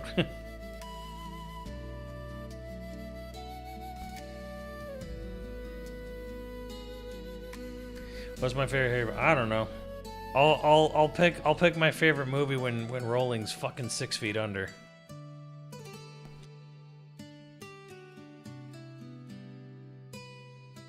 Yeah, because Tokyo Disneyland opened in like the mid 80s, I think. So it was like, yeah, it was still kind of fresh. Kind of. They were probably building it when the movie was coming out. I don't even know if Japan even liked the movie that much. It's kind of hard to say. Tokyo Disneyland is kind of weird in that sense, where like they'll have things that you sit there and you wonder, like, does Japan even like this? Because you don't really know. And then there's things that Japan does gravitate towards, like a lot, that are like, oh, they really like, Japan fucking loves Baymax, like a lot. Keonix can tell you. There's a whole weird thing. If you go to Tomorrowland, well, it's under construction mostly, but there's a whole thing in Disneyland. They have a little spinning cars ride. It's a little nothing burger ride, but whole crowds will swarm around this Baymax ride and do a synchronized, dance, caramel dancing looking dance thing to the Baymax Happy Fun Time ride. They do like Stitch, but strangely, both times I've been to Tokyo and to Tokyo Disney, I didn't really see much in the way of Stitch anything there. Not really. They also seem to like Peter Pan a lot, I guess. It's kind of hard to tell.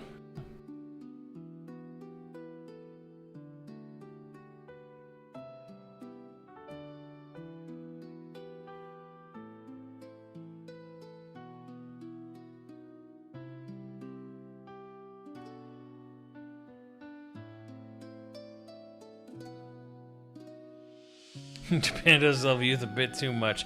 They're just sad they'd never got invited to the island. Hey-o!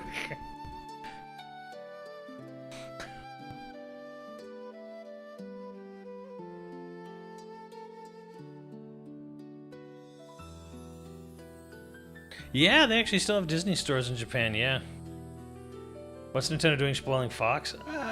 Because it's a fucking named A-list celebrity voice actor, and they kind of like, I think there's probably contractual obligations of like, hey, you need to announce that this celebrity is in the movie voicing this character.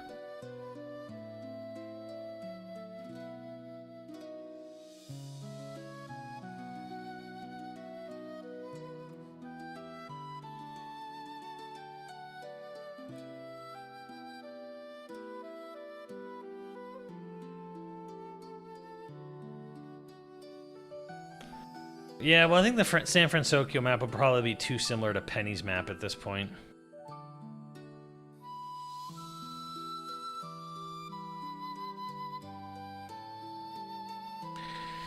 Well, Owls, now's as good a time to any to go to the theater. Go see the Super Mario Galaxy movie. They do like Winnie the Pooh. They got a Winnie the Pooh ride that kicks ass. I hate to. It's so weird to say that, like, because we have like a little rinky dinky Winnie the Pooh ride out here in California, but they got like, they have a fucking e-ticket ass fucking Winnie the Pooh ride in Japan. It's wild.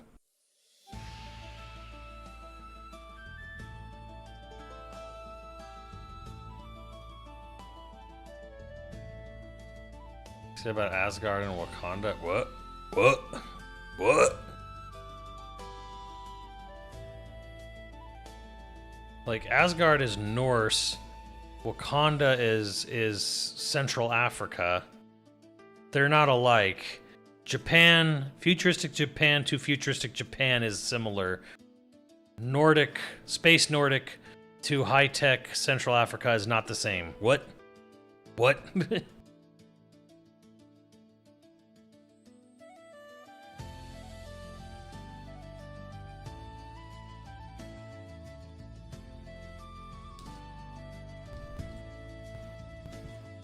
Al did watch Tombstone.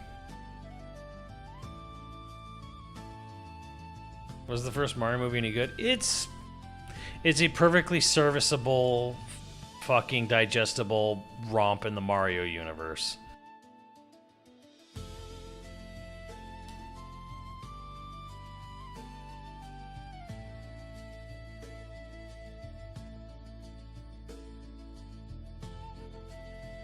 Yes, I have watched Forrest Gump. I've seen all of Forrest Gump, Al. I have no idea what you're talking about.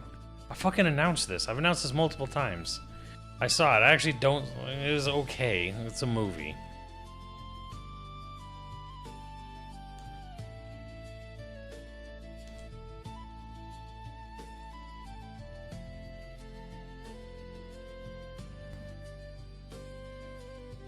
Sonic movies are the movies that are like frustratingly, god damn it, I hate the fact that they keep getting better. Like every Sonic movie is better than the one that came before it. So like, it is almost like with anger, I say it with like hatred and anger that Sonic movies are actually fucking good.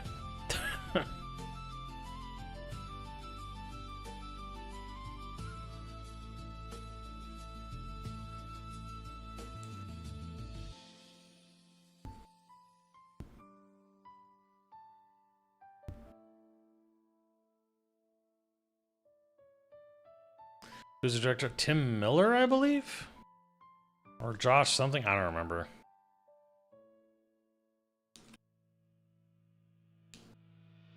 Say it with fucking hate, because I hate Shadow, but he works in that movie.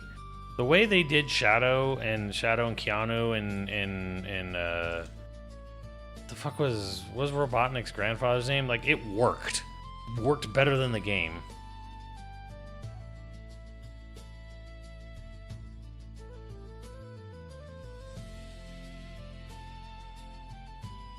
Gerald Robotnik, yeah. Jeff Fowler, yeah. Like, I do feel the weakness of the third movie is, I feel like Jim Carrey overindulged a little too hard with his Gerald and Ivo scenes. Actually, not that I wanted less of them, but I actually wish Jim Carrey just didn't do the whole, okay, time out, break time, make silly, goofy, Robotnik isms here. I actually think they should have leaned harder into the more serious aspects, because when Jim Carrey is actually being serious, Gerald Robotnik, he's actually fucking great, and it's actually good. I actually think they should have leaned a little harder into like the more serious stuff instead of having a, too much wacky, silly stuff before they get to that point. Like, I don't mind there being Gerald and Ivo stuff, but like, I actually think should have leaned into Jim Carrey's more serious acting abilities harder, because he did a good job.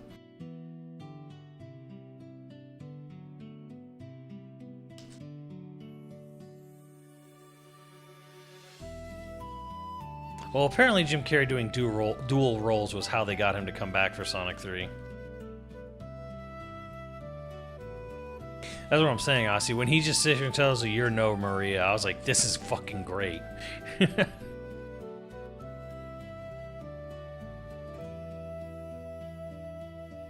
Yep, lack of game music. Fucking Junkie XL. Like...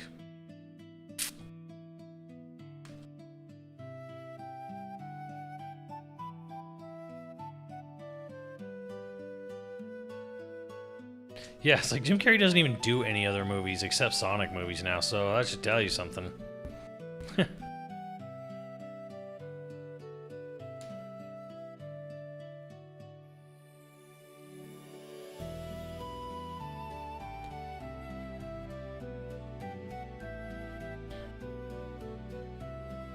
Silver Story. I mean, how many of these fucking...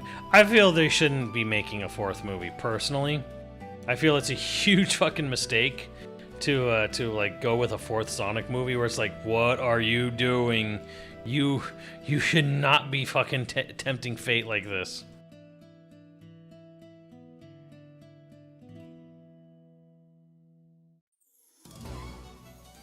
Like, do Sonic fans fucking really... Do they fucking yearn for Amy Rose that fucking badly?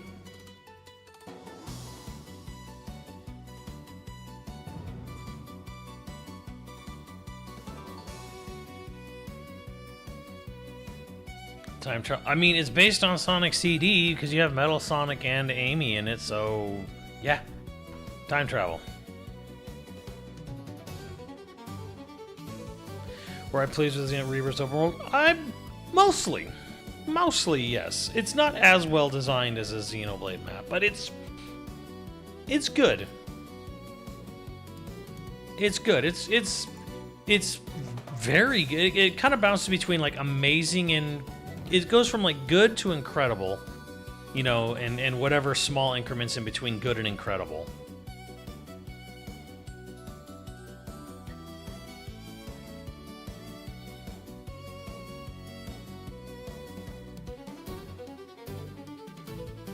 Sonic fans are mostly dads.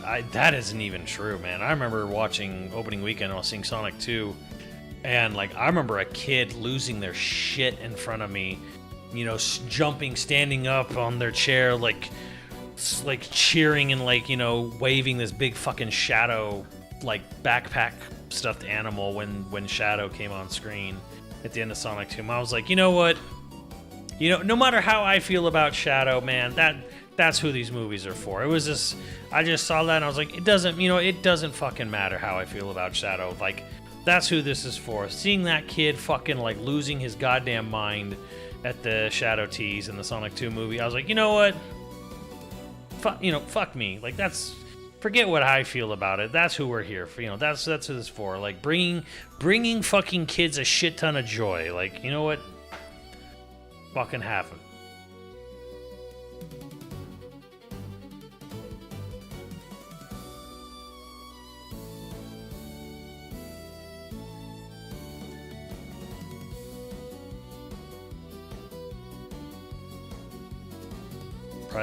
I don't know. Has Amy ever really had that much of a fucking fandom outside the fucking really creepy ones? Come on now. I'm sure there's some young Sonic fans that are girls that like Amy, but it's like Amy's never been front and center on anything, and like honestly, it's kind of like the people who are like pining for Amy are probably not the people you want to be pining for Amy.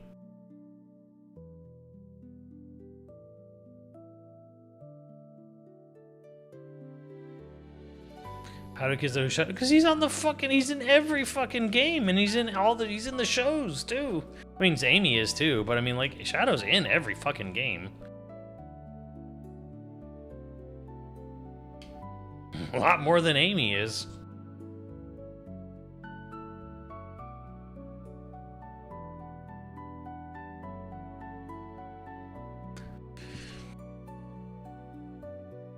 We're the old men, Ace. I actually don't know what you're talking about there, Al.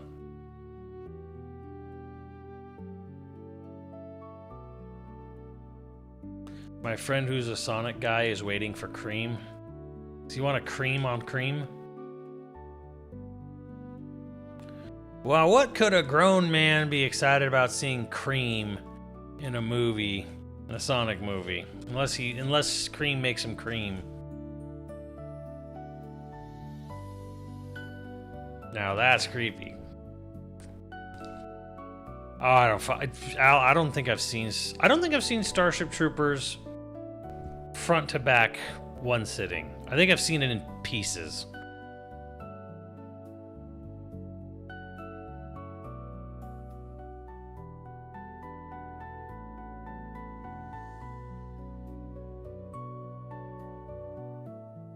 They're furry, except for Cream's mom, because MILF. What the fuck are you talking about, Leon? What the fuck?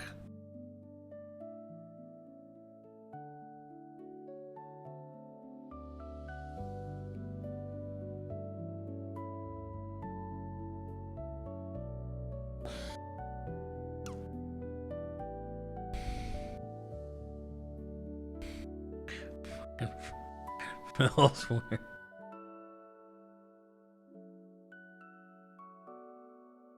Leon is over here thirsting for the mom of a Sonic character? What the fuck? God damn it, Leon. I knew you were a furry. Cream has a mom named Vanilla? Oh my Jesus Christ.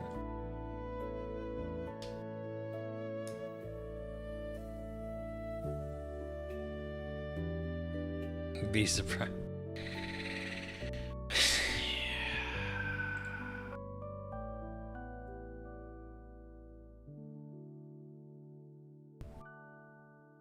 Look up Vanilla the Rabbit. No. What game was Shadow first even in? Sonic Adventure 2.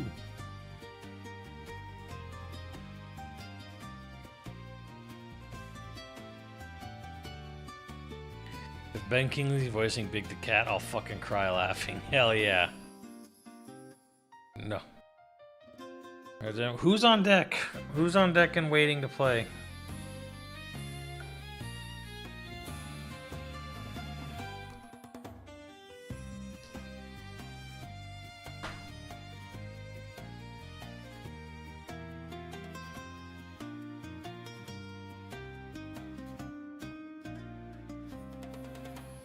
Danny to be voicing the cat.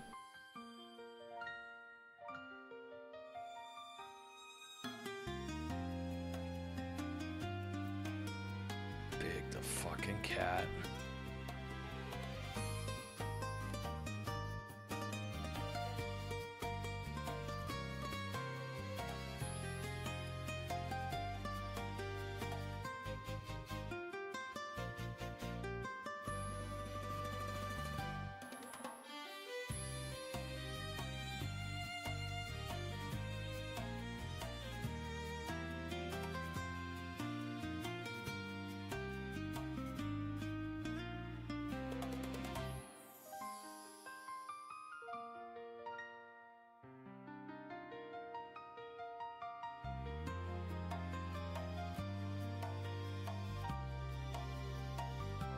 The furry's fucking bastion of joy. Yes, of course.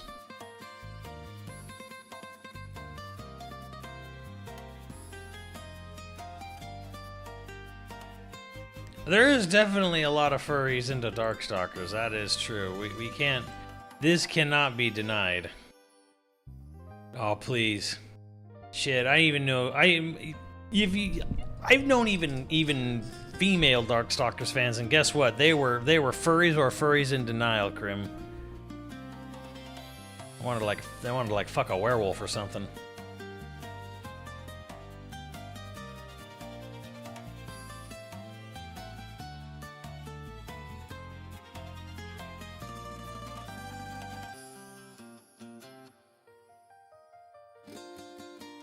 J2, I played the Golden demo months ago.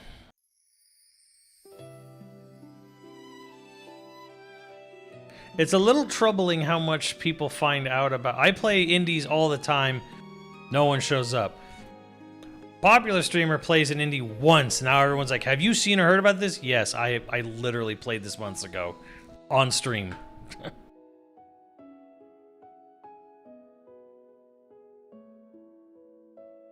I'm calling a lot of you. I'm calling the general population of Twitch out. If a small-time streamer plays an indie game, well, kiss that, you know, kiss that audience goodbye. If a big time streamer plays an indie game, holy shit, has anyone heard or seen this? Yes, we have.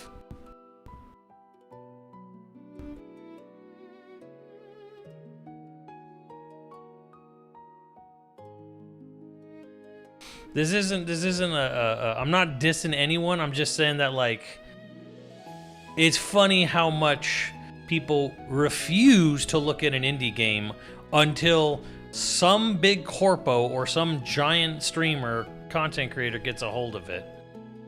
Like, I hate to say this to indies who reach out. It's almost like, hey, are you interested in trying this? I'm like, yeah, I am, but it's probably not going to do anything for you because, you know, unless I'm playing, if I put a stream up saying I'm playing Marvel Rivals and I stick a picture of Rogue's ass front and center, I will get a couple hundred people. I play an indie game and it's like, I'm going to stretch, I'm going to suffer, I'm going to like really suffer for 60 viewership. Like,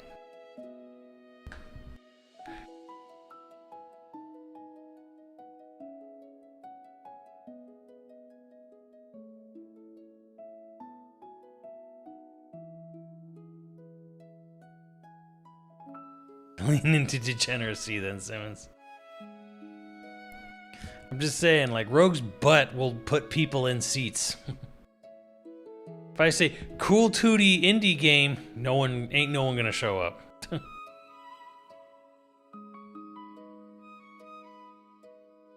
I mean, this isn't my stream, this is everyone's stream. Everyone who's on the small end of Twitch, anyone who's not, like, you know, top whatever, it's like, yeah, indie games have it rough, man. They fucking getting noticed as an indie game is rough.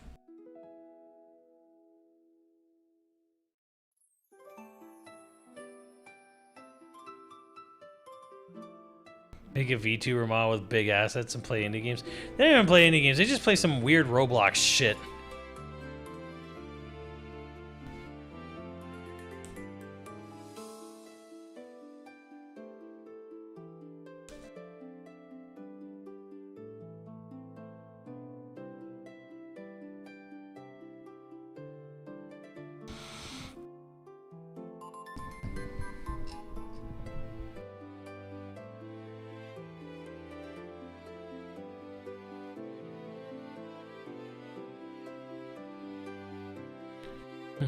Oh shit, Rick's played Chained Echoes. Alright, Krim, if you're waiting to play, I'll play this for like a little bit and then maybe get into some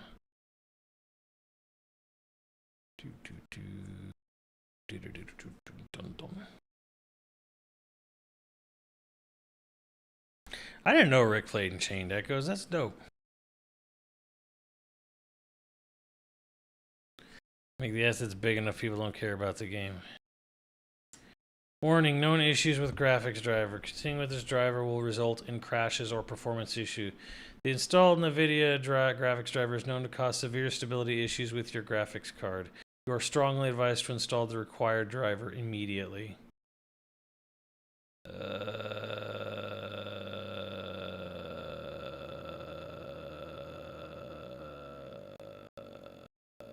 Do I want the latest NVIDIA graphics driver?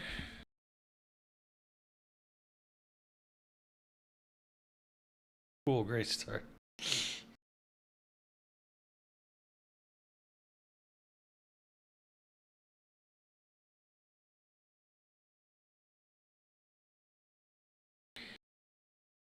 You like the more than Sea of Stars? Yeah, but I like Sea of Stars battle system way more.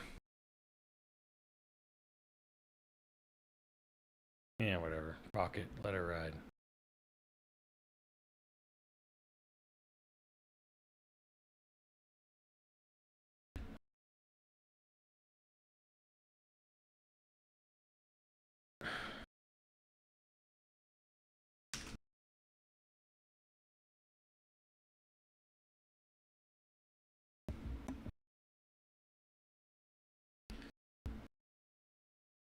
Like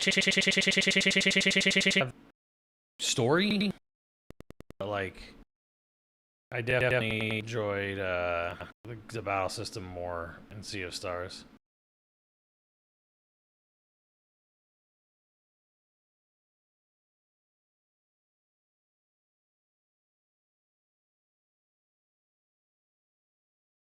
Well, that was the game loading.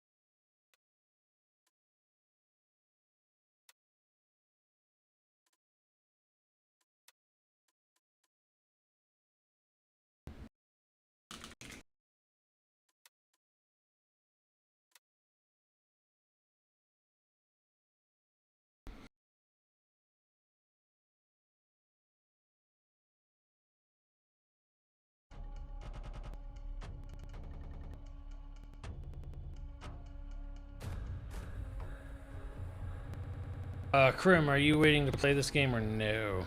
My CPU is spiking like mad, by the way. That ain't a driver issue either.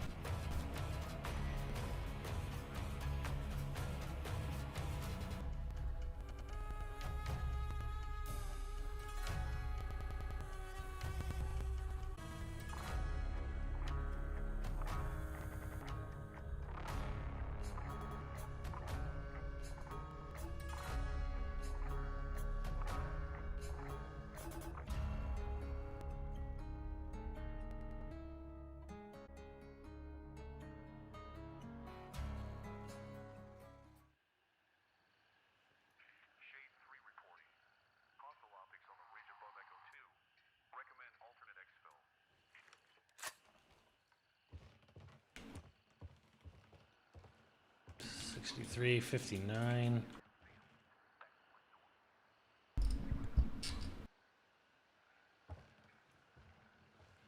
49%. Okay.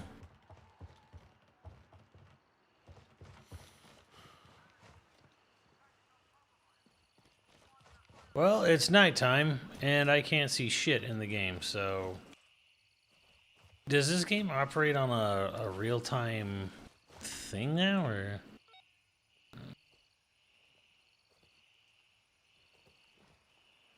We should be back. I mean, my CPU is down to 40-something%.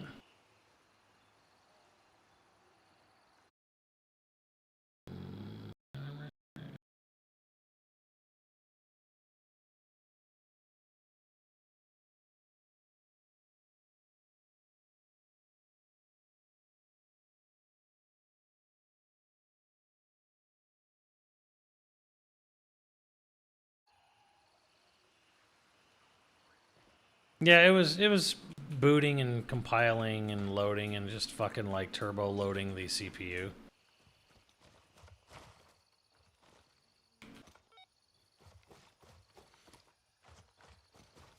Yeah, this is gonna look like garbage till my stream is like, it's so fucking dark right now.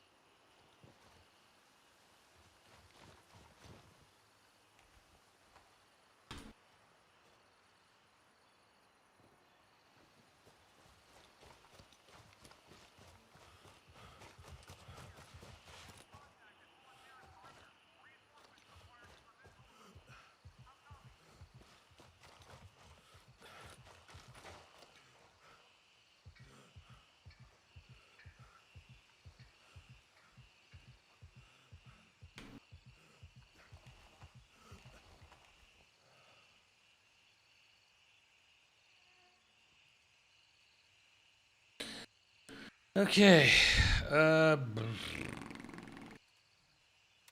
Anyone on? Godzilla 2014 Dark, right? That's what I'm saying.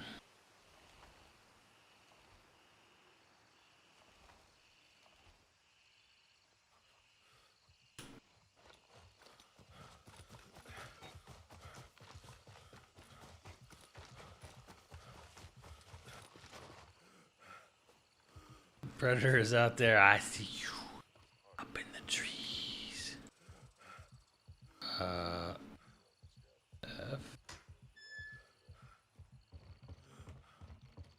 I'm fatigued. Looks like.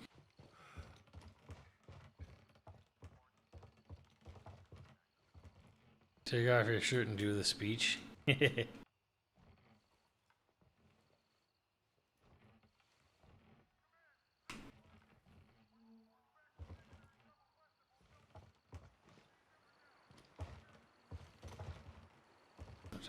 No, Cyber sent me, well, actually, no, the dev sent me, things I played like an earlier version, so they sent me codes for, updated one.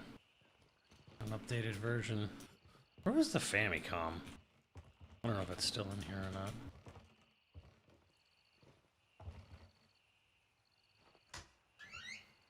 Oh. That's not it.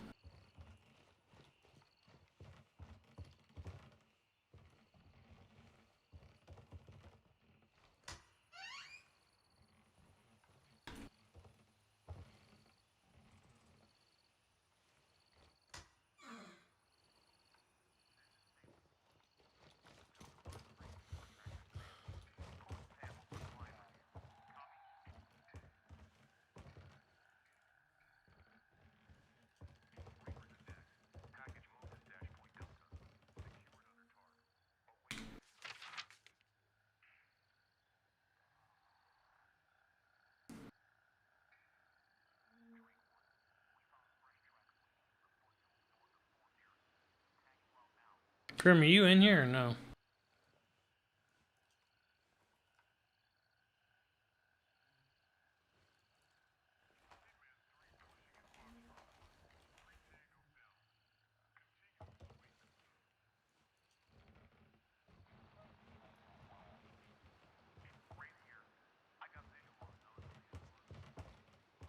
Grim or Pooch?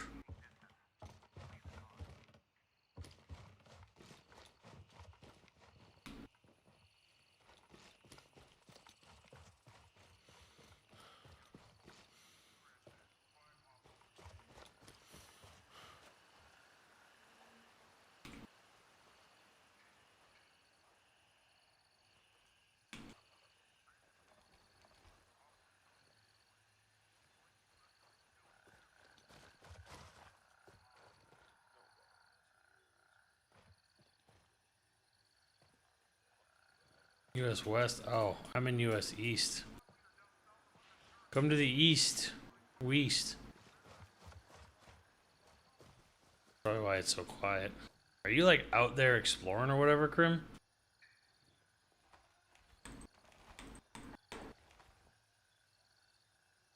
A little bit of ice. This is the new update, yes, but it's nighttime, which, yeah.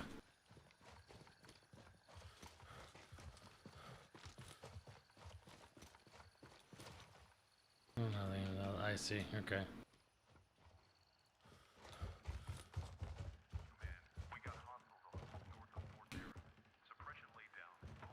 No, I'm in East.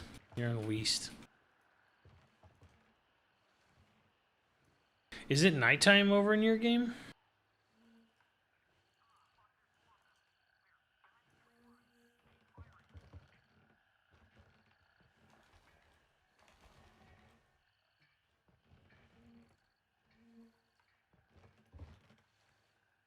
What a load of man do.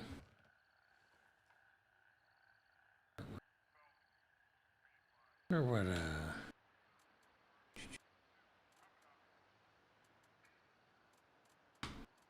what stuff.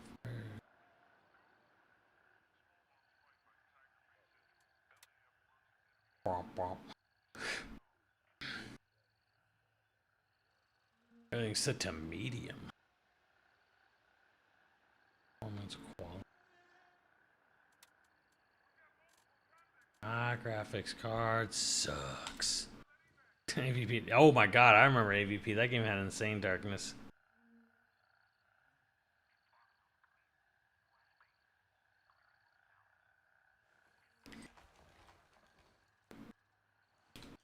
How do I...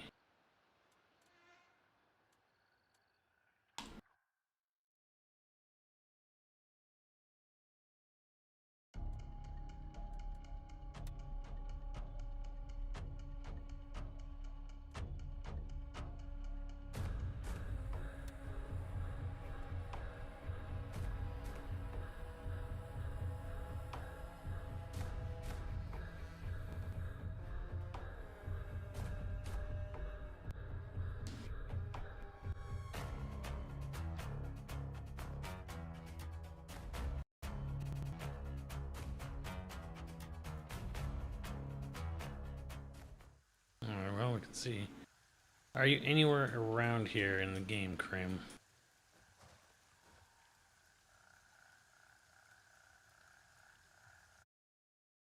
Burr, burr, burr.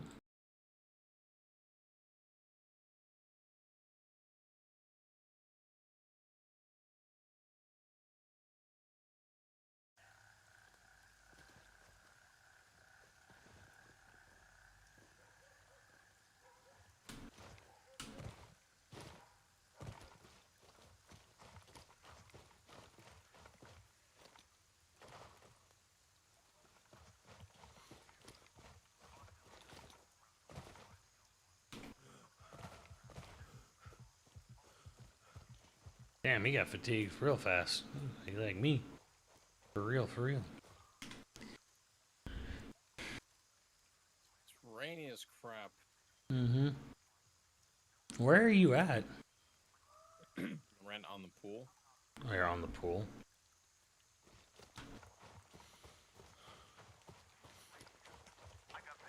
I'm on the exact same edge you're on. Oh. I do not see you. I do not see you either.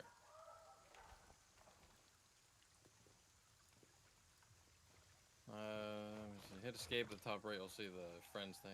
Just invite Megas and see if that works.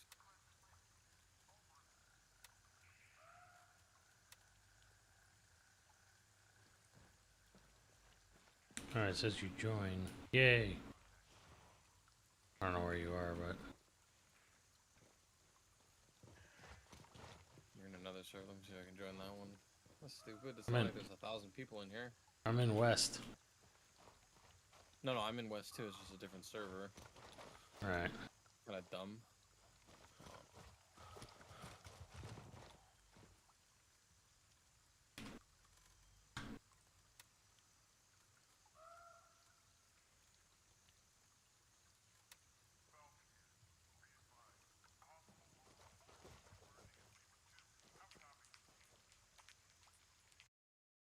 As low as always. I can't boost any higher than that. Bonk. Bonk. What day does the Galaxy movie come out? Like when do we get to go? It's on the 1st. When do we get to go see it? So it's like Thursday, Friday, some shit like that? Yeah, Oh, I found it. it's on the 1st. Alright. So it's Wednesday. Alright. Let's see here. Cool.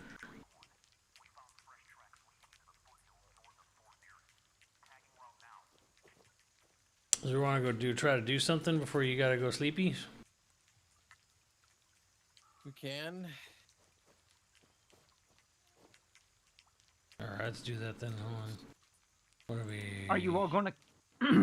Sorry, my throat is just raw right now. First Are you all gonna customize your shoulder badge? Nah, I would just go do something like actually play the game a bit so you can see something like that. Rick is installing right now. Healing H. I'm just gonna take in whatever I have. If I die, I die. Where's the map? What's the map button? Oh god. They have a completely integrated map now that is got all the quest info as far as precision docket and stuff. Okay. You want to go there? I see. First task menu. Gotcha. Where was the call button? I think it was you go to map and then you call it here location you want to go to, I guess. So like Bravo 1. Alright, it's coming. Where is it?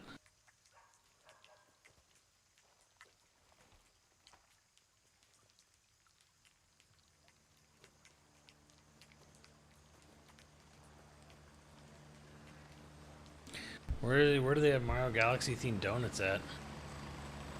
That sounds good. Nah, don't tell me that now, man. I'm hungry. Raven on station and ready to pick you up.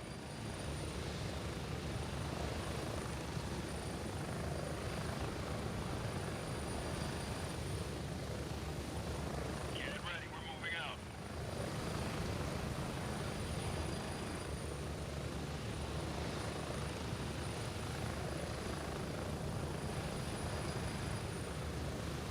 Approaching the LZ. 30 seconds. There is friendly fire. Poochie tested that last time. Yeah. Oh, the donuts are Japan only, apparently. Oh, of course. We get nothing. Oh, I'm sure we'll get something. I still have yet to go to Nintendo Land. What, out here? Yeah, I really should. Like, just make time.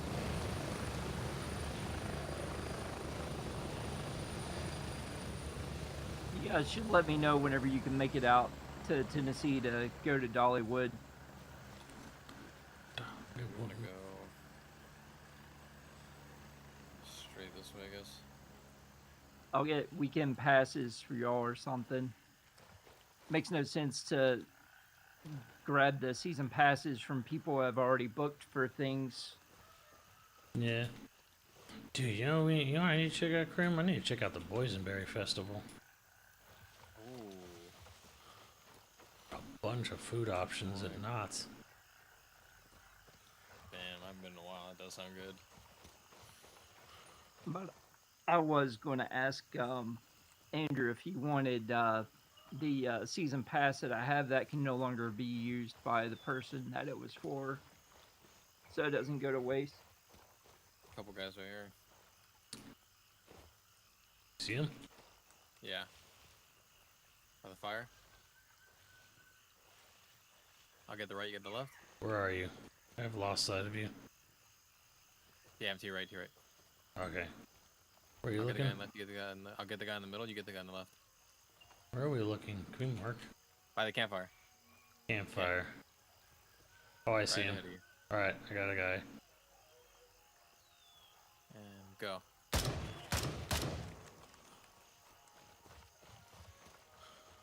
That guy went down like immediately. Yep, that's the new ballistics. Loot! Oh, right in his fucking ear. I got him in the throat. He had nothing else on him. I wonder if he heard it coming. Damn. Yeah, they had good taste in music. I'll give him that.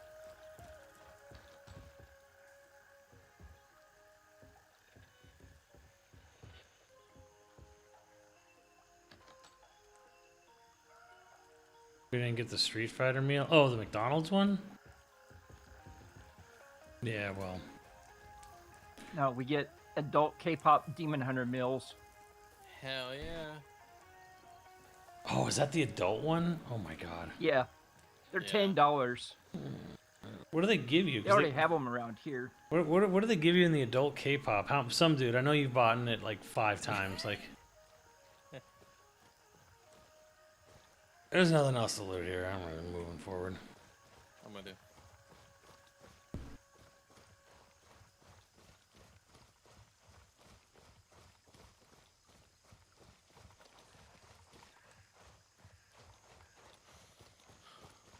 Because the Grinch adult meal, they gave you socks. I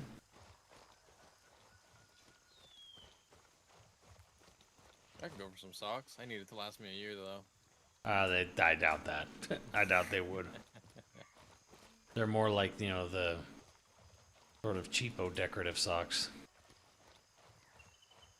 Not even stocking worth? No, they're like stocking stuffer style, I would say. Okay. More over here? Yes, Remember, I think it's careful down the road. here on the edge, because if you take that step, you can fall and, like, twist your ankle.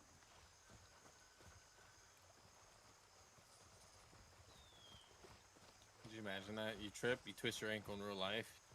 You jump on, you play a game, then your character twists his ankle. Immersive. AR.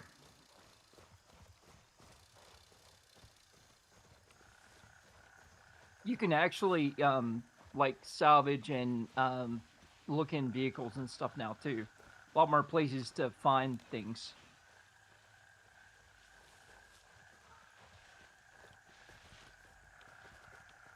So, gas station. I think right here.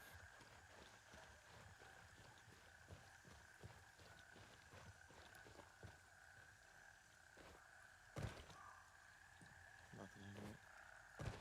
You have an objective here? Did we? Or did you?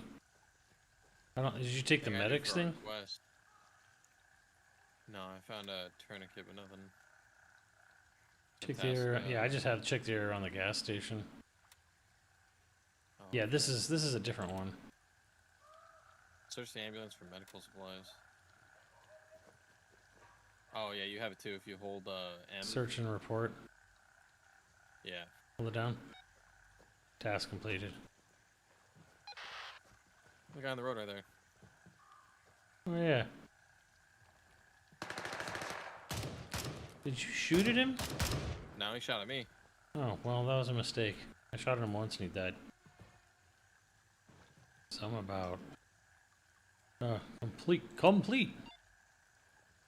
Oh, I So can they do it. have Where's the the- Saya Boys is a breakfast one, and the Huntrix meal is dinner. I can't believe some dude wasn't the first to tell me about all this. What is he doing? Slacking over here. Drops 31st of March. We got gunfire, Right, Grim. yes, yeah, right. It was. You have an all access card that's included, and then Got 2 on me. Reload. I killed one. Got another one. One ran to the right.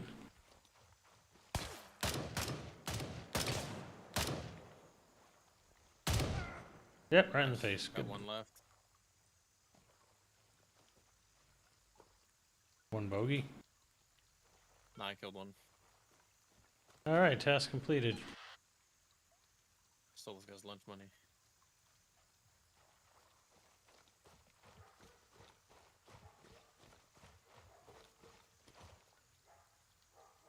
Yeah, the AR aren't cracked up to like 11, right? No. They have realistic pattern recognition, though. Another 250. Like, if you miss them, they'll look at where it came from, and they'll reorganize where the arrangements and their... Percocets. Molly Percocets. Percocets. Dude, we were talking about the K-pop Demon Hunter Happy Meals and what's in it and shit. And you didn't say nothing. I know you got like 10 of them. Yeah, even before it comes out on the 31st.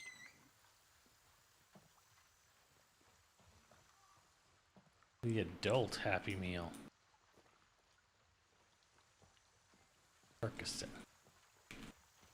Yeah, so okay, that kid's not for you. Are you saying you wouldn't get the adult Happy Meal?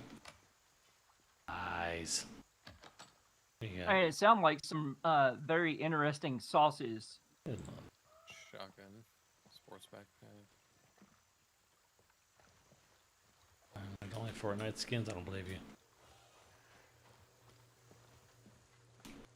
I wonder if Ripley is still into K-pop Demon Hunters. Think so. Probably. He's a kid. Wax on? Wax off. I'm gonna say most kids probably are. Actually, most people, because it just won a bunch of awards. Ooh, bamboo shoots, yum yum. Hey, Where's the tofu at? can I take this monitor for my retro gaming needs?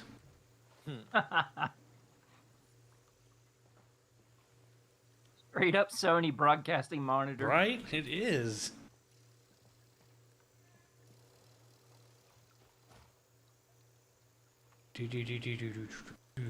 I mean, I could see you dragging that back to base while you're getting shot at. Why did you bring this back, sir? I For the games. retro games, sir. Same as pulling a Family Guy. They're trying to take the couch, and the Falcon is being shot at. Is that, you ever seen the first Kick-Ass movie? Yes. Is that far where the guy walks in? I forget what his name is. I don't remember what it was. He has a bazooka, and he's like, really? He's like, boss. He just looks at him like, I need... He's fine. Our next objective is where we landed. They're down here, like, all over the place, just on street corners, people throwing them out. You just have to, like, pay to get it, like, de-rusted and get fasters replaced. So basically just head back to the extraction zone, we check it. Ah, fuck, I gotta calm down, my fat ass is fatigued.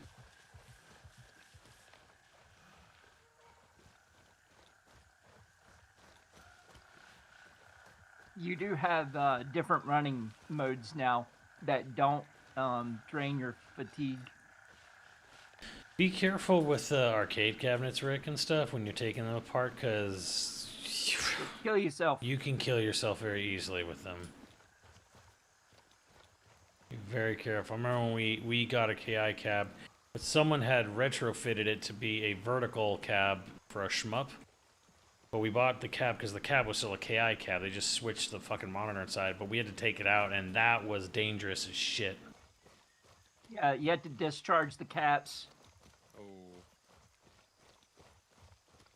How can you kill yourself? So So the reason there's... people charge like $350 to like service those things. Yeah, like the things that they're hooked into, like the old, copper arrays, whatever the...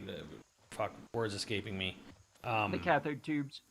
Like, that shit is, like, electric and hot, and if you don't, like, get it properly grounded before you remove that shit, like, you can electrocute yourself to death, like, in a second.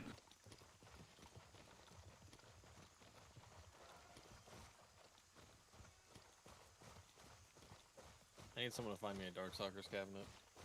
They don't exist, because nobody ever played it. I did. There's a Vampire Saviors cabinet down here at the arcade. Do you mean, like, an American one, or do you mean, like, an Astro cab or something, Krim? Honestly, at this point, anything, dude. I've only seen a U.S. Darkstalkers machine once in my life, I think outside of Galloping Ghost. I was at fucking Magic Mountain, the Roaring Rapids arcade. Like 1,000 years ago. Okay, like 30 years ago. 1,000 years ago. Fucking hell. Oh, you can cure yourself? Oh, yeah. Yeah, handling those old CRT TVs and the cathode rays and all the other shit. Like, dude, I don't remember the exact and specifics of the names of the parts or whatever, but that shit, the electrical wiring in those old TVs and monitors and coils, stuff. yeah. Coils, yeah, you can kill yourself right away if shit's not grounded properly when you remove it. So it should be right here. No, you have to discharge the capacitors so you can be able to get to the coils. Yeah, it's got to be grounded before you do anything. What are we doing here? Task. It Check takes landing like zone. 4 hours to discharge each capacitor, and to completely ground out the coils, it takes a couple of days. Holds a charge? Yes. Things hold charge. Yes, they do hold charges. Yeah, they can hold a charge for up to 2 years after it's been unplugged. Things hold charges. Your phone is a perfect example.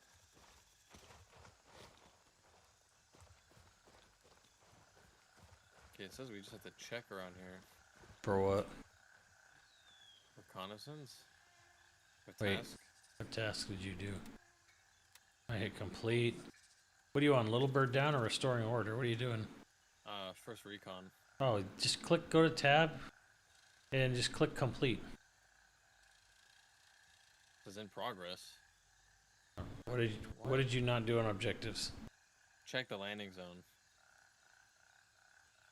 We're in the landing zone. That one's unchecked for you? Yeah. I don't know. Walk Yeah, around no, this whatever. area. We'll do yours. Unless I'm like moving around. I already completed mine. We'll just do the rest of your tasks. So you said the landing zone. No, my tasks are done. They're all done. All done? Yeah.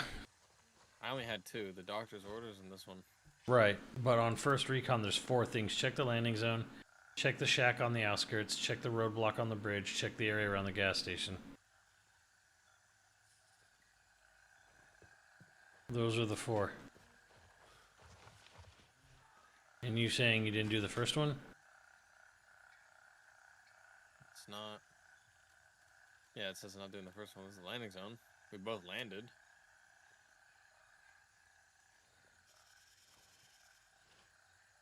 Alright, well come on over here then. I don't know, fuck it.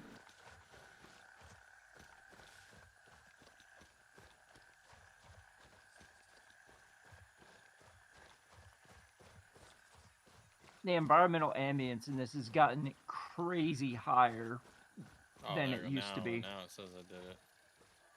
Yeah, you probably walked out of zone or was out of circle. Is everything else completed? No, now it says I gotta go ahead. The outskirts? Yeah.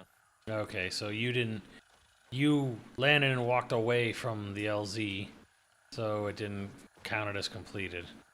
What the fuck?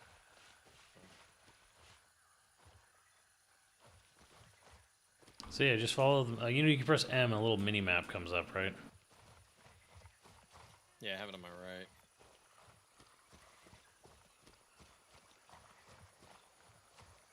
Dead body here. Well, we didn't do it.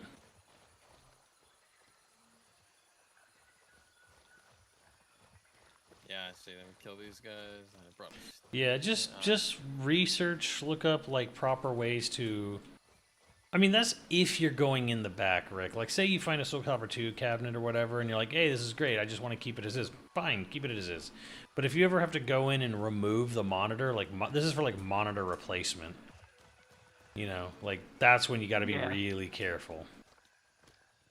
Mostly just for that. Like, if it's like a Capcom cabinet, it's like, hey, I want to remove the board. Okay, sure, the big CPS board, that's not a big deal. It's a big cartridge. Same thing with an Atomus Wave. Yeah, It's but those just a are big like, cartridge. those are like, have a little, like the Naomi stuff is a little interesting because it's like, kind of like a motherboard with like a disk drive in there where you put the GD ROM, but. should be right here.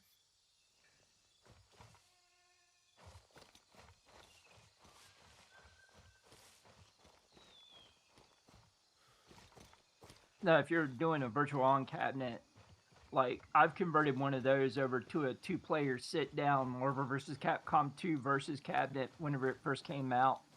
Oh, then to the gas station. Okay, I'll just run in there and run back. Dude, I found there is a Japan arcade, like not a huge one, but a pretty decent sized one that has a they stream from it and shit. Dude, they had a pristine virtual on machine. Classic virtual on.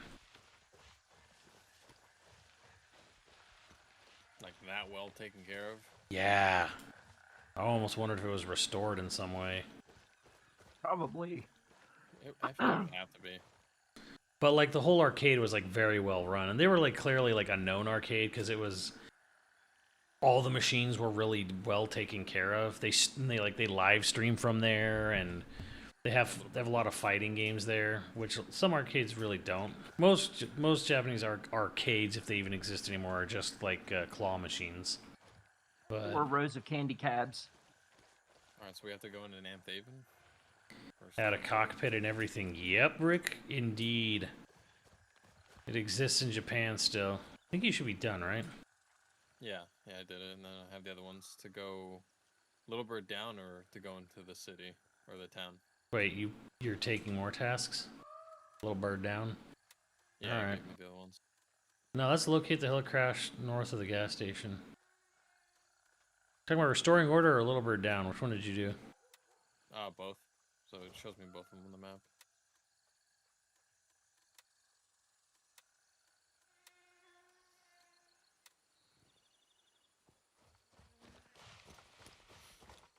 Where you want to go first? Let's go up here for the Little Bird down. Alright.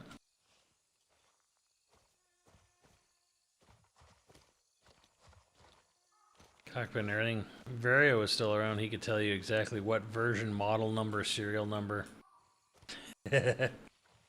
What the paint tasted like on it.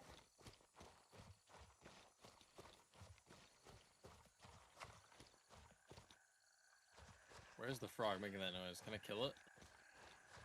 Not yet. How would you kill a frog? The visual representation of the Shut up. ambience is not in the game yet. But that's planned.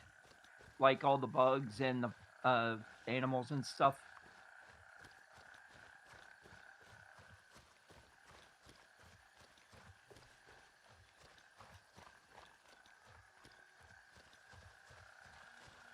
Be careful, guys, or along the fence line here. If I remember from last time. There's no one here.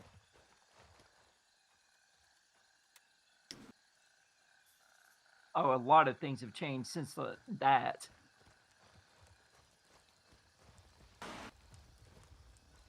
Port findings. Find out what happened to the rest of the crew, but try inspecting nearby structures. It's a shack over here. I see a guy.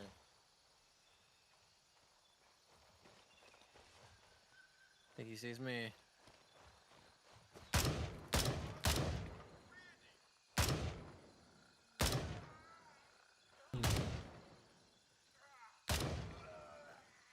I don't even see who you're shooting at, Grim. He's behind that tree. I heard a gunshot go off. Oh, I think he shot at me. Who did you do? He's down. Got more on the porch or something? Actually, I don't really know. Yep, there is. Fudge. Hold on, I gotta like heal myself or some shit.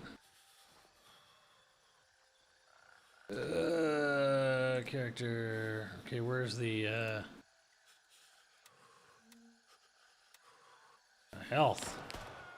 Light wound, right arm, bandage. So much easier now.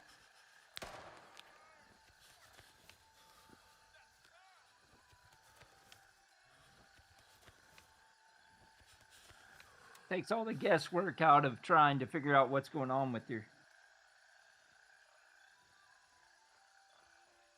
How's it look over there? One more guy. Damn, I don't know where that guy shot me from. I thought he was on the porch, but I could have been wrong. He was next to the porch. Yeah, he's right here somewhere. I was behind the shack. Yeah, I think he went closer to the tree line now. Got him. How do I turn on a flashlight? T.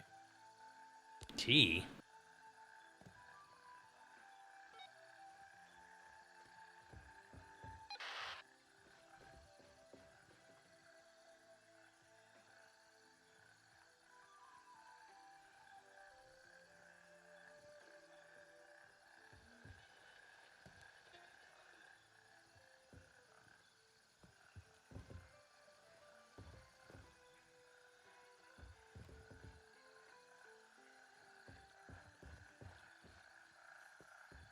weird artifacting going on with my flashlight.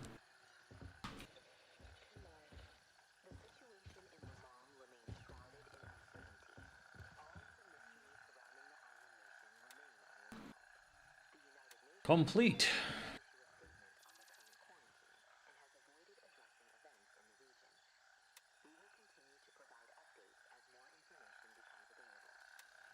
Restoring order. Neutralize the enemies in Namthaven. Jeez. How late you gonna be up, or can you? I don't want to like keep you, Cram, if you have to go to bed. Are you back, Coochie? It's about to be 1. I don't know if you want Depends on how annoyed am I going to be at people. I don't know if you wanted to like fly out, fly back to the headquarters or not. Probably should, because I don't think it's that good to log out here. Yeah. It's an LZ Bravo. It's the only one we have. Oh no, we have Bravo 3 up there now. Actually, it's closer. Yeah, I don't know where 2 is, but you want to go to Bravo 3? Oh, okay. Yeah, let's go to Bravo 3. So almost home. Bravo 2, I think we'll unlock a little bit later. Denver Bravo 3? Denver Bravo 3.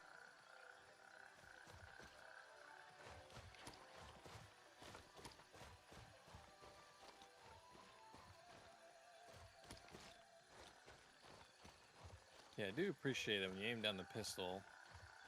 Your character's mostly focused on the front sight, and the back sights are actually slightly blurred out.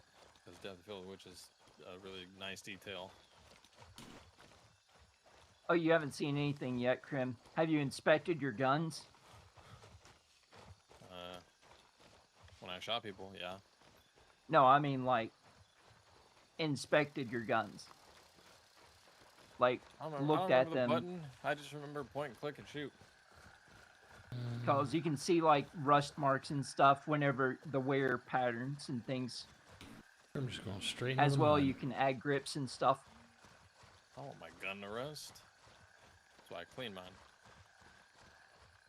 How long does a bullet last, Krim? In real life?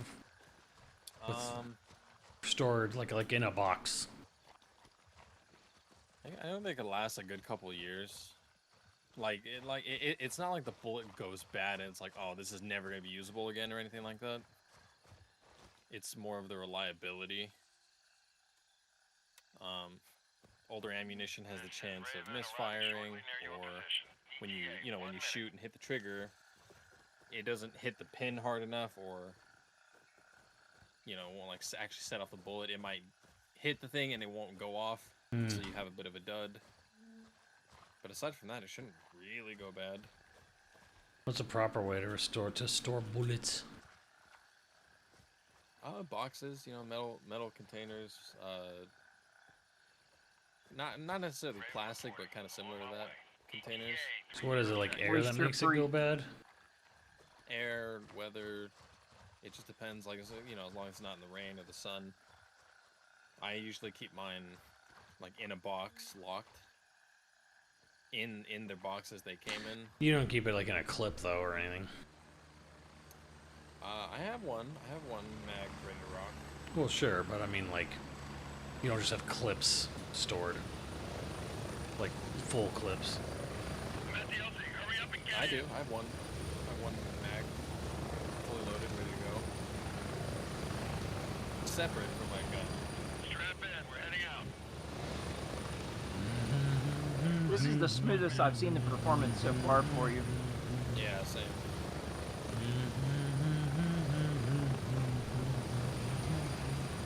Like you're no longer getting slideshow from the blades on the chopper. Oh, the chopper leaving me in midair. Yeah. I don't think you're allowed to actually keep a loaded gun. Like, let's just say under your pillow. No, I mean like the mags full, like just a bunch of like loaded, like mags full of bullets. Like you put them in a box and then you load it into the mag before you do whatever, right? Like most people don't just have like full clips, like full and ready to go. Yeah, no, most people don't. No, like I have an empty mag with my gun in its box, locked. And at a separate, undisclosed location, I do have a mag with bullets. So if something ever happened, I know where it is, and only I know where it is. No, Simmons, he's not a Republican. My guns away.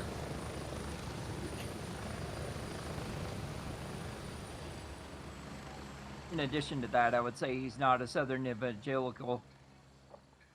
New available. Merc, let's get this straight. I don't like you. That will never change. Your kind disgusts me, but we can still work on a professional basis. You do something for me, I'll reward you. I just help your company, plain and simple. Hope you don't think I'm doing this because I want to. But ever since I was Yeah, artisan. Yeah, she sells a lot of the AK. my ambition has been to become an assistant to foreign murderers. Fuck no, I'm only helping you mercenaries because I have no other choice. Do we understand each other? Good. Any of you butchers mispronouncing my real name. Damn. She likes me. Alright.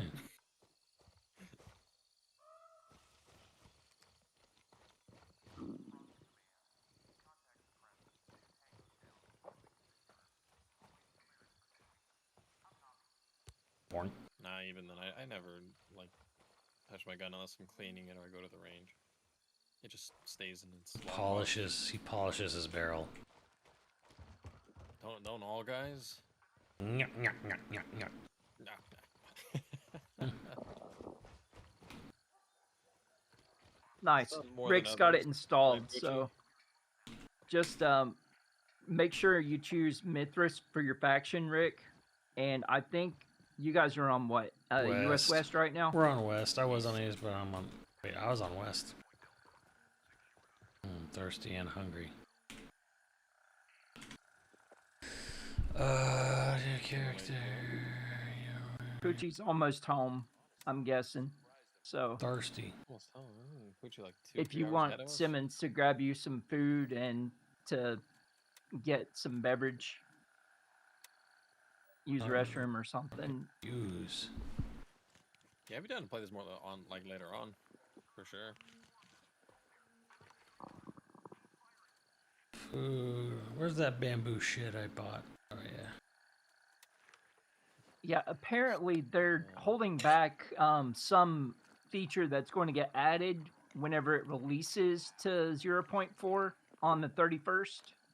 That they're not revealing what it is until the last few hours of the creator's preview. Alright, I don't want to keep you, Krim, so I'll let you safely end your deployment here if you need to. Yeah, no, I mean, you're good, man. I'll be down to play more stuff. I've just been... Yeah, there's a whole onboarding process now, too, to familiarize yourself with all the features and stuff in the game. It's getting dark.